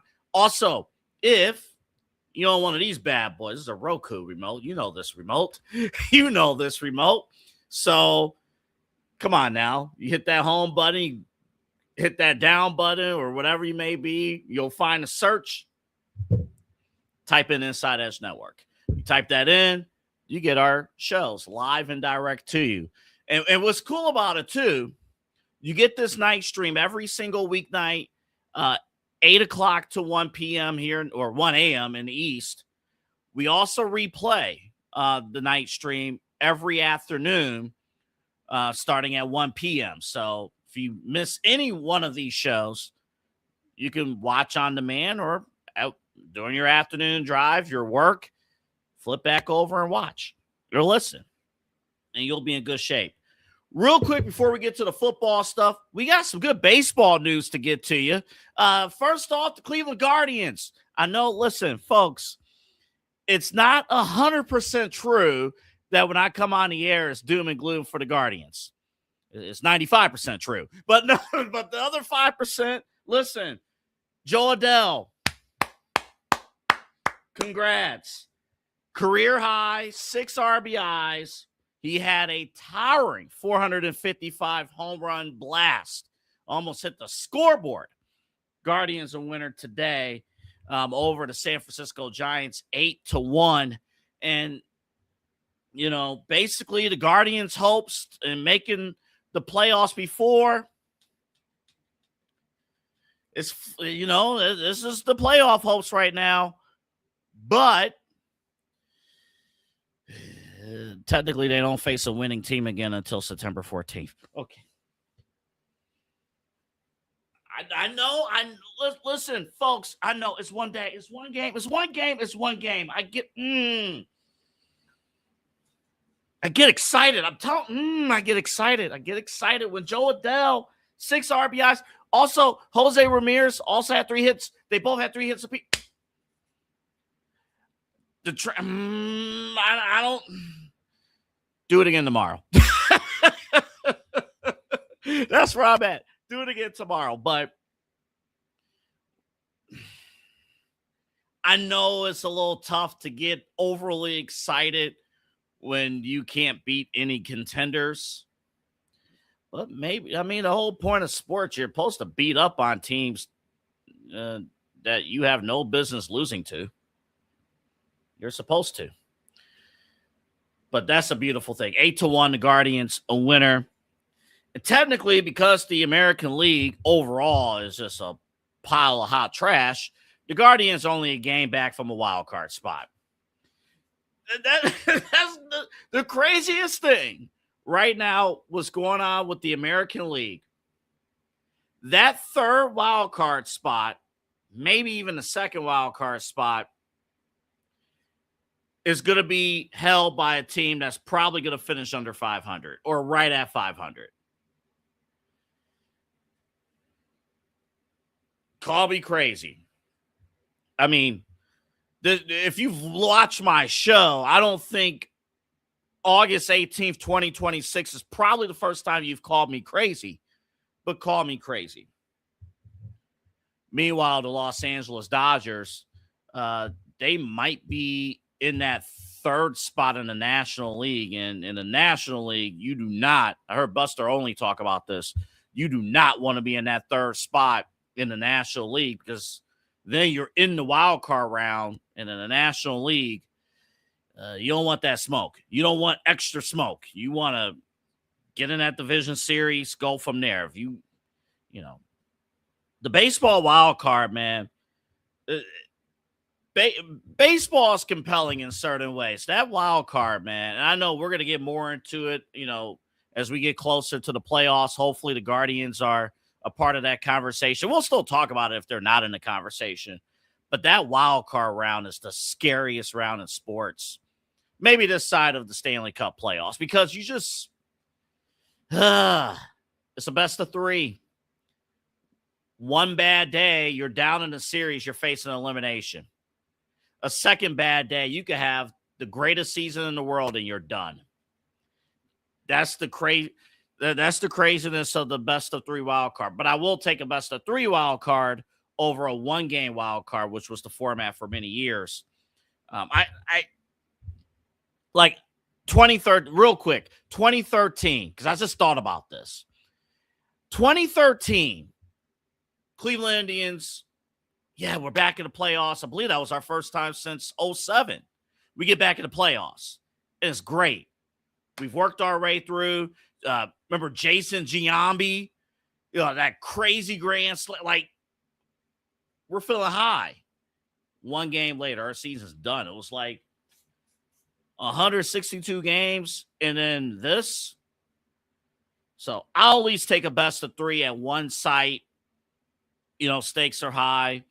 I'll take that over that. But we got time to talk about that. But again, congratulations to the Guardians, a winner, 8-1. Joe Adell, who, by the way, I wrote this down here, came into today's game batting, had a 167 batting average coming into today's game since the trade deadline.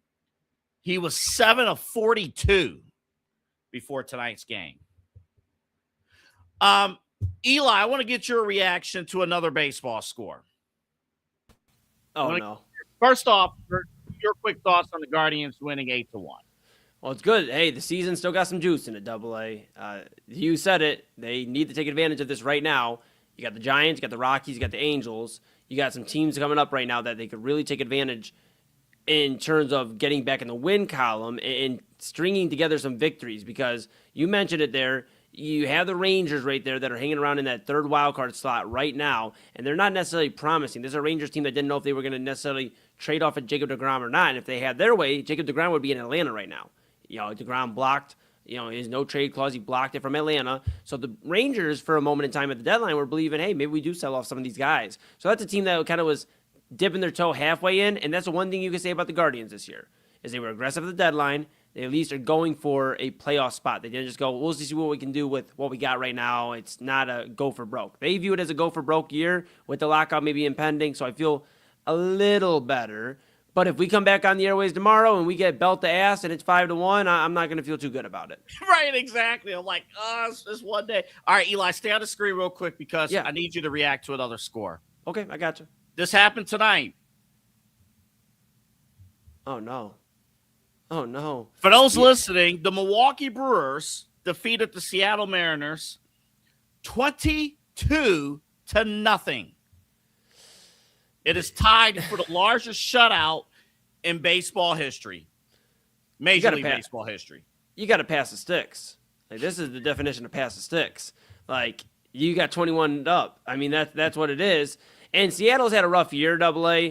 Just kind of giving a little analysis for those that maybe haven't been following the Mariners. Cal Raleigh, and I give credit to Chad Bryan. I always joke, the better half of Inside Edge Primetime, of course, and everybody's favorite host of the show. But, of course, he has a ton of baseball knowledge, and we discussed about the Mariners. I told you, Eli, do not read those surveys that we received. Don't I know. I try not to, but Chaz is doing such a great job. But he brought up about Cal Raleigh at the beginning of the year. We actually made some bold predictions. His bold prediction was Cal Raleigh will have a regression to the means. Like he will regress to the means, and he's been pretty bad this year, AA. I mean, he has not been a power bat. He's not even been batting for average kind of guy. It's been really disappointing. He said it himself. It's been a disappointing year, and it's been a bit disappointing year for the Mariners. You think of Josh Naylor getting into all this BS, here in Cleveland with the stuff going on, during the game here and everywhere else, and then the stuff's, kind of stemming off the field for Josh Naylor, stuff coming out about his character. It just hasn't been a strong year for the Mariners, who, keep in mind, also have moved off of some key pieces on this pitching rotation. So Seattle is in a weird spot. I think they're pretty much toast when it comes to any playoff hopes, and this might have been like the true morale killer or unaliver. Like this is a Brewers team that, yes, we brought it up. They can't necessarily beat the Dodgers to this point. We haven't seen it, but they have Jacob Mizorowski. They have a true ace now in Milwaukee, a guy that can go out there and give you maybe 2 starts and a quick turnaround in a 5-game series against LA. So I'm curious how that would look, but I don't know, man. I mean, good for the Brewers tonight. I just want to see, for me as a baseball fan, I want to see what the Brewers look like in postseason. The Brewers, the best example I can give, and one more reaction to this. Holy smokes, they got their ass whooped today, Seattle. Yeah, they did. But Milwaukee. It was real quick. It was, let's see where it broke. It was 9-0 to 6. Yeah. And then I'm trying to see the big inning. Oh, Milwaukee had 9 runs in the 8th inning. Yeah, I mean, they doubled their production. That's crazy, man. I mean, and for Milwaukee, I think the best comparison I can give, and I'm going to hand it back to you and disappear into the behind the scenes. I have another question about Milwaukee after this stuff for you. Okay. Go ahead, though. All right, I'll stay a little bit longer. For Milwaukee, I believe they're like the Washington Capitals. The Capitals, and I kind of mentioned about this, I think, a few weeks ago on Main Event even. The Capitals were winning the President's Cup. They were the best regular season team year in and year out for a good stretch. And they were always in contention of that with Alexander Ovechkin and those guys there, obviously, just TJ Oshie. Those guys, they were very good players, but they could never get over the hump till they finally did. And it was when, ironically enough, they didn't have one of their best regular seasons. So I don't know if that's going to need to be the case for the Brewers. I'm not saying play worse baseball in the regular season, but you wonder in a baseball world where baseball is a marathon, it's 162 games, and then you could play another 10, 15 games in the postseason. I wonder if the Brewers just run out of gas, and I'm hoping that's not the case. Obviously, we're not necessarily rooting against the Dodgers, but we're not rooting for the Dodgers. So I'd like to see if the Brewers could maybe, with an ace in Mizorowski, Yelich obviously still there rocking and rolling. They have a bunch of young stars in Milwaukee. I wonder if this is kind of that momentum builder going into the last month where they're like, this is what we're capable of, and this is what we can provide offensively. And it does make me feel good in terms of if I'm watching for a National League team to beat the Dodgers, this could be a team that could do it because of how sound they are offensively right now. Okay, so I have one quick Milwaukee question for you, a Brewers question for you. Okay. I've been holding on to this for about 3 weeks. Holy smokes, okay. I'm at the gym 3 weeks ago. Yeah. And PTI is on, it's on. Yeah. And I see on the rundown, like the second story, The Miz is on fire. And yeah. I'm thinking, I'm like, The Miz hasn't been on television in like 6 months. What do you mean he's on fire? What is he doing? Right. And I was curious. So like, okay, all right, I'm going to stay on this machine a little bit longer. Let me see what they're talking about, The Miz. And they bring him up. They're talking about this kid from Milwaukee. So my question, who is the real Miz? It's Mike the Miz Mizanin. Let's be very clear. As Clevelanders, and I know people are going to, he's from Parma. Okay, I get it. But if you go outside and you go to Florida or something, you're not going to be like, I'm from Parma. You're going to say, I'm from Cleveland. Let's just be real. So he is as close to Cleveland as you can be. His family has multiple establishments in the city. So we're going to rep with, at least I'm going to rep with our Cleveland guy, which is the Miz, Mike Mizanin, who, Normandy alum and a guy that made his way to the WWE. Not to say that Jacob Mizorowski's not incredible, but that name's already been taken, man. That would be like somebody coming in. I'm trying to think, it'd be like, okay, we have LeBron James, the king. Mm-hmm. And it'd be like if Victor Wembanyama came in 20 years later, basically, and said, I'm the king. I'm Victor the King Wembanyama. You can't do that. I know that it's the same sport. I get it, but you just can't do that. And the one thing about Mizorowski on a serious note, too, AA, I'm curious what his long-term looks like for the Brewers. We talk all the time about the ending of control pitchers for the most part. Mizorowski is literally the definition of blow it by you. 105 miles per hour. I'm wondering where his velocity looks like. We've done some research on Primetime earlier this year about Paul Skeens and his velocity going down. You wonder about that. But to bring it back to your original question, there ain't no doubt in my mind. It's Mike the Miz Mizanin, and then it's Jacob Mizorowski. Maybe you can call him the Rowski. I don't know. When I tell you, when they brought up his name on PTI and I figured out they were not talking about the wrestler, I was so disappointed. Even though that day, I think he had like one of his career performances for Milwaukee. Yeah, and you know what? They actually, I don't know if you caught this, but on Pat McAfee show. I did watch this. Okay, yes. Yeah, they've ran into each other, so they've had somewhat of a battle. And if Miz needs some people to defend him, he can come here on the Inside Edge Network if the Miz is listening. The real Miz, Mike the Miz Mizanin, and we love to talk with him and help him make his case of why he's put in over 20 years in the WWE and has been the Miz. It wasn't like he went through a rebrand. In real world, yes, in the real world, in rules, all those reality shows. Yes. He did all that. Yes. Well, you know what we're calling the guy from Milwaukee now? Jacob. Did you see Jacob on the mound today? You know what? Even if he wins the World Series, he's still Jacob. That's okay. You'll be the best Jacob, one of the best Jacobs, period. But on this network, and at least in these time slots, when we say Miz, there's only one person we're talking about, and he does not play for the Milwaukee Brewers. And you know what, AA? I'd say, and I think the real Miz would agree, that's awesome. When we come back, that was some fun baseball talk. I do want to pin for either later this week or next week. Would you feel better about the health of baseball if two small market teams made the World Series? So instead of Yankees Dodgers, what if in the World Series it was the Milwaukee Brewers and Tampa Bay Rays? Or let's just be selfish, Milwaukee versus Cleveland. We'll take that too. Would you feel better about the health of baseball? We'll pin that for either tomorrow or Thursday. Up next, Browns camp continues. My question, I have a two-pronged question here. Shedeur Sanders, do you feel like he's getting a fair stake in earning the starting job for the Cleveland Browns or no? But we'll leave when we come back. Do you trust Todd Monken?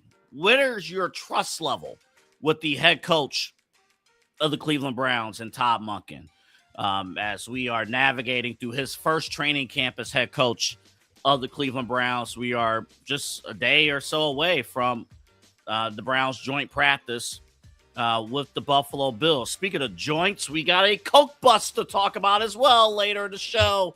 We're going to use a report from ABC News. That's right, folks. We're going to talk news. We're going to talk cocaine when we come back after the break. Looking for an iconic Cleveland music venue that features premier entertainment, spirits, and food? Well, look no further than the Brothers Lounge. They offer a variety of live entertainment acts weekly, along with a diverse selection of beer, wine, and fine spirits, not to mention Chef Wynn's food menu, which has been crafted with traditional American fare with a modern twist. So come on out and enjoy the warm hospitality and make some new friends right here in your backyard. For more information, head over to brotherslounge.com and check them out for yourself at 11609 Detroit Road. That's right near the border of Cleveland and Lakewood. The Brothers Lounge, proud sponsor of the Inside Edge Network, Cleveland's digital leader. Key On Sports is the leader in Ohio high school athletic coverage in written, print, and video streaming. From the latest news and results and written content to the high school football game of the week every Friday, Key On Sports has you covered. The vision of 15-time published author Vince McKee has become the most trusted site in Ohio high school athletic news. From podcasts to player profiles, Key On Sports is your one-stop for all of it. Visit them today at keyonsports.com or on YouTube at Key On Sports. Check out their socials on Twitter and Facebook as well. Please support the new Inside Edge Network by liking, subscribing, and following us on your favorite social media platforms. It's at Inside Edge Net across Facebook, TikTok, YouTube, X, and IG. And don't forget to download our new app over on Roku. And as always, thank you for supporting your favorite shows on the Inside Edge Network, Cleveland's digital leader for news, talk, sports, entertainment, and mental health. Fanatics isn't just our name, it's who we are. Loyal, passionate fans, dedicated to our favorite teams and to the sports we love. That's why we're honored to be able to offer fans the world's largest collection of official sports apparel and sports jerseys from all leagues, teams, and players you love. We feature a wide selection of gear from every league, including the NFL, MLB, NBA, NHL, and NCAA merchandise, which allows us to serve fans of football, baseball, hockey, basketball, lacrosse, soccer, golf, and everything else that gets your heart pumping. Go to InsideEdgeNetwork.com under our Partners section to find our link to check out all of what Fanatics has to offer. Fanatics, a proud sponsor of the Inside Edge Network, Cleveland's digital leader. Clean energy, bold flavors, no jitters. See why people won't shut up about Dubby. Whether you're starting your workday or getting ready to exercise, Dubby Energy helps you lock in and focus.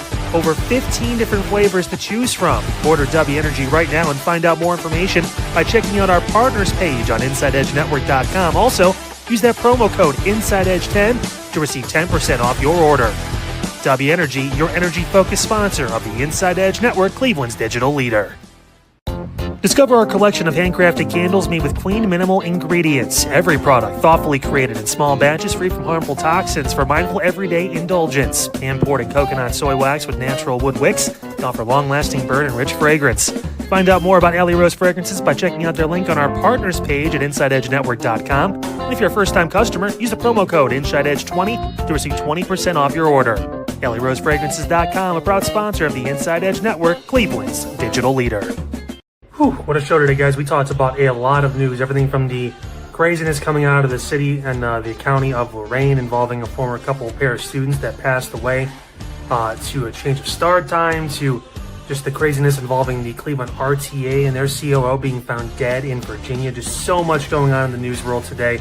If you missed the show, make sure you check it back out when the stream is over this evening, or of course, as you get moving through the day on your Wednesday. Tomorrow, a big show. Wednesday, a huge show. That's right. House Bill 615. We'll talk about what that could mean.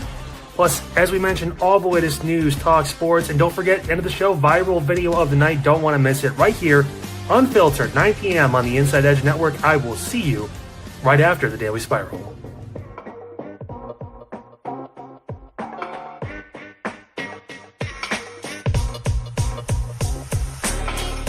This is Midnight Run on the Inside Edge Network.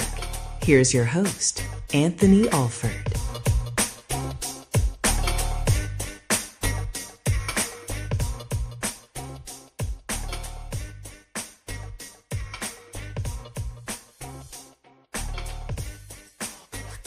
You know, I don't know if we live up to the billing night in and night out of unhinged sports talk.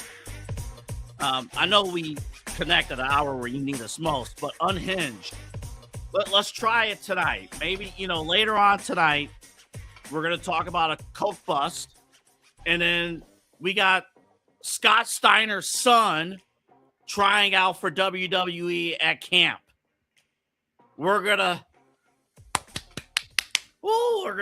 give it a shot. We're gonna give Unhinged a run for its money here tonight, folks.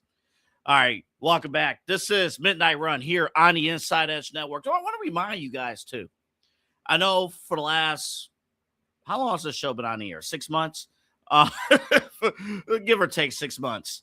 For the last 6 months, we've come on the air at midnight. We've come on the air. Just want to again remind everyone.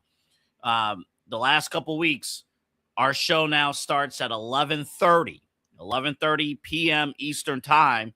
It's now 90 minutes. So 90 minutes of unhinged sports talk as we gear into football season. We got a ton of other things to get to.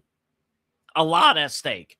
And again, we're on at 11:30. So if you've been flipping on at midnight and you're like, wait a minute, did I miss something? Yes. Like Ice Cube. Yes, you did. Missed the previous 4 hours of our stream. It's fantastic. It's been great. Record viewership yesterday. I want to thank everybody for tuning in and, grassroots. We keep that going here on the Inside Edge Network. Mina Kimes was on ESPN. I said that like it was a special. She works there. She had this to say about the Cleveland Browns in the current quarterback situation. I felt like with Sean Watson, the operation looked cleaner, not willing to push the ball down the field. With Sure, he was willing to push it all out on the field early on. The operation was flawed. And the net result is I don't really think you're going to get, a top-end average quarterback play from either over the course of the season. But I will say this. These young Browns skill players are fun. They are ahead of schedule in the rebuild of everything around the quarterback. Obviously, Judkins and Fannin were excellent last season. Casey Concepcion was my number one takeaway from this game. So much juice with the ball in his hands. Yeah. By the way, speaking of the hands, made a tough catch. Contact balance reminded me of Jalen Waddle, who I compared him to in the pre-draft process. This has the opportunity to be a really talented young core. They really are a quarterback away. I feel that way. So and that's courtesy of the mothership ESPN, Mina Kimes. And I know Browns fans, we've been a quarterback away since 1989. I understand. I get it. Listen, though, in this case, they might be legitimately a quarterback away. But I got a couple questions for you. Let's start with Todd Monken. Do you trust Todd Monken right now? We've talked about how Todd Monken has handled this quarterback competition since it started, and I've mentioned several times coming into camp, he was hired primarily because he presented a plan for Deshaun Watson. Now, that does not solely mean that he is here to be the head coach solely for Deshaun Watson. That's not true, and that's not it. It's clear that when you listen to Todd Monken talk, when you listen to him explain, and I like the fact, and I'll say this real quick, when you listen to Todd Monken talk, it's clear that he has respect for Deshaun Watson and Shedeur Sanders' ability. Just because Shedeur Sanders, just because his camp is not going at the highest of high levels that we would like it to be, Shedeur's not having a terrible camp. Like, there's respect there. And Todd Monken has expressed that. Right now, my answer to this question, do you trust Todd Monken right now? At this moment, yes. I can't say absolutely because the last 3,000 coaches we've had here have not all worked out. So, it's the Cleveland Browns. Take everything with a grain of salt. But I like the fact that in a way, I call Todd Monken the ultimate Cleveland politician. And I actually mean that in a good way. Todd Monken is in a tough space right now where I think he has to navigate certain evils while he's trying to do the number one thing, which is put out a winning product and coach up a winning product. I think if Todd Monken had his way, after if media wasn't involved and, day-to-day QB trackers were not involved and things like that, I do think perhaps he and the offensive coaching staff, they would have handed the keys to Deshaun Watson at this point, perhaps. But he's navigating a creative quarterback competition where, all right, I'm going to say, hey, both quarterbacks are going to have equal opportunity, equal chance, things like that. Even though what we pointed out yesterday, yeah, you could, sure, on the surface level, that's true, except Deshaun Watson is getting first team reps on a day where you're in full pads. Deshaun Watson is leading first team reps at the joint practices, even though Tom Monken did lay out on his coach's show on 92.3 The Fan here locally, and the Browns radio network locally, that there is an equal plan for Deshaun, Shador, a little bit for Dylan, and he laid out also the rest of the offense too. The one thing I respect more than anything else, though, I know he had the one incident about, he said one thing to the media about, Shador taking the reps a couple Saturdays ago and then ended up being Deshaun. I do like that he is way more open to us. He is letting us in on plans than way more than Kevin Stefanski, right? Like way more. Like bringing in Tom Monken he's a polar opposite of Kevin Stefanski. With Tom Monken, at least, I like the fact that at least we can follow along his plan. We know his plan.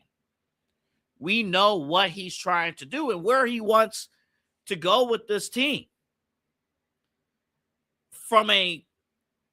We can criticize, and I could criticize Deshaun Watson because I still see major red flags. But I do appreciate the fact, if Tom Monken's number one priority out of this camp is to build up Deshaun Watson's confidence, he's kind of doing just that. With that conservative game plan from last week, having Watson, drawing up plays where he is completing high percentage passes, screens, things like that.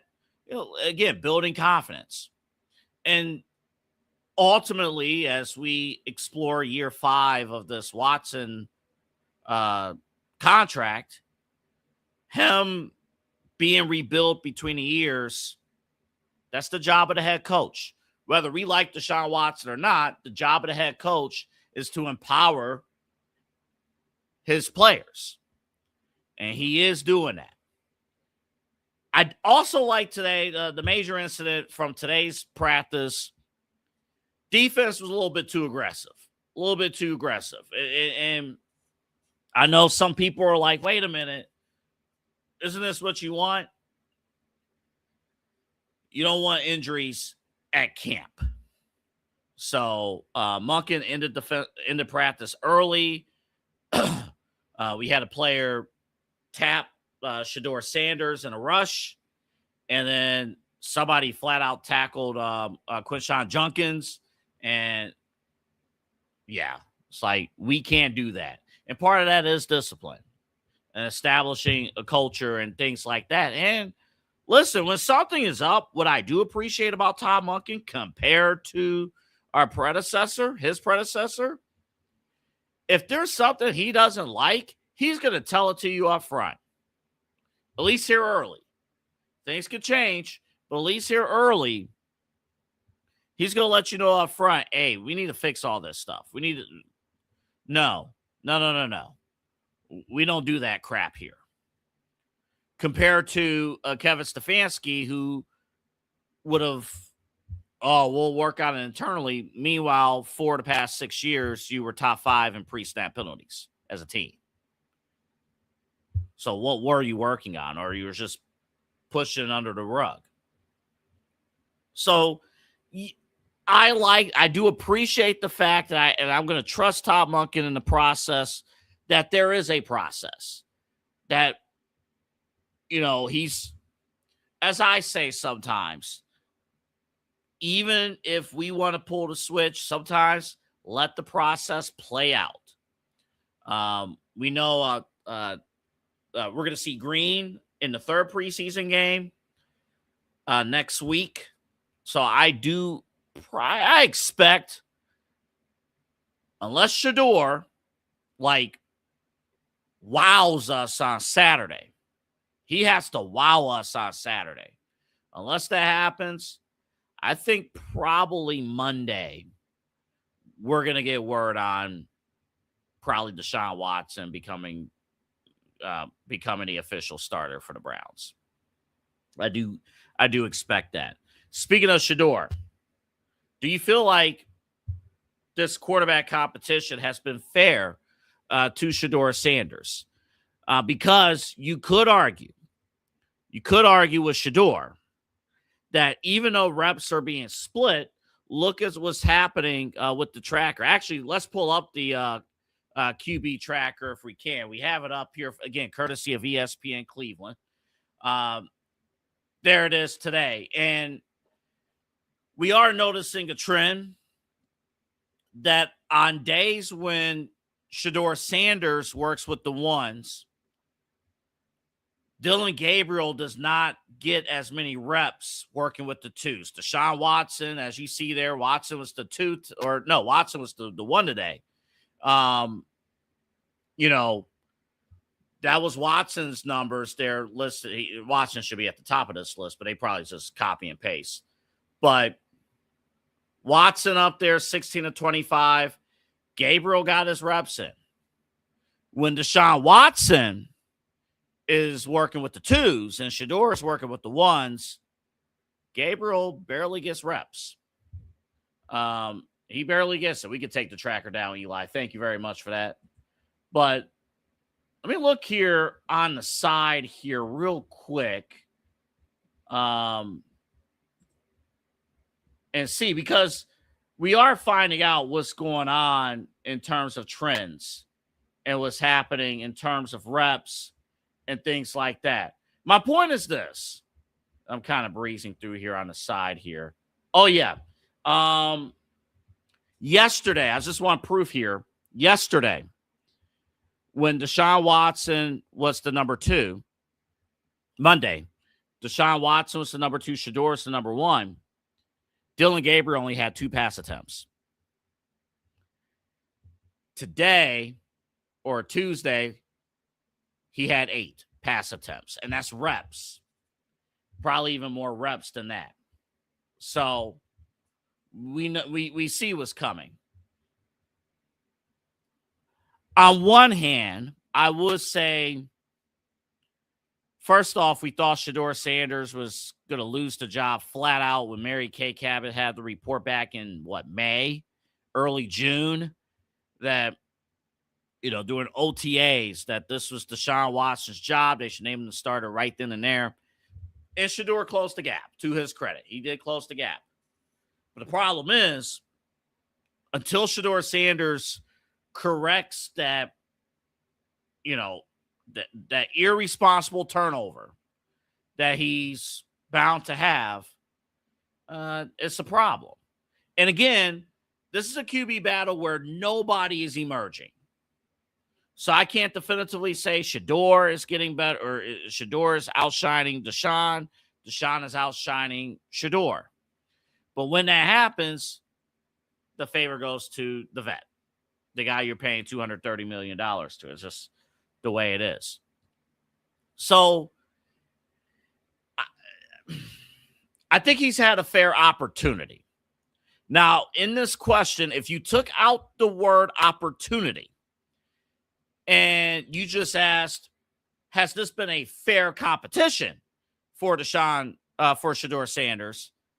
I think that answer is no, because I think the way that they're structuring the practices, again, the practice plan this week, Shedeur is not in position to truly win the job. Even Saturday coming up, the way things are laid out with joint practices, if Cleveland and Buffalo, if they both beat each other up on Thursday and Friday, you're not going to see that many ones on Saturday. So Shedeur Sanders, with a offensive line that doesn't have that much depth, Shedeur Sanders is not going to have the same toys, I guess, to utilize. But that's what happens when you're the backup. You have to realize these things and overcome. But it's clear and obvious. And this is the beauty of sports. This is the beauty of all of it. You're going to have joint practice on Thursday and Friday. Shedeur has one thing to his advantage. He still has the home crowd on Saturday. If Shedeur Sanders, I'm laying it out for you right now. Here's what Shedeur Sanders needs to do on Saturday. He's in front of the home crowd. Shedeur Sanders needs to lead an efficient drive down the field. I don't think Shedeur Sanders is going to have that same conservative game plan that Watson had.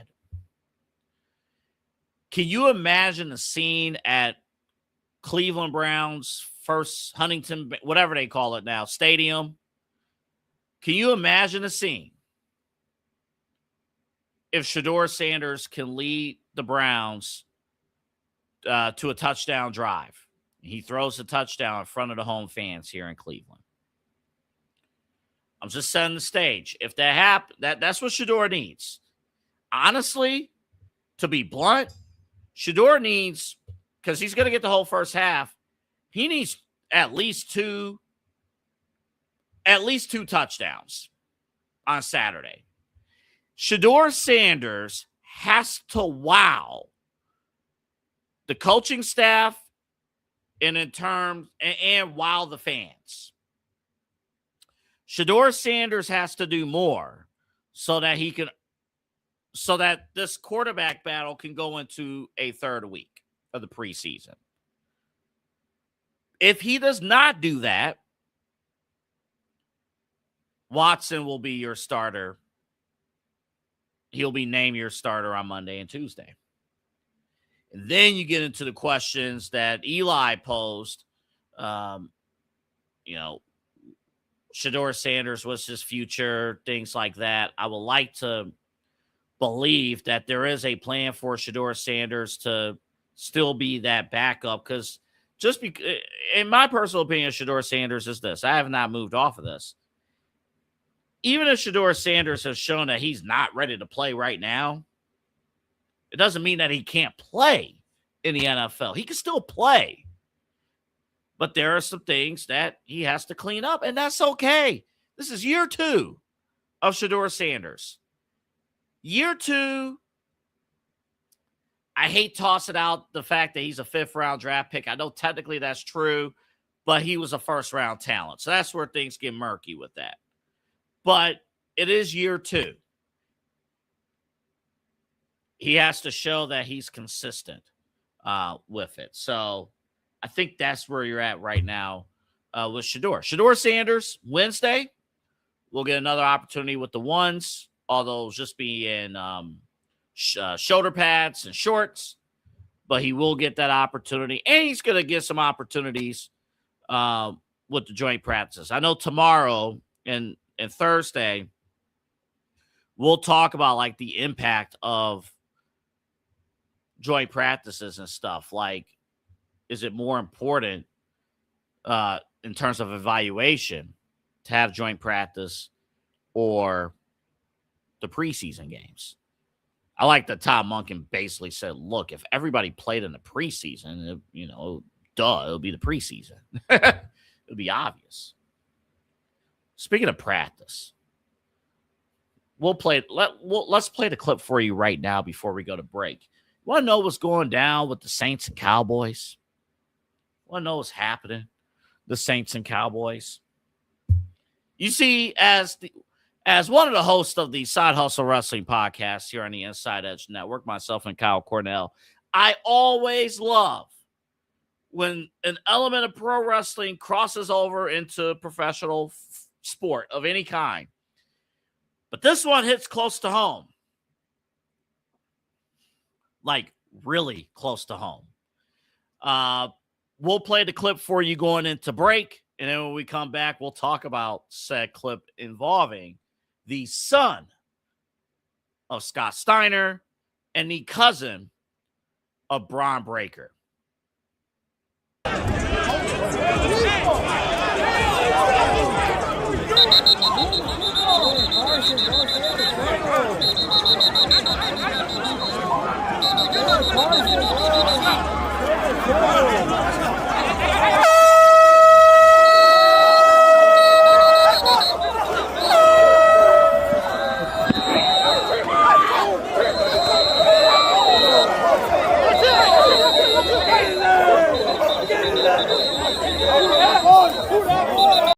Dine, drink, and dance at the premier spot in town. It's time to check out all of what our friends over at the Brothers Lounge have to offer. Everything from weekly live entertainment, a wide variety of different beers, wines, and spirits, and an expertly crafted American fare menu with a twist courtesy of Chef Wynn that'll make your mouth water. So, what are you waiting for? Head over to the Brothers Lounge at 11609 Detroit Road or check out their website, brotherslounge.com, to learn more about what you've been missing out on. Brothers Lounge, proud sponsor of the Inside Edge Network, Cleveland's digital leader. Whether searching for a baseball autograph by your favorite World Series slugger, a signed football by an iconic Hall of Famer, or the jersey of a world-famous soccer star, you've come to the right place. Here at sportsmemorabilia.com, the web's leading source for authentic sports memorabilia, you'll find more than 500,000 authentic products from nearly every professional sports league, team, and players. Not only will you find your next prized sports possession with ease, thanks to superb customer service and tremendous site experience, you'll have satisfaction and peace of mind that every product listed comes complete with a certificate of authenticity and is fully backed by the sportsmemorabilia.com lifetime authenticity guarantee. Check out sportsmemorabilia.com by heading over to the partners page on our website, InsideEdgeNetwork.com. Sportsmemorabilia.com, a proud sponsor of the Inside Edge Network, Cleveland's digital leader.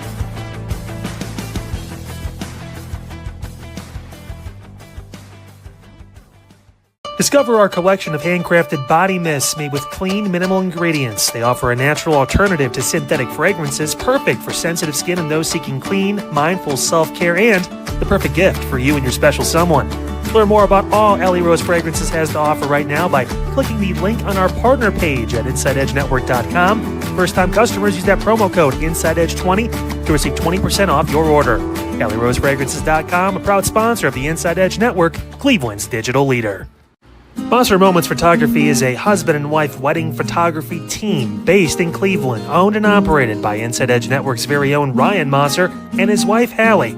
For the past 10 years, they've captured more than 100 weddings across Northeast Ohio and beyond, always working together as a true two-person team. Their style centers on authentic, emotional storytelling, documenting the real moments between two people in love and creating images that feel natural, comfortable, and true to the couple. Rooted in Northeast Ohio, but inspired by their travels, Ryan and Hallie bring a warm, personal approach to every wedding day.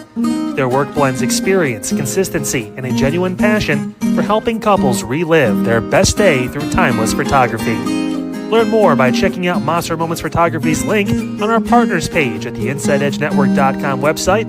Monster Moments Photography, a proud sponsor of the Inside Edge Network, Cleveland's digital leader. Find us on InsideEdgeNetwork.com for the latest information on your favorite shows, personalities, and network partners. Plus, we have a merch shop. That's right, we have network polos, t-shirts, champion jackets, hats, and bottles. Rep the network. Every purchase supports independent sports and entertainment media. Thank you for your support from all of us here at the Inside Edge Network, Cleveland's digital leader for news, talk, sports, entertainment, and mental health.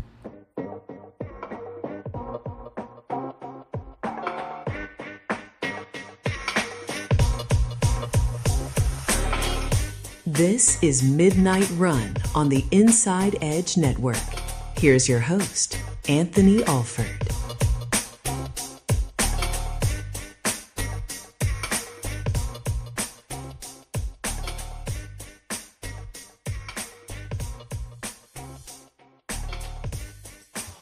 All right, we got so much more to do here on Midnight Run as we take you to the top of the hour. Coming up in just a little bit, Tom Brady says we need quarterbacks to play in the preseason. Well, we have the list of QB1s across the NFL that did not play a single snap, take a single snap in a preseason game. We'll share with you coming up in a few moments. We'll see how they did. A lot of big names on that particular list in 2025, but Tom Brady's like, oh, I'm Mr. Football. Shoot, he is. You need to play. He did. So we did have that. We got that coming up. Also, Penn State, cocaine. Why does Penn State always get into this kind of stuff?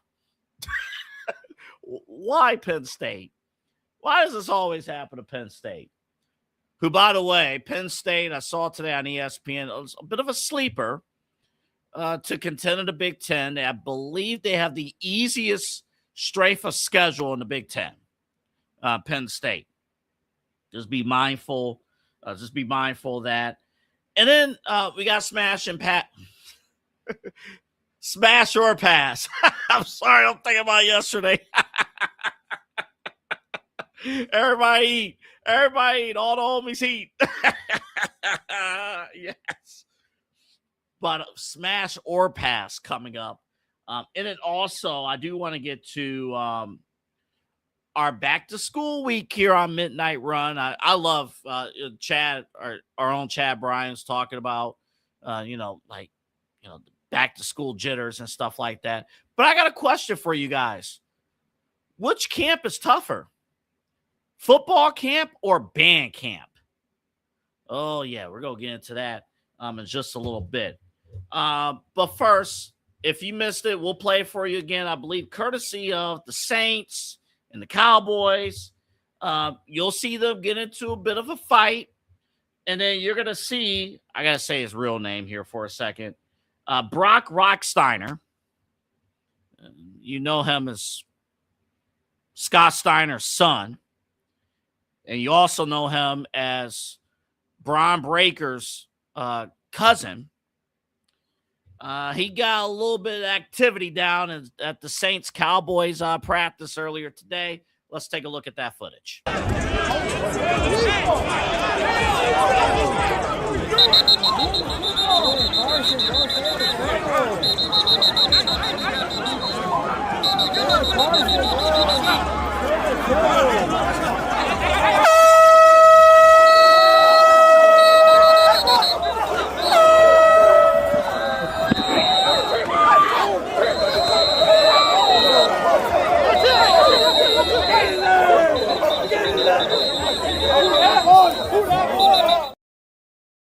Real quick, I want to give credit to the person who shot that video, Nick Underhill. He's the founder, reporter, and host of New Orleans.football at NOF Network. So Nick Underhill with that video there. He did his job. First off, folks, he did his job. When you're recording a fight, I don't need no commentary from you. I don't need the camera shaking like, oh, I don't know what's going on. I don't need all that. Get the action. Shut the hell up. That's all I need, okay? I saw a video Eli. I saw a video the other day. There was a fight at a gas station. Oh man, this is bad stuff.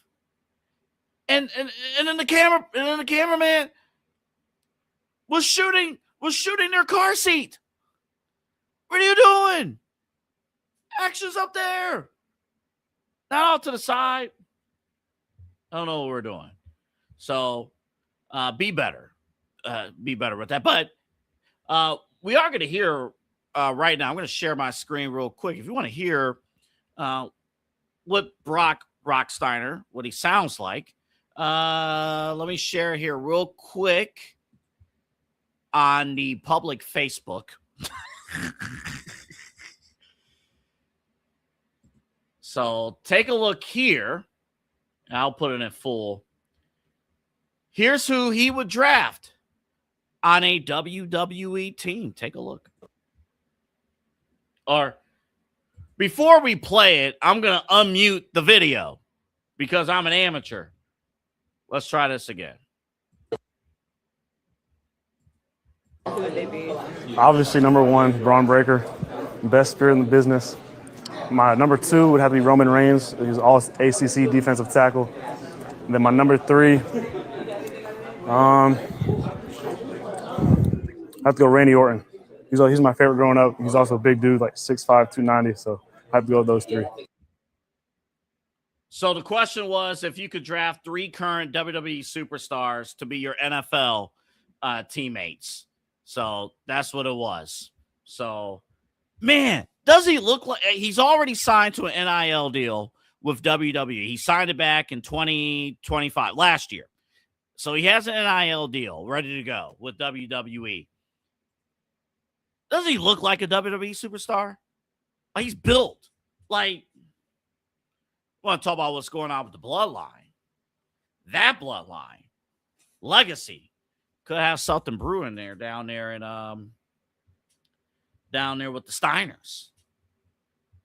Now, what's going to happen if you have to? They're going to make him rename himself because that's WWE. That's what they do.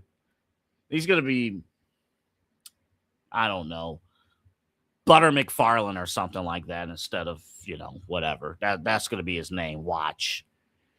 And if it is Butter McFarlane, I'm copywriting that. That's my idea. Don't steal that from me.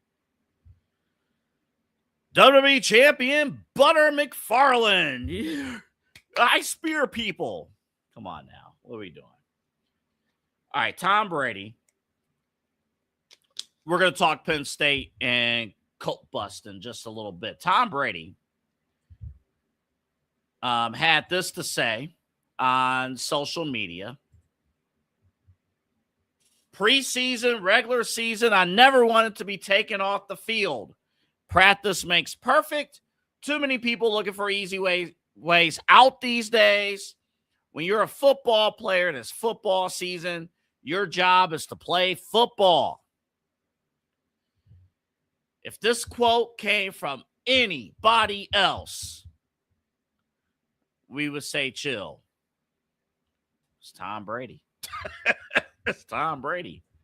7 Super Bowl championship wins, 10 Super Bowl appearances overall. Obviously a goat. You're a goat, like goat. I don't know if he attended the Hall of Fame ceremony this year, but last year, it was either last year or 2 years ago. Everybody else is getting inducted. You have the class, and you have Hall of Famers, those in gold jackets, surrounding Tom Brady. You want to talk about like epic proportions. That's it right there, folks. That is it. But I want to show you guys. So taking that into account, why are you playing in the preseason and things like that? So here are the quarterbacks. These are QB1s.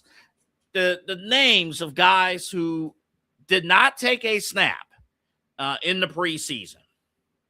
And those are pretty big names. Jalen Hurts, Lamar Jackson, Aaron Rodgers, Josh Allen, Jared Goff, Dak Prescott, Baker Mayfield, Michael Penix Jr., and Matthew Stafford. Now, remember, all of this whole, protect quarterbacks at all costs, it started with Sean McVay years ago. It was amplified because we have gone from 4 preseason games to 3. And it's a little bit more tricky these days to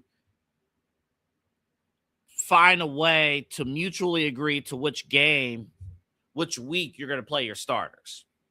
Even this week here in Cleveland with the Browns and Bills, you're going to have your joint practice Thursday and Friday, and then the game on Saturday. You're going to get more work in Thursday and Friday than you would on Saturday. But let's look at these quarterbacks and see.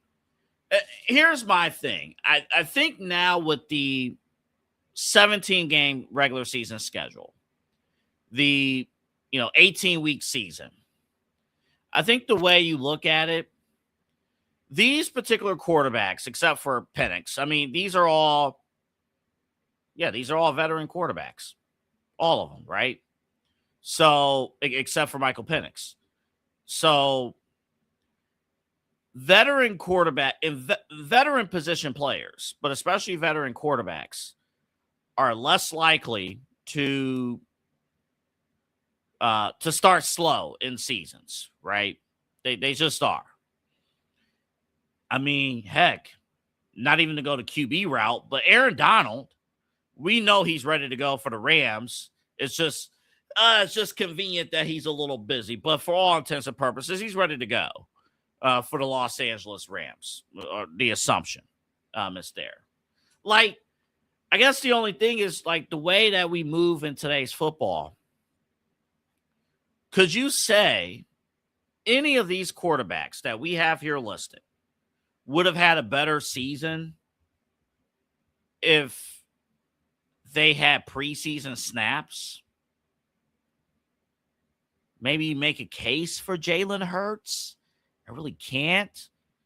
By the way, the Jalen Hurts stuff is weird right now with Jalen Hurts versus the Philadelphia Eagles social media team is one of the weirdest stories in all of preseason.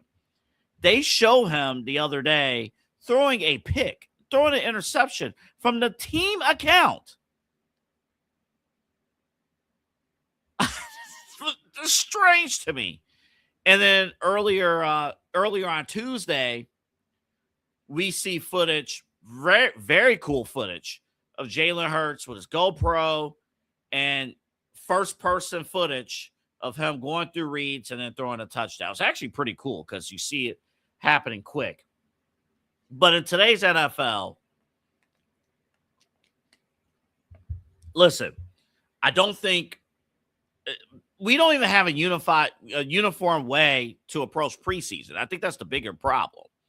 Like, when it was 4 weeks, you knew week 1, most of your ones were not going to play in the preseason, or if they did play in the preseason, I think in week 1, typically you dressed and you played the first series, and then that's it. Week 2, your starters played either most of the first half or all of the first half, and that was it. And in the third preseason game, your starters played 3 quarters. And in the fourth preseason game, none of the starters really played unless you were lacking depth with the offensive line, want to get a little extra work in, things like that. That's how it used to be. I don't think the coaching staffs across football has truly been able to, in uniform, navigate how to approach these preseason games. And you got to remember, I remember a family gathering, or not remember, but, you know, this was talked about over the weekend. NFL used to have 5 preseason games. I remember talking with Greg Brenda once, and he shared with me the NFL used to have 6 preseason games. 6 What the hell? But the way it was back then, it did make sense. I know it seems crazy to us now. It seems crazy to anybody probably under the age of 50 that there used to be 6 preseason games. But I think we have to remember that back then, professional football players did not train year-round. In the winter, spring, and summer, they were working at your local grocery store. They were pumping gas for you. They were your mechanic. They were doing things around the community. They weren't in football athletic shape. So you needed camp plus those 6 weeks to have your football players back in shape. And then back then, the regular season was only, 13, 14 regular season games? The playoffs started. This is crazy. The playoffs started way back when, around Christmas. And then the Super Bowl was in mid-January. Now the Super Bowl's on Valentine's Day. Absolutely nuts. Absolutely nuts. All right, one final break. When we come back, we got to talk about this unreal story out of Penn State. What is in the water at Penn State? We're going to get to that coming up. I can't believe it. I really cannot believe it. Also, our back-to-school week continues. I'll bring Eli in on this one. Football camp or panty camp? Which one? Don't write that question off. I don't want people who like sports, obviously, are tuning in like, the hell are you talking about, Double A? Of course, football. Don't write it off. If you've ever participated in a band camp, you'll show respect to this question. Coming up. And also smash your pass. One final segment. We take you to the top of the hour. This is Midnight Run. My name is Double A Anthony Alford. Glad to have you with us. This broadcast, all of our shows brought to you by the Brothers Lounge.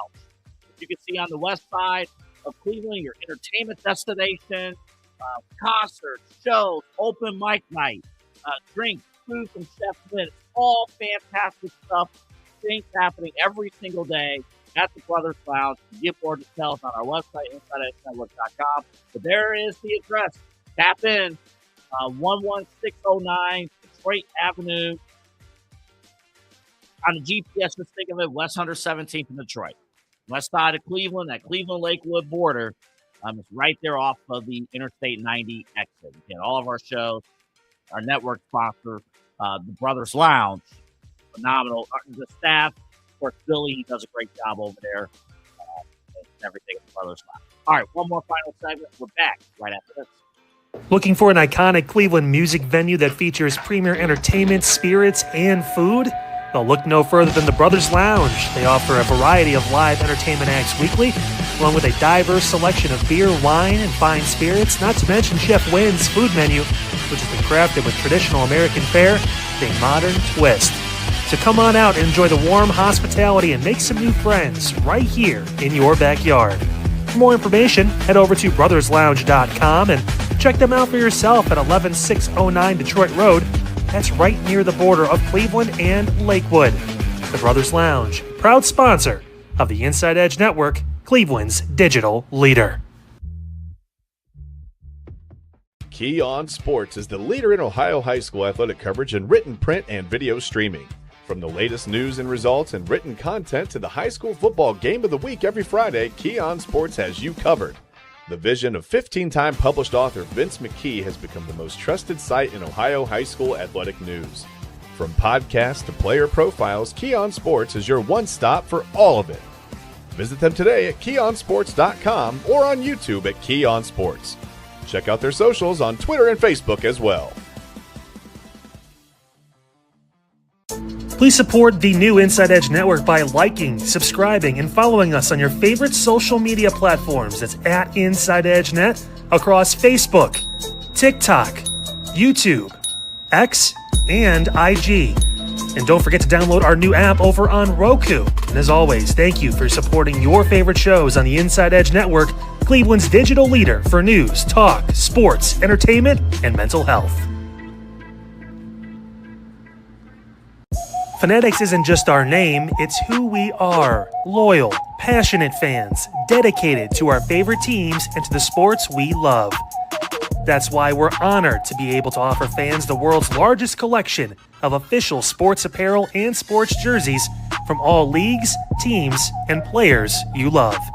We feature a wide selection of gear from every league, including the NFL, MLB, NBA, NHL, and NCAA merchandise, which allows us to serve fans of football, baseball, hockey, basketball, lacrosse, soccer, golf, and everything else that gets your heart pumping.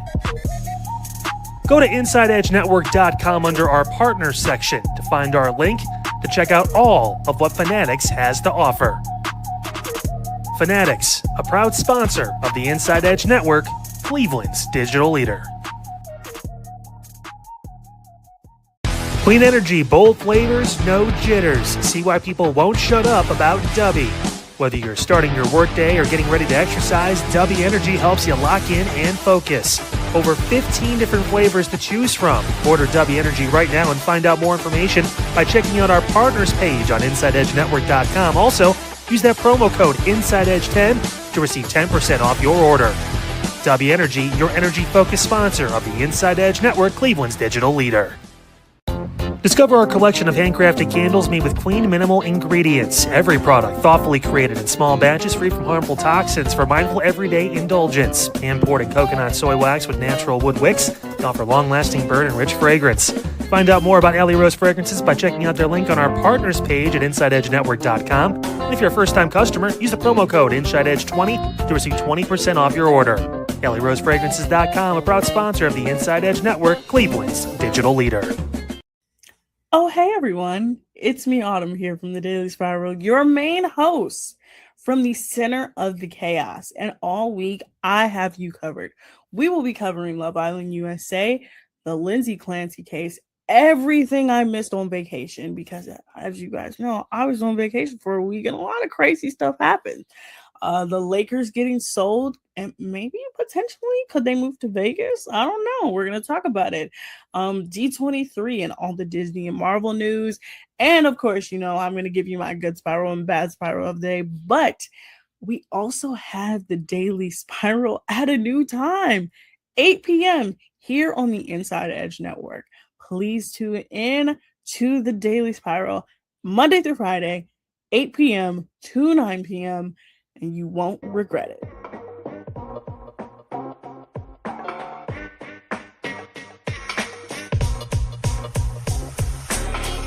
This is Midnight Run on the Inside Edge Network.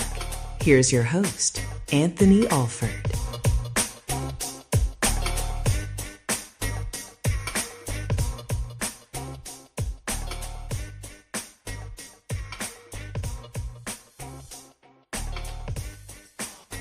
All right, all week long here on Midnight Run, we're celebrating back to school. But before we get to our technical back to school element of the show, I guess this is included under the section of what not to do when you're attending classes, attending college. I can't believe I'm saying this for the first time ever here on Midnight Run. Penn State is in. They got it's a cult bus. It's craziness. We're going to run footage. David Muir of ABC News with the story. Authorities say two young men, a Penn State grad and a former Penn State student, were the leaders of a cocaine ring for students. Authorities say they traveled to Philadelphia and New York City to get their cocaine haul. Here's Matt Rivers tonight. Tonight, officials say you're looking at the faces of the two alleged ringleaders accused of running a major cocaine operation through multiple Penn State frat houses, allegedly making trips to New York City and Philadelphia to refill their supplies. Agostino Abatiello, a Penn State grad, turning himself in this morning. Police say he and former student Thomas Robinson brought in kilos of cocaine at a time in 2023 and 2024. There was nothing junior or childlike about this type of conduct. This was an upper-level trafficking organization for this region in Pennsylvania. Officials say Delta Upsilon and Sigma Chi frat houses, both off-campus, were used to package the drugs, part of what authorities called a hazing ritual. In fact, we found a pattern of events that showed cutting and bagging cocaine was, for some pledges, an indoctrination into the Delta Upsilon and Sigma Chi fraternities. 13 current and former students charged in total, 5 with felony counts of corrupt organizations and conspiracy, the rest with misdemeanors. A 14th person, Pittsburgh-based attorney Paul Robinson, also charged with interfering with the investigation. He's the father of the other alleged leader, Thomas Robinson. David, Penn State University saying in part that they are horrified by these accusations, adding, quote, criminal activity, including hazing, has no part at our institution. David? Matt Rivers tonight. Thank you, Matt. Matt Rivers with the story. Thank you. I know the story is completely effed up. It is. It's an effed up story. I've been waiting for like 7 months to use a story from a news channel on this show. We finally got it because it's beyond midnight. We talk about this. Here's This is obviously bad. It's crazy that weird stuff like this happens at Penn State. Although I think if you're Penn State, you would take this story over the actual, like, real tragedy of what happened all those years ago. But just be careful. That's really all it is.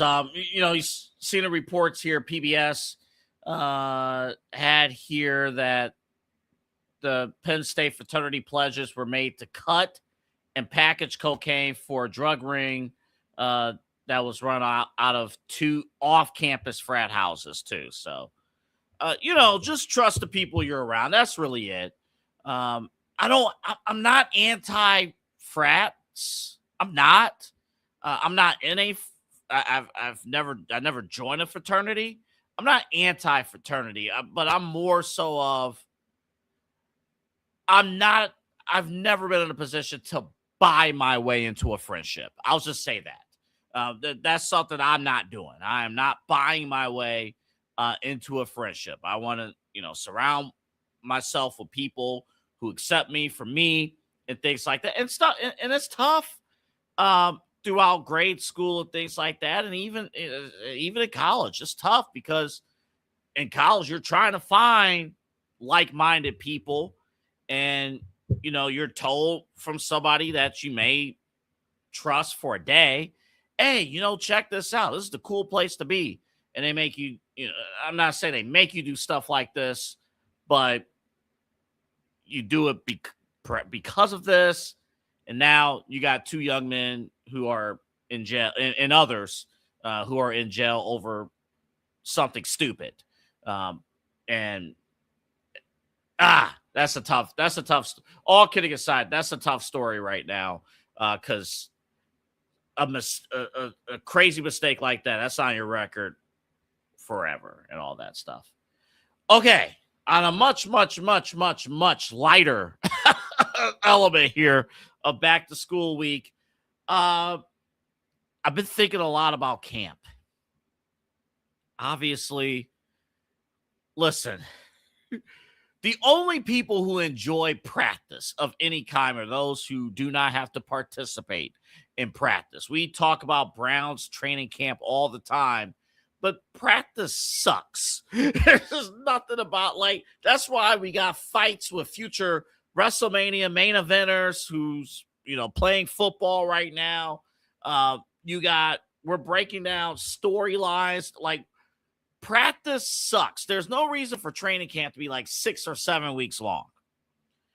But there's something different about high school camp. And obviously there's football camp. But every person who has ever participated in marching band, and I did for 1 year. My freshman year, we were allowed to do both football and marching band. When you're in marching band, you're putting in that 9 to 5 during camp. You're putting that in. And you are sweating your behind off. And here's the truth. And people don't realize this because you might just laugh it off and that's it. You got to get if you're in a true marching band, you got to truly get your steps. It's not just, folks, I don't know, this camera ain't going to illustrate it. It's not just a straight up, foot down and that's it. Knees up, down. Knees driving to the ground, your steps getting to your spots. With a big ass tuba on your shoulder. For some. People be acting like, oh, you ain't got nothing out there but the triangle. No. This ain't Christmas. This is hot summer, 90-something degrees. You're out there sweating bullets, melting, trying to memorize music. And that's the thing. I think, and let me bring in Eli for this because I think this is important here. I know with football, football, you got to be smart to play football. I'm talking any position on the field. Yeah. Smart to play football because you need to know plays, you know, position and technique and things like that. But in marching band, you got to know. Obviously, you got to know the music, but you got to know your spots. Mm-hmm. You got to know the movements, and you need to have the endurance to hold up for long periods of time. And there might be cases where you're going to have to run on the field with a huge instrument on your shoulders. Exactly. The strength you need for that AA. And, you think of running 100-yard sprints, but imagine that with a tuba. I mean, that's some tough stuff, man. And, you also have no in-ears. And for those that may not be familiar, in-ears are what a lot of mainstream concerts, mainstream artists at concerts wear, and even independent artists, here in Ohio and everywhere else, as we get into these larger venues, as you move along your music career, you get in-ears. So what happens is you get an in-ear, it plays music in your ear, you hear your backing track. So whatever you sent to the DJ, or if whatever, you hear that, so you have a cue. These band members aren't getting that. They're not having in-ears in their ear, like, oh, okay, I'm counting, and this is where I come in. No, like, they are the soundtrack. Like, they are creating that vibe, and they always do a different, I gotta be careful saying vibe, Otto might roast me tomorrow, but, they create that vibe, and also, the big thing to keep in mind, too, is they are handling a lot of different sheet music from different songs that they change up because, hey, this week we're doing, they do different themes in band. So they go, the marching band may do, this week it's the 80s, this week it's paying tribute to Nirvana, just different things like that. And then, of course, you have the marching band song, the fight song for the school. There's a bunch of different stuff you have going on there. And that's why I believe it could be tougher to do band camp, because you not only have to memorize your playbook, which is your sheet music, but you also have to go out there and endure heat just like the football camp. But you want to say, okay, well, pads and shells. Well, they're not always in pads and shells in football camp, but what they always are in marching band is their uniform typically. Now, there are days where they're in the shorts and shirts, but they have those dress days as well, and they're wearing, a heavy instrument. I played bass drum when I was in 8th grade, so I didn't do it in high school at all, but I did bass drum in 8th grade. And we just had to move it just a tad bit every now and then, and that was even like, holy smokes. Imagine moving up and down the field into double A's point. You think about this, Dubs. There's times where you get on the field a little late, but that doesn't mean you get more time. They still got to start the time when it's time for the second half, and those guys get back out there and start playing. And when it comes to the games, you have to run off the field. So all that endurance, all that strength, all that memorization comes in from the camp, whether it is football or band. I'm going to lean still towards football, and I'm a music guy. I'm going to lean towards football camp still being the tougher one, because the one thing they aren't doing is you're not lining up the tuba player against the bass drummer, and you're not having them do, Oklahoma drills. They aren't making that contact. So they are enduring a lot. In all respect, obviously, I love music. It's one of my careers, in booking for the city and out of state as well. And so I have a ton of respect for the marching band, for band. It's incredible. I've met a lot of people that are so talented in the music scene here in Cleveland and out of state that have played marching band or some instrument of some sort. So it's cool seeing that for marching band, all that. But they aren't running into each other. They're not smashing, pads against each other and going crazy. So I would say football camp gets the edge, but it's not like a blowout. It's not 22-0 Brewers over Mariners. It's definitely a lot closer than people would probably think. This question would be good for Ohio State, because obviously, if it's your day to dot the I, I'm sure you have as much butterflies and whatever as you could possibly imagine. Yeah. Leading up to it. Yeah. It's the build up. You have 100,000 people plus staring at you, waiting for you to break away. And not just break away, but the movements and stuff, and and the steps. And if you mess up, if you are not ready for it, the entire performance is toast. You don't get a redo. If you mess up the script Ohio and you don't dot the I, that's it. That's it. There are no redos. Yeah, and my final point on this, Double A, is you think about this. We talk about the drama, Todd Monken and the quarterback battle and all this drama surrounding the Cleveland Browns and other football teams, obviously, in the NFL and throughout college as well, right? You think about for band, you have all the drama you don't hear about that gets reported because the media is not necessarily interviewing the clarinet player and going, hey, talk to me about what's been going on with the team psyche here for the band. They don't find out about so and so's girlfriend left them and now they're down in the dumps, and so they're maybe playing a little more of a sad tune and they're off key a little bit. You know, you're not thinking about what happens if the guy that is literally leading the charge gets an injury and he's out for a few weeks. And now you're day to day, 2 to 4 weeks out. Now you got to persevere. And nobody thinks about that for band camp or bands in general, that the perseverance of if you lose a few people, whether they decide to drop off, it wasn't for them or whatever, right before the season.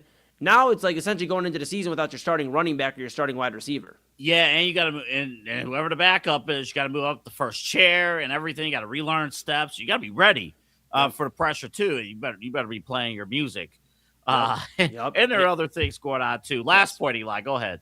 Oh no, I was gonna say, and you got to lead. You got to be a leader of men and women at that point. Like you're leading the charge. It's almost like the band and the football teams have similarities that a lot of people don't like to think about. Very much so. I do agree with that. If you got to do sprints, man, with tuba, my goodness. We should do that for InsideEdge Network. Absolutely not. All right, let's move on. Smash and Dude, you were like all the homies. I've been flawless except that part. Oh, dang. All the homies eat. That's the name of the segment. Smash or pass. I'm going to be honest. I watched the replay or listened to the replay of this show earlier today. Yeah. Yeah. That hot dog. I promise what we have today is a lot better than what you saw last night. Eli, do you have the clip? Yeah, I hope it's better than that. I mean, we can't go much further worse than Cheese Whiz hot dogs. All right, here we go.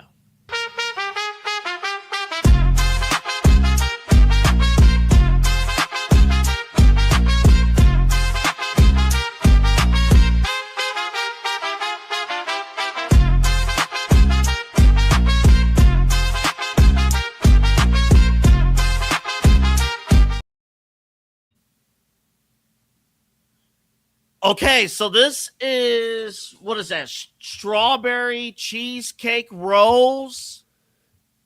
Ooh, with the cinnamon. Oh, my goodness.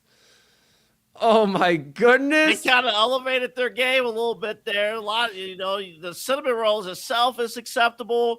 And then the strawberry, and then like you level up with the cinnamon and stuff and the tear apart. Imagine if that, instead of somebody else's hand, that was your hand tearing apart that cinnamon roll, that strawberry cheesecake cinnamon roll. That's a way better filling than what was happening yesterday. I'll tell you. My goodness. Double A. Oh, I'm so excited. I'm going to eat after the show. I know we're done here in just a few minutes. I'm going to eat after the show tonight because that is a smash to the thousandth degree. I mean, my goodness. That looked tasty. That looked phenomenal, man. That reminded me of when Papa Moon, who I think I've told you this before, is a cheesecake guy. He makes cheesecakes here at the house. That reminded me of one of Papa Moon's cheesecakes, how good that looked, man. We are back on the winning track, Double A. That's right. Man. You know what? We only had the shells on yesterday here on Midnight Run. Tonight we got the pads. We're in full pads. We're ready. We're going to smash this damn strawberry cheesecake cinnamon roll delightfulness. If you didn't, let's play it one more time. This is a definite smash. Let's play it one more time.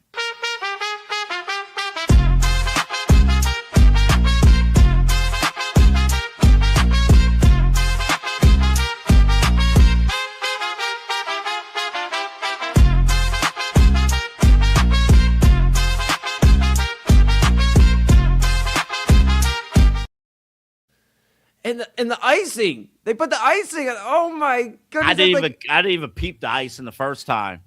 They put the icing and then they layered it with like the strawberry filling. Oh my goodness. You could have found this yesterday.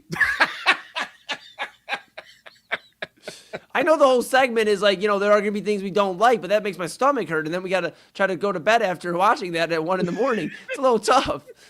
That is a smash, Double A. That's like a 95 Cleveland Indians, Guardians now. That's like their lineup. That was like what that is. You can put 9 of those in a on a plate, and they'll be gone in 30 minutes by me. I would smash all 9 of them.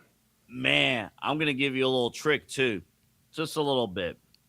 I wonder what you can do if it's a good idea. What if you put it in the freezer for a little bit? No, you got to eat that hot, Double A. I know. I'm not turning down hot. Definitely. Okay. But I'm talking. Let's say it's me and you. Yeah. and there's 9 of those. Okay. We take whatever we could take in this setting. Yeah. What if you take the rest of it, put it in the freezer for a little bit? You like give it a chill for like an hour or so. Yeah. Maybe serve some ice cream on the side with it. Oh, yes. Like some vanilla ice cream. Oh, yes. Because again, it's a strawberry cheesecake. Dude. And then you can break the cheesecake up, the little cinnamon roll, and you can like put it in the ice cream and like mix it. Yes. Oh man, Double A. We might be on to something. We might be on to something. We might be on to something be here. onto something. That's a smash for me, bro. We're back Now, on the track. My last thing. I would big back this thing and get a drip of honey. I was thinking like or like something. Maybe put it in like a smoker or something for a hot second and get an extra crunch on it. And that's the other end of the spectrum. You could do as is. You could freeze it for ice cream effect, and or you could smoke it. I wouldn't turn it down. I don't know if strawberry cheesecake is best suited for a smoker. I maybe not, but hey, there's only one way to find out. Only one way to find out. Oh, I wanted to point out real quick. Yep. You and Papa Moon are not alone with air frying hot dogs. Okay. I think air frying hot dogs is a good move. Heck yeah. I mean, if it's a quality hot dog, you can't just go buy any brand. You got to make sure you're buying like a brand that at least, upholds some integrity here. And if you can get a good hot dog, you throw them in the air fryer. We put the buns. So like we'll cook the hot dog for a few minutes in the air fryer. And then we put the hot dog bun on them, put them back in and let the bun get a little toasted too. So it's like, it's just a hot dog, man. I mean, yeah, Double A. That's right, dude. That's why we get along so well during this segment because we're both just like, dude, what could go wrong? Now, you know what you could do if you really want to just be extra with this. Yeah. Put the dogs in the air fryer, for cooking purposes. Yes. And then I don't know if you have like a George Foreman grill or just put it on just put it on something so you get your marks. Yes. For like a minute. Put it on high heat and get your marks. You have juicy hot dogs. Dude. Man, bro. Man. We are so back. We are so back. You know what? Folks, hey, we had a little bit of a slump. Yeah, that's right. We had a little bit of a slump. It happens, and then you see here's a guy and that's right. Dude. We bring it back. Dude. I'm telling you, Double A. And my final point for the evening is that I know you've been, saying smash and pass. That would be a smash and pass to the homies. That is a good one right there, my guy. Imagine this. Air fried hot dogs. And then you put it on the grill or whatever to put the final touches. You get, potato chips, whatever choice, whatever you might want on the side, whatever the case may be. And then it's time for dessert. And you get those the strawberry cheesecake cinnamon roll. Oh. Come on. One for the good guys. Come on. See y'all tomorrow night, folks.